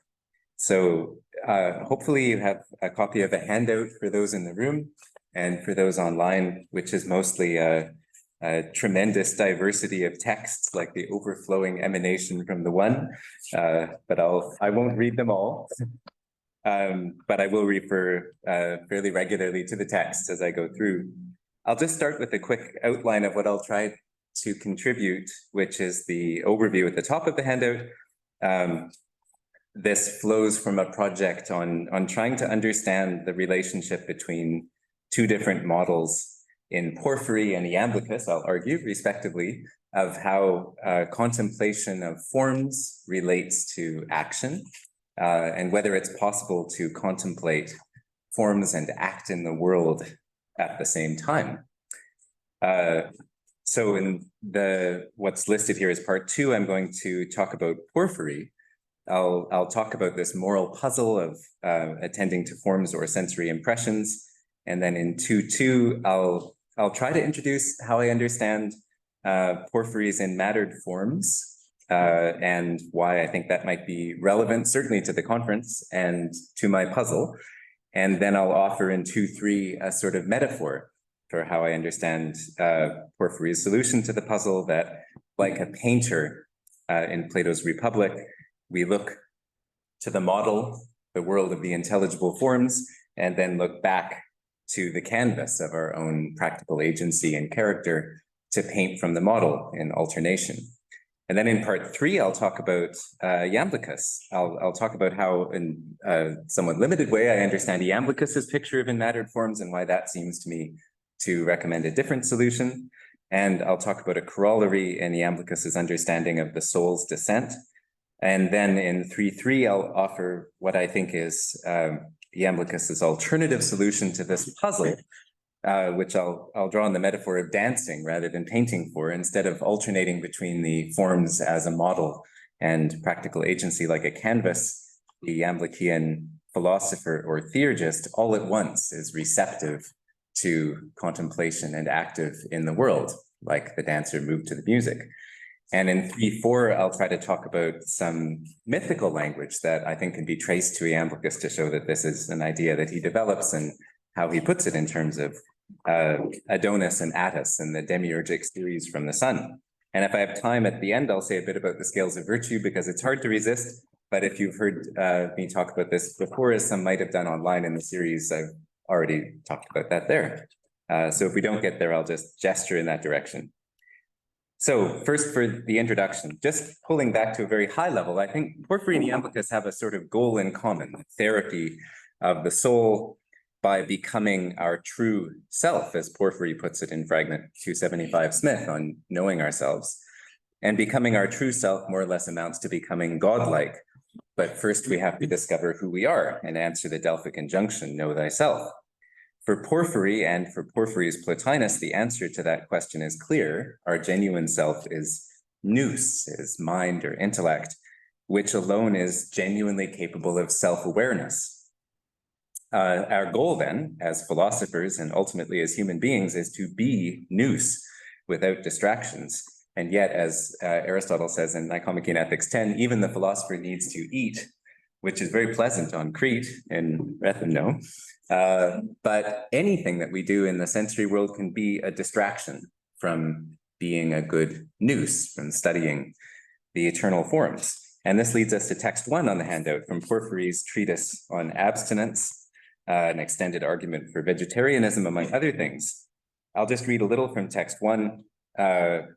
He's asking why we should be ascetic. Why should we make the passions or pathe, affections, wither and die to them? Well, he's going to explain why. Where there is sensation and apprehension of sensation, possible translation of aisthesis, kaitautes, antilepsis. It's my Erasmian pronunciation too, sorry. Wherever that happens, whenever we're too engaged in seeing, touching, tasting, hearing, smelling, and recognizing that we're doing so, to that extent, there is detachment from the intelligible world that nous continually contemplates in a sort of perpetual luminosity, to noe tu he apostasis. And going down a little bit further, you might wonder why. Why is it necessary that getting too involved in what we sense in the ordinary world distracts us from contemplation? Well, it's because Porphyry says in this striking sentence, we pay attention not with part of ourselves, but with all of ourselves. Tas prosokos poiumetha, or we would say in modern Greek, prosoki, pay attention. But our attention, or look out, is with the whole of ourselves. So it's a sort of spotlight model of attention. We can't attend to more than one thing at a time. It might be an idea that Porphyry takes over from Stoic psychology of the hegemonikon. And he mentions in 142, a passage I think is really interesting, that there's other groups that mistakenly think we can attend to sensory and intelligible things at one and the same time. But we can't. So this is why we should be ascetic if we want to pursue the goal of true self-knowledge and becoming godlike and continually contemplating. We should try to efface our attention to sensation. That's text 1. The other model, the alternative model that I'll offer, which I'm going to associate with Iamblichus or argue has roots in Iamblichus's philosophy, is in text 2. It's actually a text from Hermias's record of Syrianus's lectures or seminars on Plato's Phaedrus, which will be significant later on. But for reasons I'll get to, I think it's reasonable to trace the general thought to Iamblichus. So Syrianus in the seminar is saying that the gods are able to conduct secondary and tertiary activities, acting in the world, for example, without departing from their primary activity of contemplation of the eternal forms. But if a person, an ordinary person like you and me, while projecting proballon, there's, by the way, Anne's word from your text 10:2 this morning, a secondary or tertiary activity, abandons their primary activity, then they commit error, hamartanai, in virtue of that abandonment. But here's a contrast. Socrates is something special as the protagonist of the dialogue on his way to try to help Phaedrus and cure the Athenians. For him, the ascent back to contemplation is easy and smooth. But this goes further, as we'll see, than Porphyry's view, because Socrates didn't even abandon his primary activity when he projected the secondary one. His probole didn't really take him away from contemplation at all. And that's remarkable. This is seems to be in contrast to what Aristotle says and even what Porphyry says. How is it possible? And Syrianus goes on to explain it's because Socrates is receptive, not concentrating just on forms to the exclusion of everything sensory, but rather he has a sort of epitadiotes or readiness, like a good divine statue, as Irmgard was telling us today. And so, through his receptivity to a divine inspiration in his action, he can contemplate and act at once. And in fact, this sort of antilepsis we heard about before in sensation is simply effaced because he's so caught in the movement of inspiration, again, like the dancer moving to the music. So in a sort of brief slogan-like way, I'm going to say that the text one model, the Porphyry model, invites us, if we want to find ourselves and ascend to nous, to look away from the sensory world, to be maybe reminded by the sensory experience of the forms, but eventually to look up. Whereas the Iamblichian version invites us to look deeper at what we're seeing. So to come to part two and Porphyry. In 2.1, I've just tried to set out this puzzle of attention in a little bit more detail. First, I'll start in text 3 with a possible objection to how I represented Porphyry. From the De Abstinentia passage, it looks pretty clear that he has this spotlight model. You can either attend to the intelligible world or the sensory, we can contemplate forms, or we can be active here, but we can't do both at once, like Thales in Plato's Theaetetus. If we're only in the intelligible world, we might not see what's at our feet and fall into a well. Conversely, if we're too interested in our food or what we're eating or a sensory experience, we might not be able to attend. But in the life of Plotinus in text 3, he seems to suggest that Plotinus wasn't like that. He could take his necessary part in the conversation to the full and at the same time keep his attention on what he was thinking about and then come right back to it again when the conversation was over. In this way, he was present both to himself and others and never relaxed his attention to himself except in sleep. But coming to text 4, which is a really helpful study of this passage and related issues by James Wilberding, Wilberding points out over the page that this isn't as clear as it looks as a contradiction of the De Abstinentia passage. It's not clear that Porphyry is suggesting Plotinus was doing two things at once, as some of the English and German and French translations suggest. Rather, he's simply suggesting that Plotinus is really, really good at alternating between the two gracefully. As he says in the bolded bit at the end, he can alternately pursue the one without losing track of where he is in the other. There's some similar but also different accounts of this passage in Charles Britton's article, Attention Deficit in Plotinus and Augustine, which are very interesting, but I won't go into here. So I'm going to, I think that's right, and I'm going to stay with the understanding of Porphyry having this kind of alternating model of attention, the spotlight version, which he lays out more technically in the De Abstinentia passage. And there's a nice kind of metaphor we can draw on, which is text 5 on the handout. This is why I've called it the painterly model. In Republic 6, Plato has Socrates say that the philosophers will use a divine model, theos paradigma, for the forms, and then look to people's characters, ethe, including their own character, and act like a sculptor, a plastic artist in shaping their own character or painting on the canvas or sketching slate after that model. But to do that as a painter or an artist, as they work, one of the bolded passages in text 5, they would look often in each direction. Hekateros apoblepoion, which I think is a nice way of kind of capturing in a slogan this idea, looking back and forth. So I'll call that the painterly model. You might wonder what this has to do with living in the sensible world, but I think it's pretty clear that it has moral weight. It's to say not only that we should contemplate as much as we can, but also that we should take the fruits of that contemplation, what we've learned of beauty, justice, and goodness, as in the Republic context, and then apply it in practice when we come back to the sensory world. This is what Porphyry is implying back in text 3, Plotinus is really good at doing. In a way, I think this comes out quite nicely in Porphyry's picture of the enmattered forms. And this is section 2.2 on the handout. And I won't go into this in too much depth, but I think it's certainly relevant to what we're talking about. So I'll try, even though I don't fully understand it, to draw a picture in all of our minds or fantasia. And then I'll talk a bit about the texts.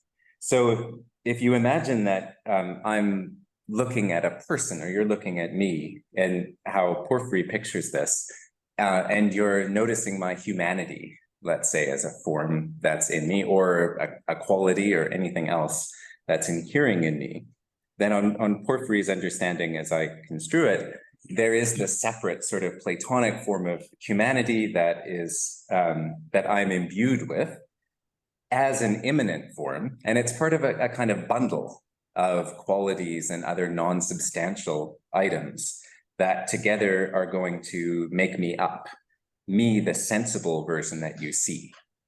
That's kind of reflecting like an image, the eternal form above. But there's a separation between the two, so to speak, like the Plotinian soul. There's something of the form that is simply there and never comes down. And as a consequence, if you use a sentence like Michael is a human being or Socrates is anthropos, what makes it true is that you're noticing that this enmattered sort of bundle includes the form of humanity. Humanity is sort of in the bundle. And that's a fact in what Porphyry would call physics in the sensory world. That's why he says the categories or anything we talk about in predication is actually about physics. If you then conceptualize that immanent form that's in me, you, as Porphyry puts it in the commentary on Ptolemy's harmonics, you tear it away from that physical embeddedness. You tear away my humanity, or my, sounds terrible when I put it that way, but the metaphor Porphyry uses, or you tear away the qualitative item, and you sort of abstract it, dematerialize it, and store it in the soul. And on how Kyrodana at least interprets this, which I'll follow here, Porphyry uses the word katatacton, or coordinated, for the immanent form in me, and akatatacton, or uncoordinated, for the dematerialized concept that's formed from it in the soul. So in that picture, a few things to say about it. One is that you can look at me all you like and notice the embedded or inherent humanity, but no amount of looking is going to get you directly to the transcendent form of humanity. You're going eventually to have to be reminded of that, but look away to the form use nous instead. And this kind of fits with that asceticism. You don't want to take too much time then staring in the sensory world or looking deep into an experience. It will just be distractive in the end. So that's one of many different interpretations of a very complicated issue, how Porphyry's and mattered forms might look. But I think it works well with the reading I'm offering here. And texts 6 to 9 just illustrate in Porphyry where you can find some evidence for that interpretation, especially the idea that the qualitative forms in me are not substantial, and that really in a stoicizing way, physically, when you're looking at me, at the Michaelness even, or the humanity in me, you're looking at a poios or something qualitative, not something substantial, not a T, which is kind of a Stoic reading as well. So holding that bracketed, this idea of enmattered forms, coming to section 2.3 now, back to the sort of painterly model I talked about before. I think we can, again, I won't belabor this too much, but we can pull out a few other elements in how Porphyry thinks about psychology that reflect this way of approaching enmattered forms as well. I've included text 10 from Plotinus, which I think is helpful to see why Porphyry thinks that any apprehension or antilepsis is a kind of distraction from thinking, from nous and knowing. And I've also given a long translation of a fragment of Porphyry on the faculties of the soul, I think, if I have that right. He's talking about the history of philosophy a little bit like in Yuri's Syriac text, if that is Porphyry. But here he distinguishes, responding to Aristotle, he distinguishes two different traditions in philosophy. This is the third and fourth paragraphs in text 11. There have been some philosophers who separate out intelligence or nous from sensation and representation, and there have been others who put them together. And Porphyry's sympathy is clearly with the first group, the philosophers who separate them.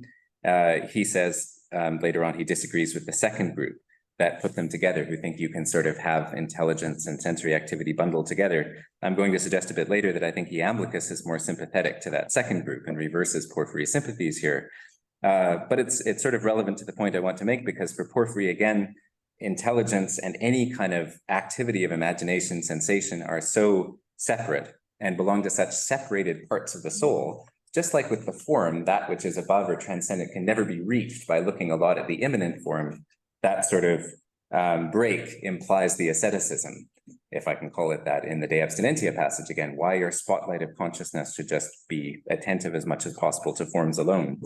And text 12 is a nice way of bringing this home. I think it's actually a report of Ammonius Saccas, if that's right, in the attribution, a fragment from Timaeus, but it extends some language from Plato's Phaedo 67c to d, that the experience of the soul that withdraws attention from the sensory is very much like going to sleep and dreaming and being sort of looking away again from the sensory world in the sense that you're entirely inward and interior. Okay, so that's my brief overview of some texts in Porphyry for that sort of spotlight model and what I'm calling the painterly framework. Coming to Iamblichus now in text 3, I'll start here, though maybe a bit puzzlingly, with the enmattered forms interpretation. Again, as I understand it, I'd love to learn more from you about this. I think we're learning together here, and I've found it much more complicated than I knew. But I think it's, again, subtly different from Porphyry's, and I'm going to draw on the same article by Riccardo Chirodani I cited before, Porphyry and Iamblichus on universals and synonymous predication, and a few other sources I've cited in the handout. So this time we'll do the same thing. If you imagine a little experimental Neoplatonism, that you're looking at me or looking at anyone in the sensory world, and we could say, again, we could predicate humanity of a person, Socrates as anthropos. So now in the Iamblichian picture, as I understand it at least, the same sort of relation seems to obtain, where the transcendent form of humanity is informing the individual participant. There's a sort of participation relationship. But when you look and see the person there, what really makes your statement Socrates is anthropos, or Socrates is human, true, is not now something about the physically inherent immanent form that's torn away conceptually. It's rather the actual participation relationship between the transcendent form itself and the sensible individual. So that participation relationship endures, and you are getting something of the transcendent form when you see the person. You're grokking a bit of humanity when you see Socrates. Chirodani brings this out in text 14, I think. While Porphyry's genus is the physical form, Iamblichus points out the genus is a transcendent anti-rem form, and that physical individuals participate in it. For Iamblichus, that is sort of what is said of the individual person or the particular person is the transcendent form. So there isn't this break between the transcendent form and the immanent form. There's a kind of continuity, a living flow. And therefore, when you see that participation relationship, you are capturing again something of the form, which means you don't have the same sort of dead end you did in Porphyry's model, where there's no amount of looking at me that will get you to the actual transcendent form of humanity. Iamblichus says in some other passages that I actually didn't put here, but I'll mention them if you want to supplement the handout even more, but there's a few I think are actually better than the ones I picked, all from Simplicius's commentary on the categories. One is Simplicius's commentary on the categories 116.25 and following, where a sensory substance reveals the transcendent form by analogia or analogy. So again, the perceptible substance reveals the transcendent, according to Iamblichus, not Porphyry. Another is 218.5 and following, again, 218.5 and following, where Iamblichus emphasizes seemingly directly in contrast to Porphyry, that the qualities we encounter in the sensory world are substantial and are not just qualitative non-substances that lead to concept formation. And the last passage I'll mention, not on the handout, is also from Simplices on the categories 12.10 and following in 12.10, where, and I think this is a Iamblichian passage, but that's not confirmed. There's a suggestion that pedagogically, the reason we teach with logic in the categories and predication at the beginning is to lead up by analogy from sensation to the transcendent form, which is never really disconnected. So it's sort of an analogy to the idea Anne was sharing about the undescended soul in Plotinus and Porphyry and the fully descended soul in Iamblichus, so too with the form, though it doesn't sound quite right to say the transcendent form fully descends, of course, but it is actually in contact with the sensory. And we'll see a mythic way of framing that later in terms of the gods Helios, Zeus, Dionysus, Adonis, and Attis, who actually symbolize that progression and the capacity for continuity and return. So to give this a brief sort of slogan-like description for section 3.1, it's significant, I think, in text 15 that the qualitative form in the perceptible entity has a substance of its own. And if you like, you could say rather than looking away from the sensory, you look deeper into it to access that transcendent form, or at least that's the reading I would pitch to you. And I think you get something similar if we go to section 3.2. This is the Iamblichus and the fully descended soul. I think Anne gave us some of this morning with Proclus on the Timaeus in her text 3. And I won't belabor this too much in the interest of time, but just briefly a few points. Similarly, I think, to the point about immanent forms, Iamblichus, in contrast to Porphyry and Plotinus, suggests that for the Platonist, as in text 17 and following, all the powers of the soul are fully integrated, including the non-rational, as part of the soul. It's not the case that, again, there's a sort of split, and of course, there is a distinction between the rational and non-rational soul, but there's an integration of the entirety. And at least that's one way to read texts like 17 and 18. You can see in text 18 how he characterizes Plotinus's removal from the soul of the irrational powers. And also text 19, which also reflects Anne's passage 8 from this morning, suggesting that it is possible for some souls to descend for the salvation and purification of this realm and remain immaculate or continue to keep this kind of living, unseparated connection to the transcendent. That's going to be important later when we come back to how Socrates does his amazing act of staying connected with contemplation, even while he's acting. So we could talk more about those passages, but it's just briefly to try to draw this link I think I see between the different pictures of enmattered forms and the different psychologies for Porphyry and Iamblichus. Coming to section 3.3, then, I'll introduce what I think is Iamblichus's alternative model, what I've called this sort of dancerly model, which sort of fits the images of dancing and Dionysus and some of the passages about inspiration we're coming to, but I think it's just intuitive to think of this way, and I'll try to explain why. So again, pulling back the sort of big picture question as how we can contemplate and act at once, or whether that's possible. And text 20 is from Damascius's outline in the Phaedo commentary of the whole scale of virtues with 7 parts. And I won't in this talk have much time to talk about that, I think, in depth, but I have included at the end as figures 1 and 2 some possible models of scales of virtue and inspiration, which I'll say a bit about at the end, and we could talk more in discussion as well. Here, I'm just going to focus on part 7. So having introduced these first 6 levels of virtue, which basically involve gradually purifying ourselves from distraction, mostly distraction sourced from the sensory world, so that we arrive at the ability to purely contemplate forms and then unite with forms in the paradigmatic stage of virtue. That's a sort of increasing levels of concentration and non-distraction, very Porphyrian, levels 1 to 6, or maybe more accurately, levels 3 to 6. We're going to look in 7 at a parallel set of virtues, which here are called hieratic, which sounds like it's mostly focused on ritual, and indeed is outlined Damascus as explicitly by Iamblichus, who introduces them, and rendered more explicit at the end of text 20 by Proclus. But we'll see as we go, I think, that as Hermias and Syrianus stress, it's not really just about ritual, it's also about, as I think goes back to things that Anne wrote long ago to get us all started on this, with other kinds of inspiration or enthusiasmos, of which ritual activity, when it's inspired, is one kind. So some of the texts that come after text 20 point out how Iamblichus is behind this sort of seventh level of a different kind of ascent or a different kind of scale. Text 21 is very famous, where there's a contrast between Porphyry and Plotinus, who honor philosophy, perhaps understood as this kind of increasingly concentrated, non-distractive practice. And then Iamblichus, Syrianus, and Proclus, who focus on what is hieratic.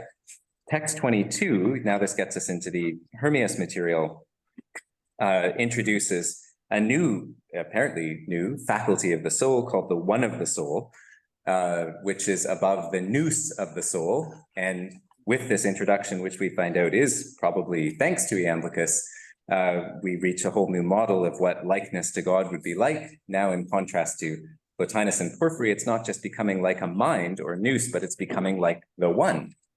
Going over the page to text 23, we hear more about this one of the soul and its characteristic mode of action and access, which is inspiration, usually enthusiasmos in Greek.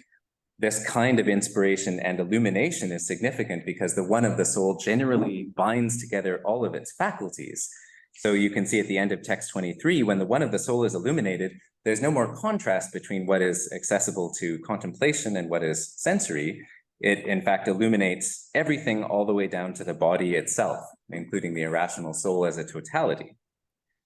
Text 24 illustrates that sort of cascade, but now understood as the fall of the soul from identifying with the one of the soul, and that kind of direct experience and fusion down to a more noetic subject-object division, experiencing forms, down to discursive reasoning and down to sensation, and then having to turn back again from whence it came, which we'll come back to later on.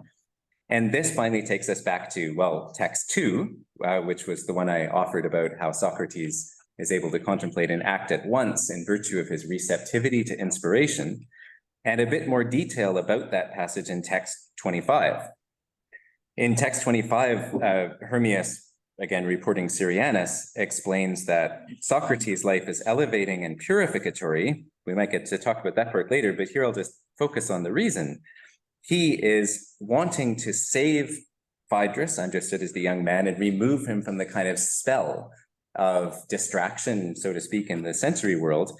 But he's able to do this by becoming open to divine illuminations from inspiration by the nymphs and Dionysus specifically. This is really commentary on the lovely passages in the Phaedrus where Socrates says he's moved by the nymphs and by the environment, and talks about dithyrambs, hence the Dionysus connection. There's reason to think, as we'll see briefly in the next section, that Iamblichus is actually behind this, that Iamblichus commented on this bit of the Phaedrus and interpreted it this way. But going on a little bit more, because Socrates is receptive to this inspiration, especially this nympholeptic and Dionysian inspiration, perceptions and fantasia or mental representations are suppressed, and Dionysus is in fact just the right god to be inspired by, because Dionysus is actually part of the chain or the divine series that is responsible for creating in mattered forms, as you can see in the bold bit of text 25. For the second time, and he prepares all generation to go forth. And also Dionysus is the cause of purificatory virtue in the scale of virtues, which I think is why Syrianus says that Socrates' life is purificatory, but we can come back to that a bit later too. The other texts in this section, 26, 27, 28, also, by the way, pick up some things that Ursula Koop has been writing about, but how we're moved by another or by outside in being receptive to divine inspiration. It at least feels that way, even though, as the Plotinus passage shows, sometimes it's ambiguous whether this is me or another, the source of the inspiration. And this lovely passage from the Chaldean oracles that seems important to Iamblichus and his successors, text 26, shows how, again, receptivity here is more important than concentrating on one thing to exclude another. So a few last things to say about this, and then I'll try to draw some threads together. that gives us, I think, what I was calling the sort of dancerly model in contrast to the painterly model, because for this Iamblichian Platonism I was just describing, as I understand it, we are at least aspirationally able, like Socrates, to act in the enmattered world, in the sensory world, by surfing that wave, if you like, of inspiration that is flowing down through the demiurgical series.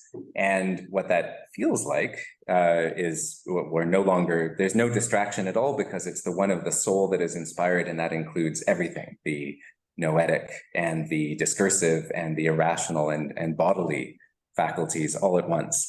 So like the dancer moved by the music, Socrates can act to help Phaedrus without having to alternate between the model and the canvas. And I think there's good reason from the passages I gave to suggest that there's something Iamblichian going on there. But I think what we have in section 3.4 will bring this out a bit more explicitly, and will also give a little bit of mythopoetic weight to the idea. So in the background of this, I'm going to compare some passages from Julian, following the article I've cited in text 29 by Adrian. And just behind this for context is the theological interpretation of the demiurgical series from Helios as the sort of original, who's syncretized with Zeus, as we were hearing about before today, flowing into Dionysus and then Adonis and then Attis, probably 4 steps. And this is the sun coming deeper and deeper into materiality, and then with Attis turning back around again and reverting. So just methodologically, I'm going to talk about Julian because there's a good argument, as text 29 brings out, that if you find something in Julian that has parallels in Proclus, it's a reasonable guess that it comes from Iamblichus. And text 30 and following are examples of this picture I just gave of the different levels of demiurge, leading into Adonis and then to Attis as the cause that descends even into matter, the divine demiurge that is fully in matter. Text 32 takes this back to the myth of Attis and the mother of the gods. Text 35 from Proclus on the Timaeus distinguishes these 3 demiurges, the third one probably associated with Adonis, being not only divisible, but in contact with things that come to be and the forms contained in them. And then I think the rest of this brings out in a nice way what Syrianus was saying in the passage before about this Dionysian wave of inspiration, how Socrates can coast that wave into particularity and materiality and action, because that's exactly what this series is about and what this series does. The rest of that article is very helpful on parsing out the different 4 gods and trying to disentangle different sources that describe them. I won't go into depth about that here, but again, we could talk about these passages down through text 40 later on if we'd like. I just stress from text 39, these nice passages again from Julian with parallels in Proclus about how Adonis and Attis are taken as very similar in their full descent into matter, without a gap, again, without this sort of separation that we might see in Plotinus and Porphyry. I'm not overgeneralizing that, so that the divine demiurgic form actually is there, or at least there's a living connection. So just like I was saying before in the idiom of enmattered forms, you can look deeper rather than looking away and actually find the transcendent form in virtue of this descent. And there's a good bet, as at the end of text 39, this is from a work by Jan Opsimer about 20 years ago, that this theologization of Adonis in Neoplatonism, again, end of text 39, arose from an exegesis of Phaedrus 276b, and especially the Gardens of Adonis, which probably was the work of Iamblichus. So there's lots more we could say about that, but I think it gives a bit more granularity and substance to the kind of Dionysian inspiration that we're hearing about that facilitates this action in the enmattered world. So with Socrates is following that kind of wave of inspiration, like the dancer, so to speak, acting while he contemplates and following the model of Attis, then he also, and Adonis, he also returns and goes back up again. And so the way up is easy, the ascent is easy, as Syrianus was saying, and he never really abandons the origin of the series. So I think that the mythic language here gives us more of an understanding of the philosophy of mind. There's more again to say in section 4 about the different scales of virtue and inspiration, I think, which I won't do here, but we could talk about in discussion if anyone's interested.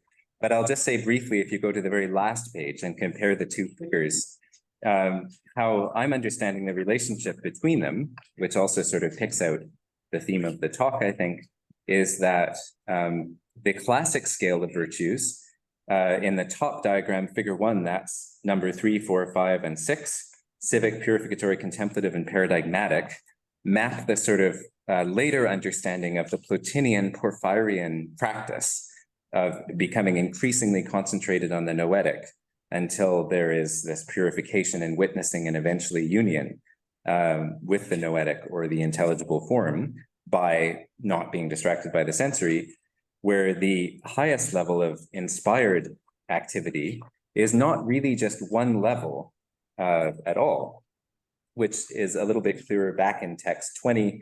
So I'll just say briefly where Damascus actually talks about number 7, the hieratic virtues in the plural as corresponding to all the categories just mentioned, all the other ones, with the difference that the others are existential and these are unitary or have to do with the one or the one of the soul, perhaps. So I think what that means is that the scale of inspirations, so to speak, in Iamblichus maps perfectly to the scale of virtues in the Porphyry Plotinus picture, and that's figure 2 here. Hermias, reporting Syrianus, actually gives us a scale of inspirations. Inspiration of the Muses, which harmonizes the soul, inspiration of Dionysus, which makes a whole of it, inspiration of Apollo, which brings it to unity, inspiration of Eros, which fuses the unity with the gods. This, of course, is a commentary on the Phaedruses, different kinds of mania, divine mania. But I think you can map each of these to one element of the traditional scale of virtues. Civic virtue, like the inspiration of the Muses, harmonizes the psyche. Purificatory virtue flows from the inspiration of Dionysus. Contemplative virtue from the inspiration of Apollo. Paradigmatic virtue from the inspiration of Eros, where this fusion is possible. So I think that's what's happening there. And then you have two parallel ways of ascent, one Porphyrian, if you like, and one in Iamblichus, but both flow from this interesting different philosophy of attention and inspiration. So I'll pause there. Thank you very much. Thank you very much, Michael, for this amazing lecture. And now we have some time for questions.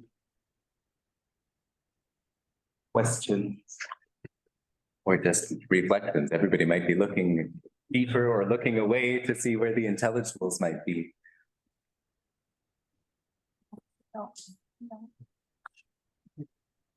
Thank you very much, Michael. This was really a lot you gave us.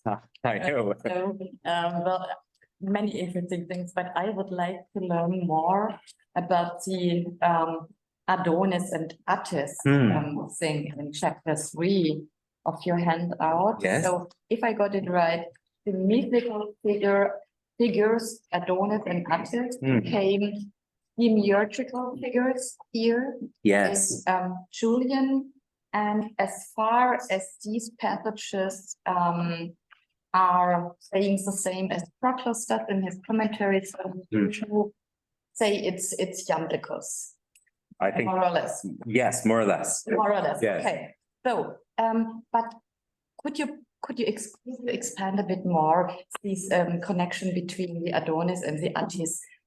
Yes. On a demiurgical level, so I would be interested in. Thank you very much. No, thank you. That's why I'm asking if Porphyry in Aggalmaton is talking about these figures as well. Oh, interesting. Okay. Relative powers and Yes. so on and so on. And so I think there is Yes. more about demiurges. Yeah. Thank you. Yeah. That's really helpful. I would like to learn more about this too. So I'm reliant largely on Adrian's article in text 29. I know He's this breaking it, yes, and so I'm learning as I go. Okay. My understanding is that when he's knowing that this principle first about the Iamblichian source, he's not necessarily meaning to say that that Iamblichus was the first to theologize these figures in this way, but that Iamblichus probably was the one who broke them down so systematically as number 1, number 2, number 3, number 4. And that, of course, Proclus does this, we know from Proclus's hymn to the sun, and from some of the Timaeus texts where Proclus is fairly explicit that the sun Ceres goes into, and the sun as Zeus also interestingly goes into Dionysus and Adonis and Attis in that order. But I think the argument is just that that precise order of four may go back to Iamblichus. And yes, I also saw in the article that Porphyry anticipates some of that symbolization. And I think for my purpose here, how I wanted to kind of include this was partly to suggest that the stuff about Dionysian inspiration for that bit of the Phaedrus, if Oximer is right, looks Iamblician too. So that sort of helps me.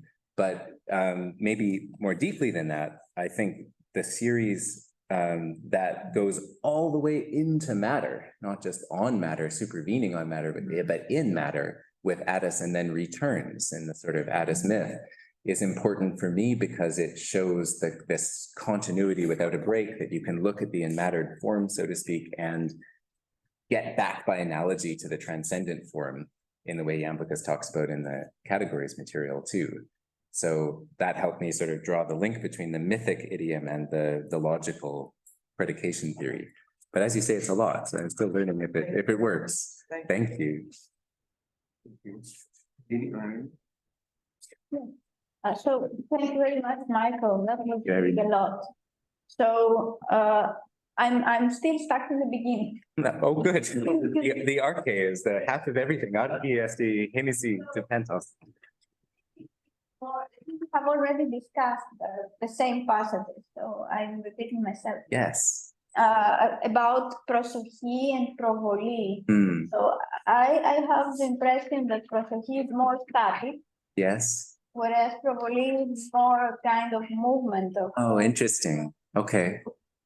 How I mean, do you think they refer to something that is similar things? How do you understand them? Interesting. Well, I would be interested to hear what others think about this too. My first answer is that I think the proboli is the production of secondary lives from the soul. It's the kind of creative emanative action that creates more layers of the sort of the maybe rational soul and irrational soul and so on. And the prosophy, or sort of spotlight of attention, I would think of more like an activity than the production of subsidiary faculties. So it's not a creative act, but it's an energeia, if you like, of the soul that attends in this context to either one of the more distant projections or all the way back to the intelligible manifold in the mind itself. So I guess that would be my short initial answer, is that I think the probably is productive of more faculties of the soul, as a creative process, and prosophy is an activity of attention. I would note that in the picture with the one of the soul in Proclus, it looks like the one of the soul is actually responsible for prosophy, for attention, because attention is something that can in principle go to anything in the whole field of the soul at any level, something sensory, something contemplative, any faculty. And that's sort of interesting. And if that's right, then for Proclus at least, prosophy is pretty special. It's actually the energeia of the one of the soul at some level that does bind the whole together. So I think connects with Anne's passage about how attention and prohairesis are closely linked somehow. But I don't know. So that's my first. What do you think? Do you have any thoughts on how they relate? My impression was what you said at the beginning, that prosophy, for example, the soul can focus on something, but still and there may be a projection at the same time. So projection has to do with the production of more levels. Whereas prosophy is, for example, the soul may be turned towards intellect. Already into Plotinus, but there is a kind of projection in the sense that it produces the level below. That's interesting. Yes. So, but I mean, no further idea on that. Well, no, I'd like to get into that more too. Yeah. So I guess it's the second time we've talked about this, because the last time I just talked about the I have changed my mind. I remember that I was trying to see a connection with how the soul remains always eligible in Plotinus. Yes. Yes. I wouldn't say that now. I guess the basic distinction, to me at least, I feel the basic distinction is between, for Porphyry, and increasing kind of muscle of attention and focus on just the intelligible. Prosody is understood as sort of virtuous attention, whereas in the picture I'm trying to draw out as Iamblichian, it's more a receptive kind of awareness, a receptivity, rather than a focus that's leading to inspiration. So the Porphyry speaks of prosody, but not of provoli.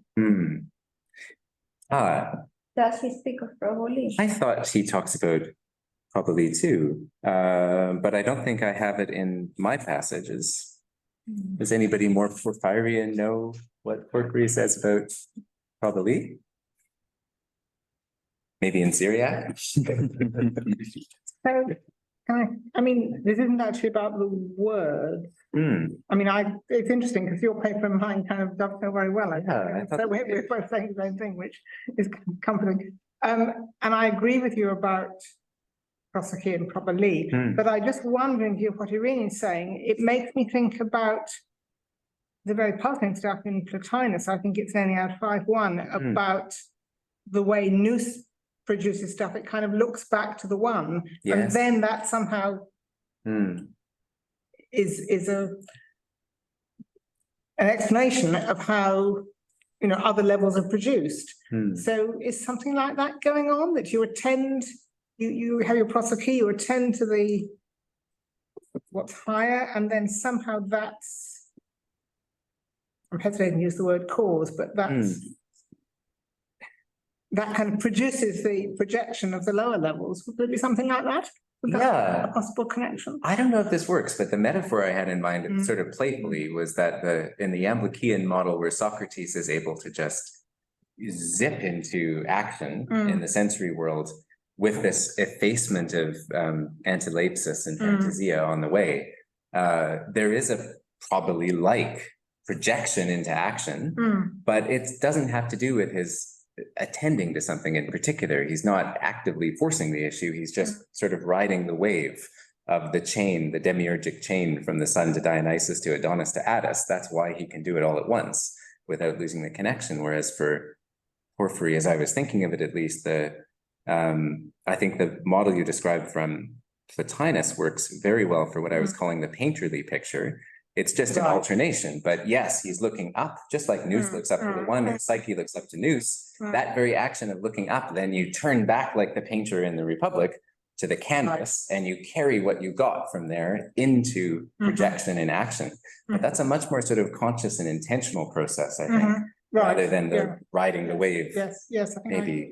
I saw one on the screen too, if we want, but no, go, sorry, Rini. Does it is on this, and then it's Professor Altman. I was wondering whether we could say that he is constitutive of what something is. So it is intellect's attention to the one that makes intellect. So intellect is hypostasized when it turns towards the one. Yes. And this is what makes intellect intellect. And yes. Our soul, what makes soul is. Yes, I think so. That feels like Orthodox Plotinus to me, and Porphyry. I think so, yes. So this is a necessary condition for provoli. Yes, that makes sense to me, yes. So you're... Perhaps not, but necessary. Yes, yes. So in turning up, then being productive at the next level. Yeah, that makes sense. Thank you. Difficult. I like that. So we have a question? Yes, Professor Altman, I think. Yes. Can you hear me? Yes. Hello. Yes. Hello. Perfectly. Hello. Oh, so I have, I guess, 3 questions for you. First, in terms of the connection between Iamblichus and Julian, I'm wondering what you think of the following, which is, I think you know that there's some letters that survived from Julian that are addressed to Iamblichus that have been regarded universally as spurious.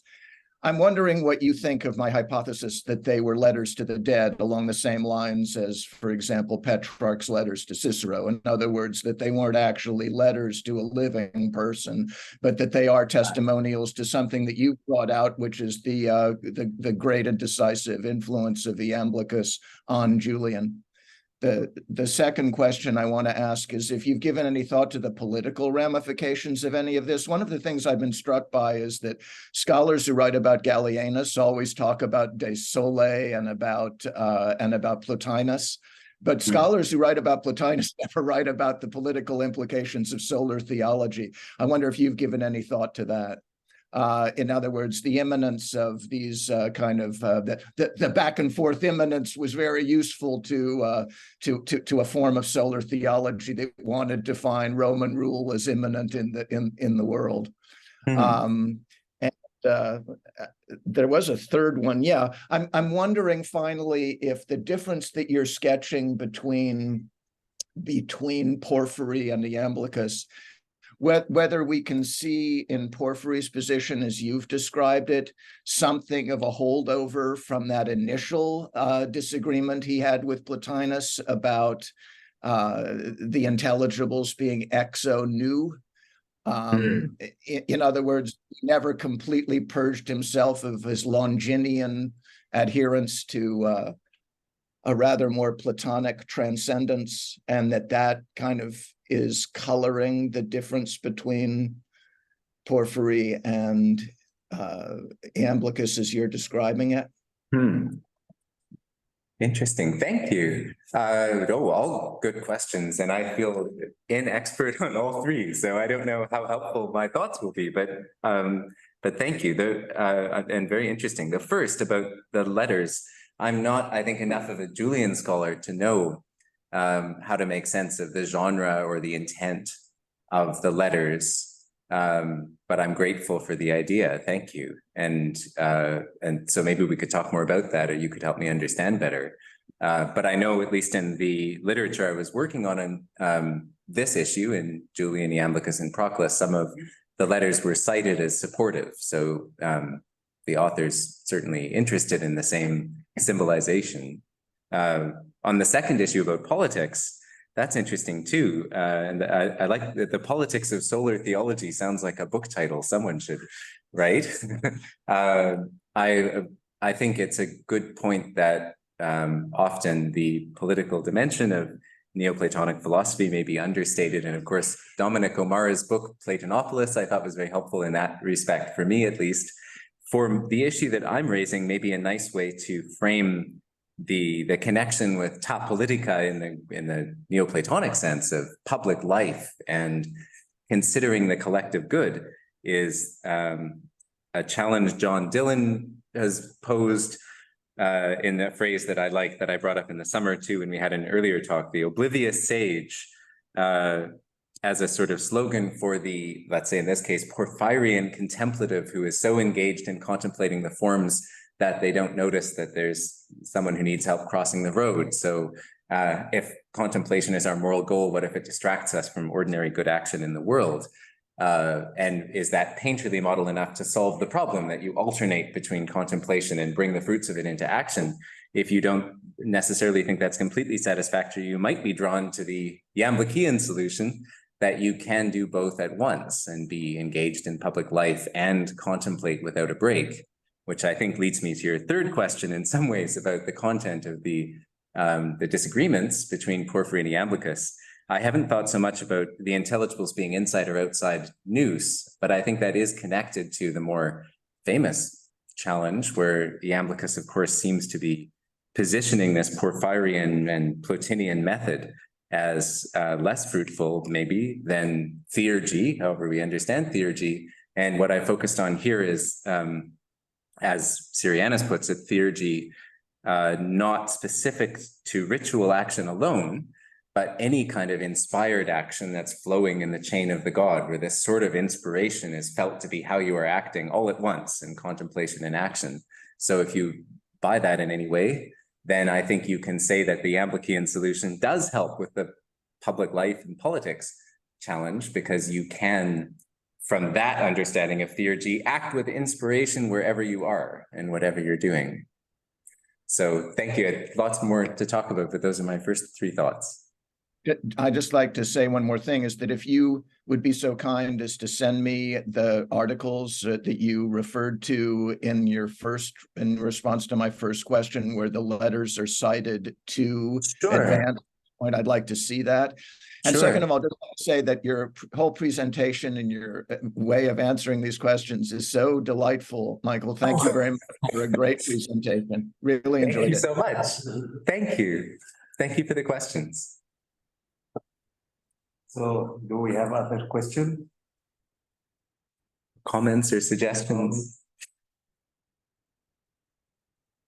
Thank you again for the chance. I have questions. Yes, please. Because this is maybe marginal to your. I love marginalia. Thank goodness. Argument, but I wonder if you could say a little bit more about text 13 on where Timaeus speaks about Porphyry and Iamblichus, speaking about the categories. So my problem in understanding this is that Porphyry as a Platonist should have somehow the Platonist, the Platonic idea of the forms in his mind when he's speaking about how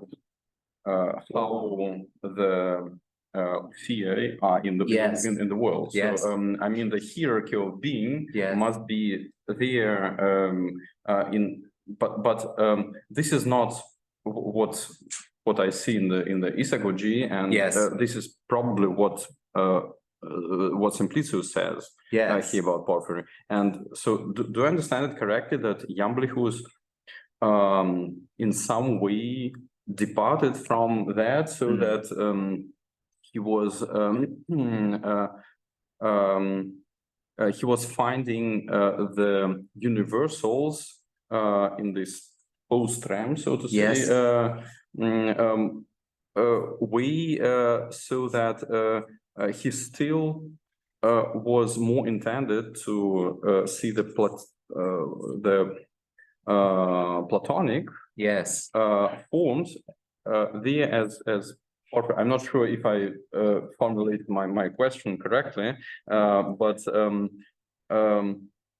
what is the difference between Porphyry and Iamblichus in applying the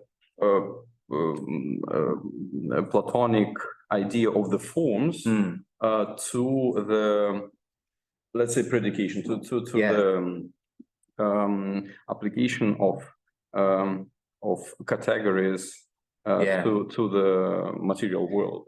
That's a great question and tough. I think, as I sort of put in small print, this particular passage, I think, has given headaches to people who really understand these things much more than me, like Pierre Adot, Sten Ebbison, A.C. Lloyd, and more. I've cited the Kiradana article here. So here's at least briefly how I understand it, that Adot thought that the way uncoordinated is used in line 3 and coordinated, a lot hinges on this.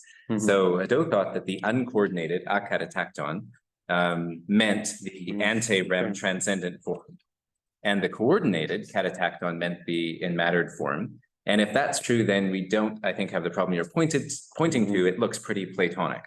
The trouble is that seems to contradict the testimony in Porphyry's extant short commentary on the categories too directly. And that's why Kiradana and some others have argued that it can't be read that way. And in fact, the uncoordinated here doesn't mean what it means in Iamblichus. Rather, the uncoordinated is the post-rem concept that is being torn off or pulled off from the enmattered form after the fact as a non-substantial conceptual item. And then you have this very different picture on that reading, which I had sort of followed For Porphyry, you're getting this uncoordinated sort of concept by pulling it out of the unmattered form. But this whole process is really disconnected and firewalled from the transcendent Platonic form, which is fine for Porphyry because he's taking an almost stoicizing Aristotelian look at the theory of predication. It's all in the physical world, all in the sensory world, everything is happening there. And what makes the predication Socrates is human true is simply that in mattered form is in the bundle, which is completely non-substantial. That's different from Iamblichus, for whom the uncoordinated is actually the transcendent form. And what makes the statement Socrates is human true is the participation relationship metaphysically between the transcendent form and the unmattered form, all at once and continuous, which is also this nice metaphysical fact. You could say Helios, Dionysus, Adonis, and Attis. There's a continuous line that's unbroken. So Iamblichus brings us back to this Platonizing transcendent picture that Porphyry's excluded. But that is all, it's a tricky passage. So I think that's how I have clarified. You clarified the point. Thank you. Thank you. Thanks for asking. Everybody loves the theory of predication at 6:30 at night. I think that is the esoteric theories of, yes, the coordinated and uncoordinated. Thank you so much. Thank you. And thank you for going through all those texts. I knew there was a lot there. Thank you for Irini for putting it together. I would like to thank you all, the speakers, for the very engaging talks, and all of you for the discussion, for being here. I have just 10 pages of concluding remarks.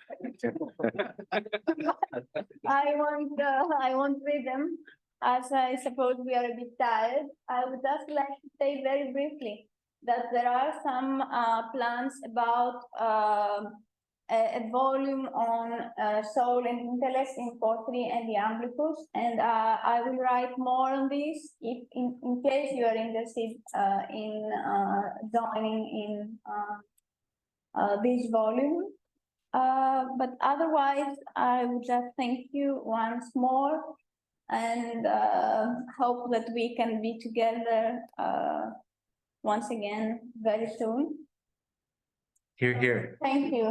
Thank you so much, Irini. Thank you, Mark.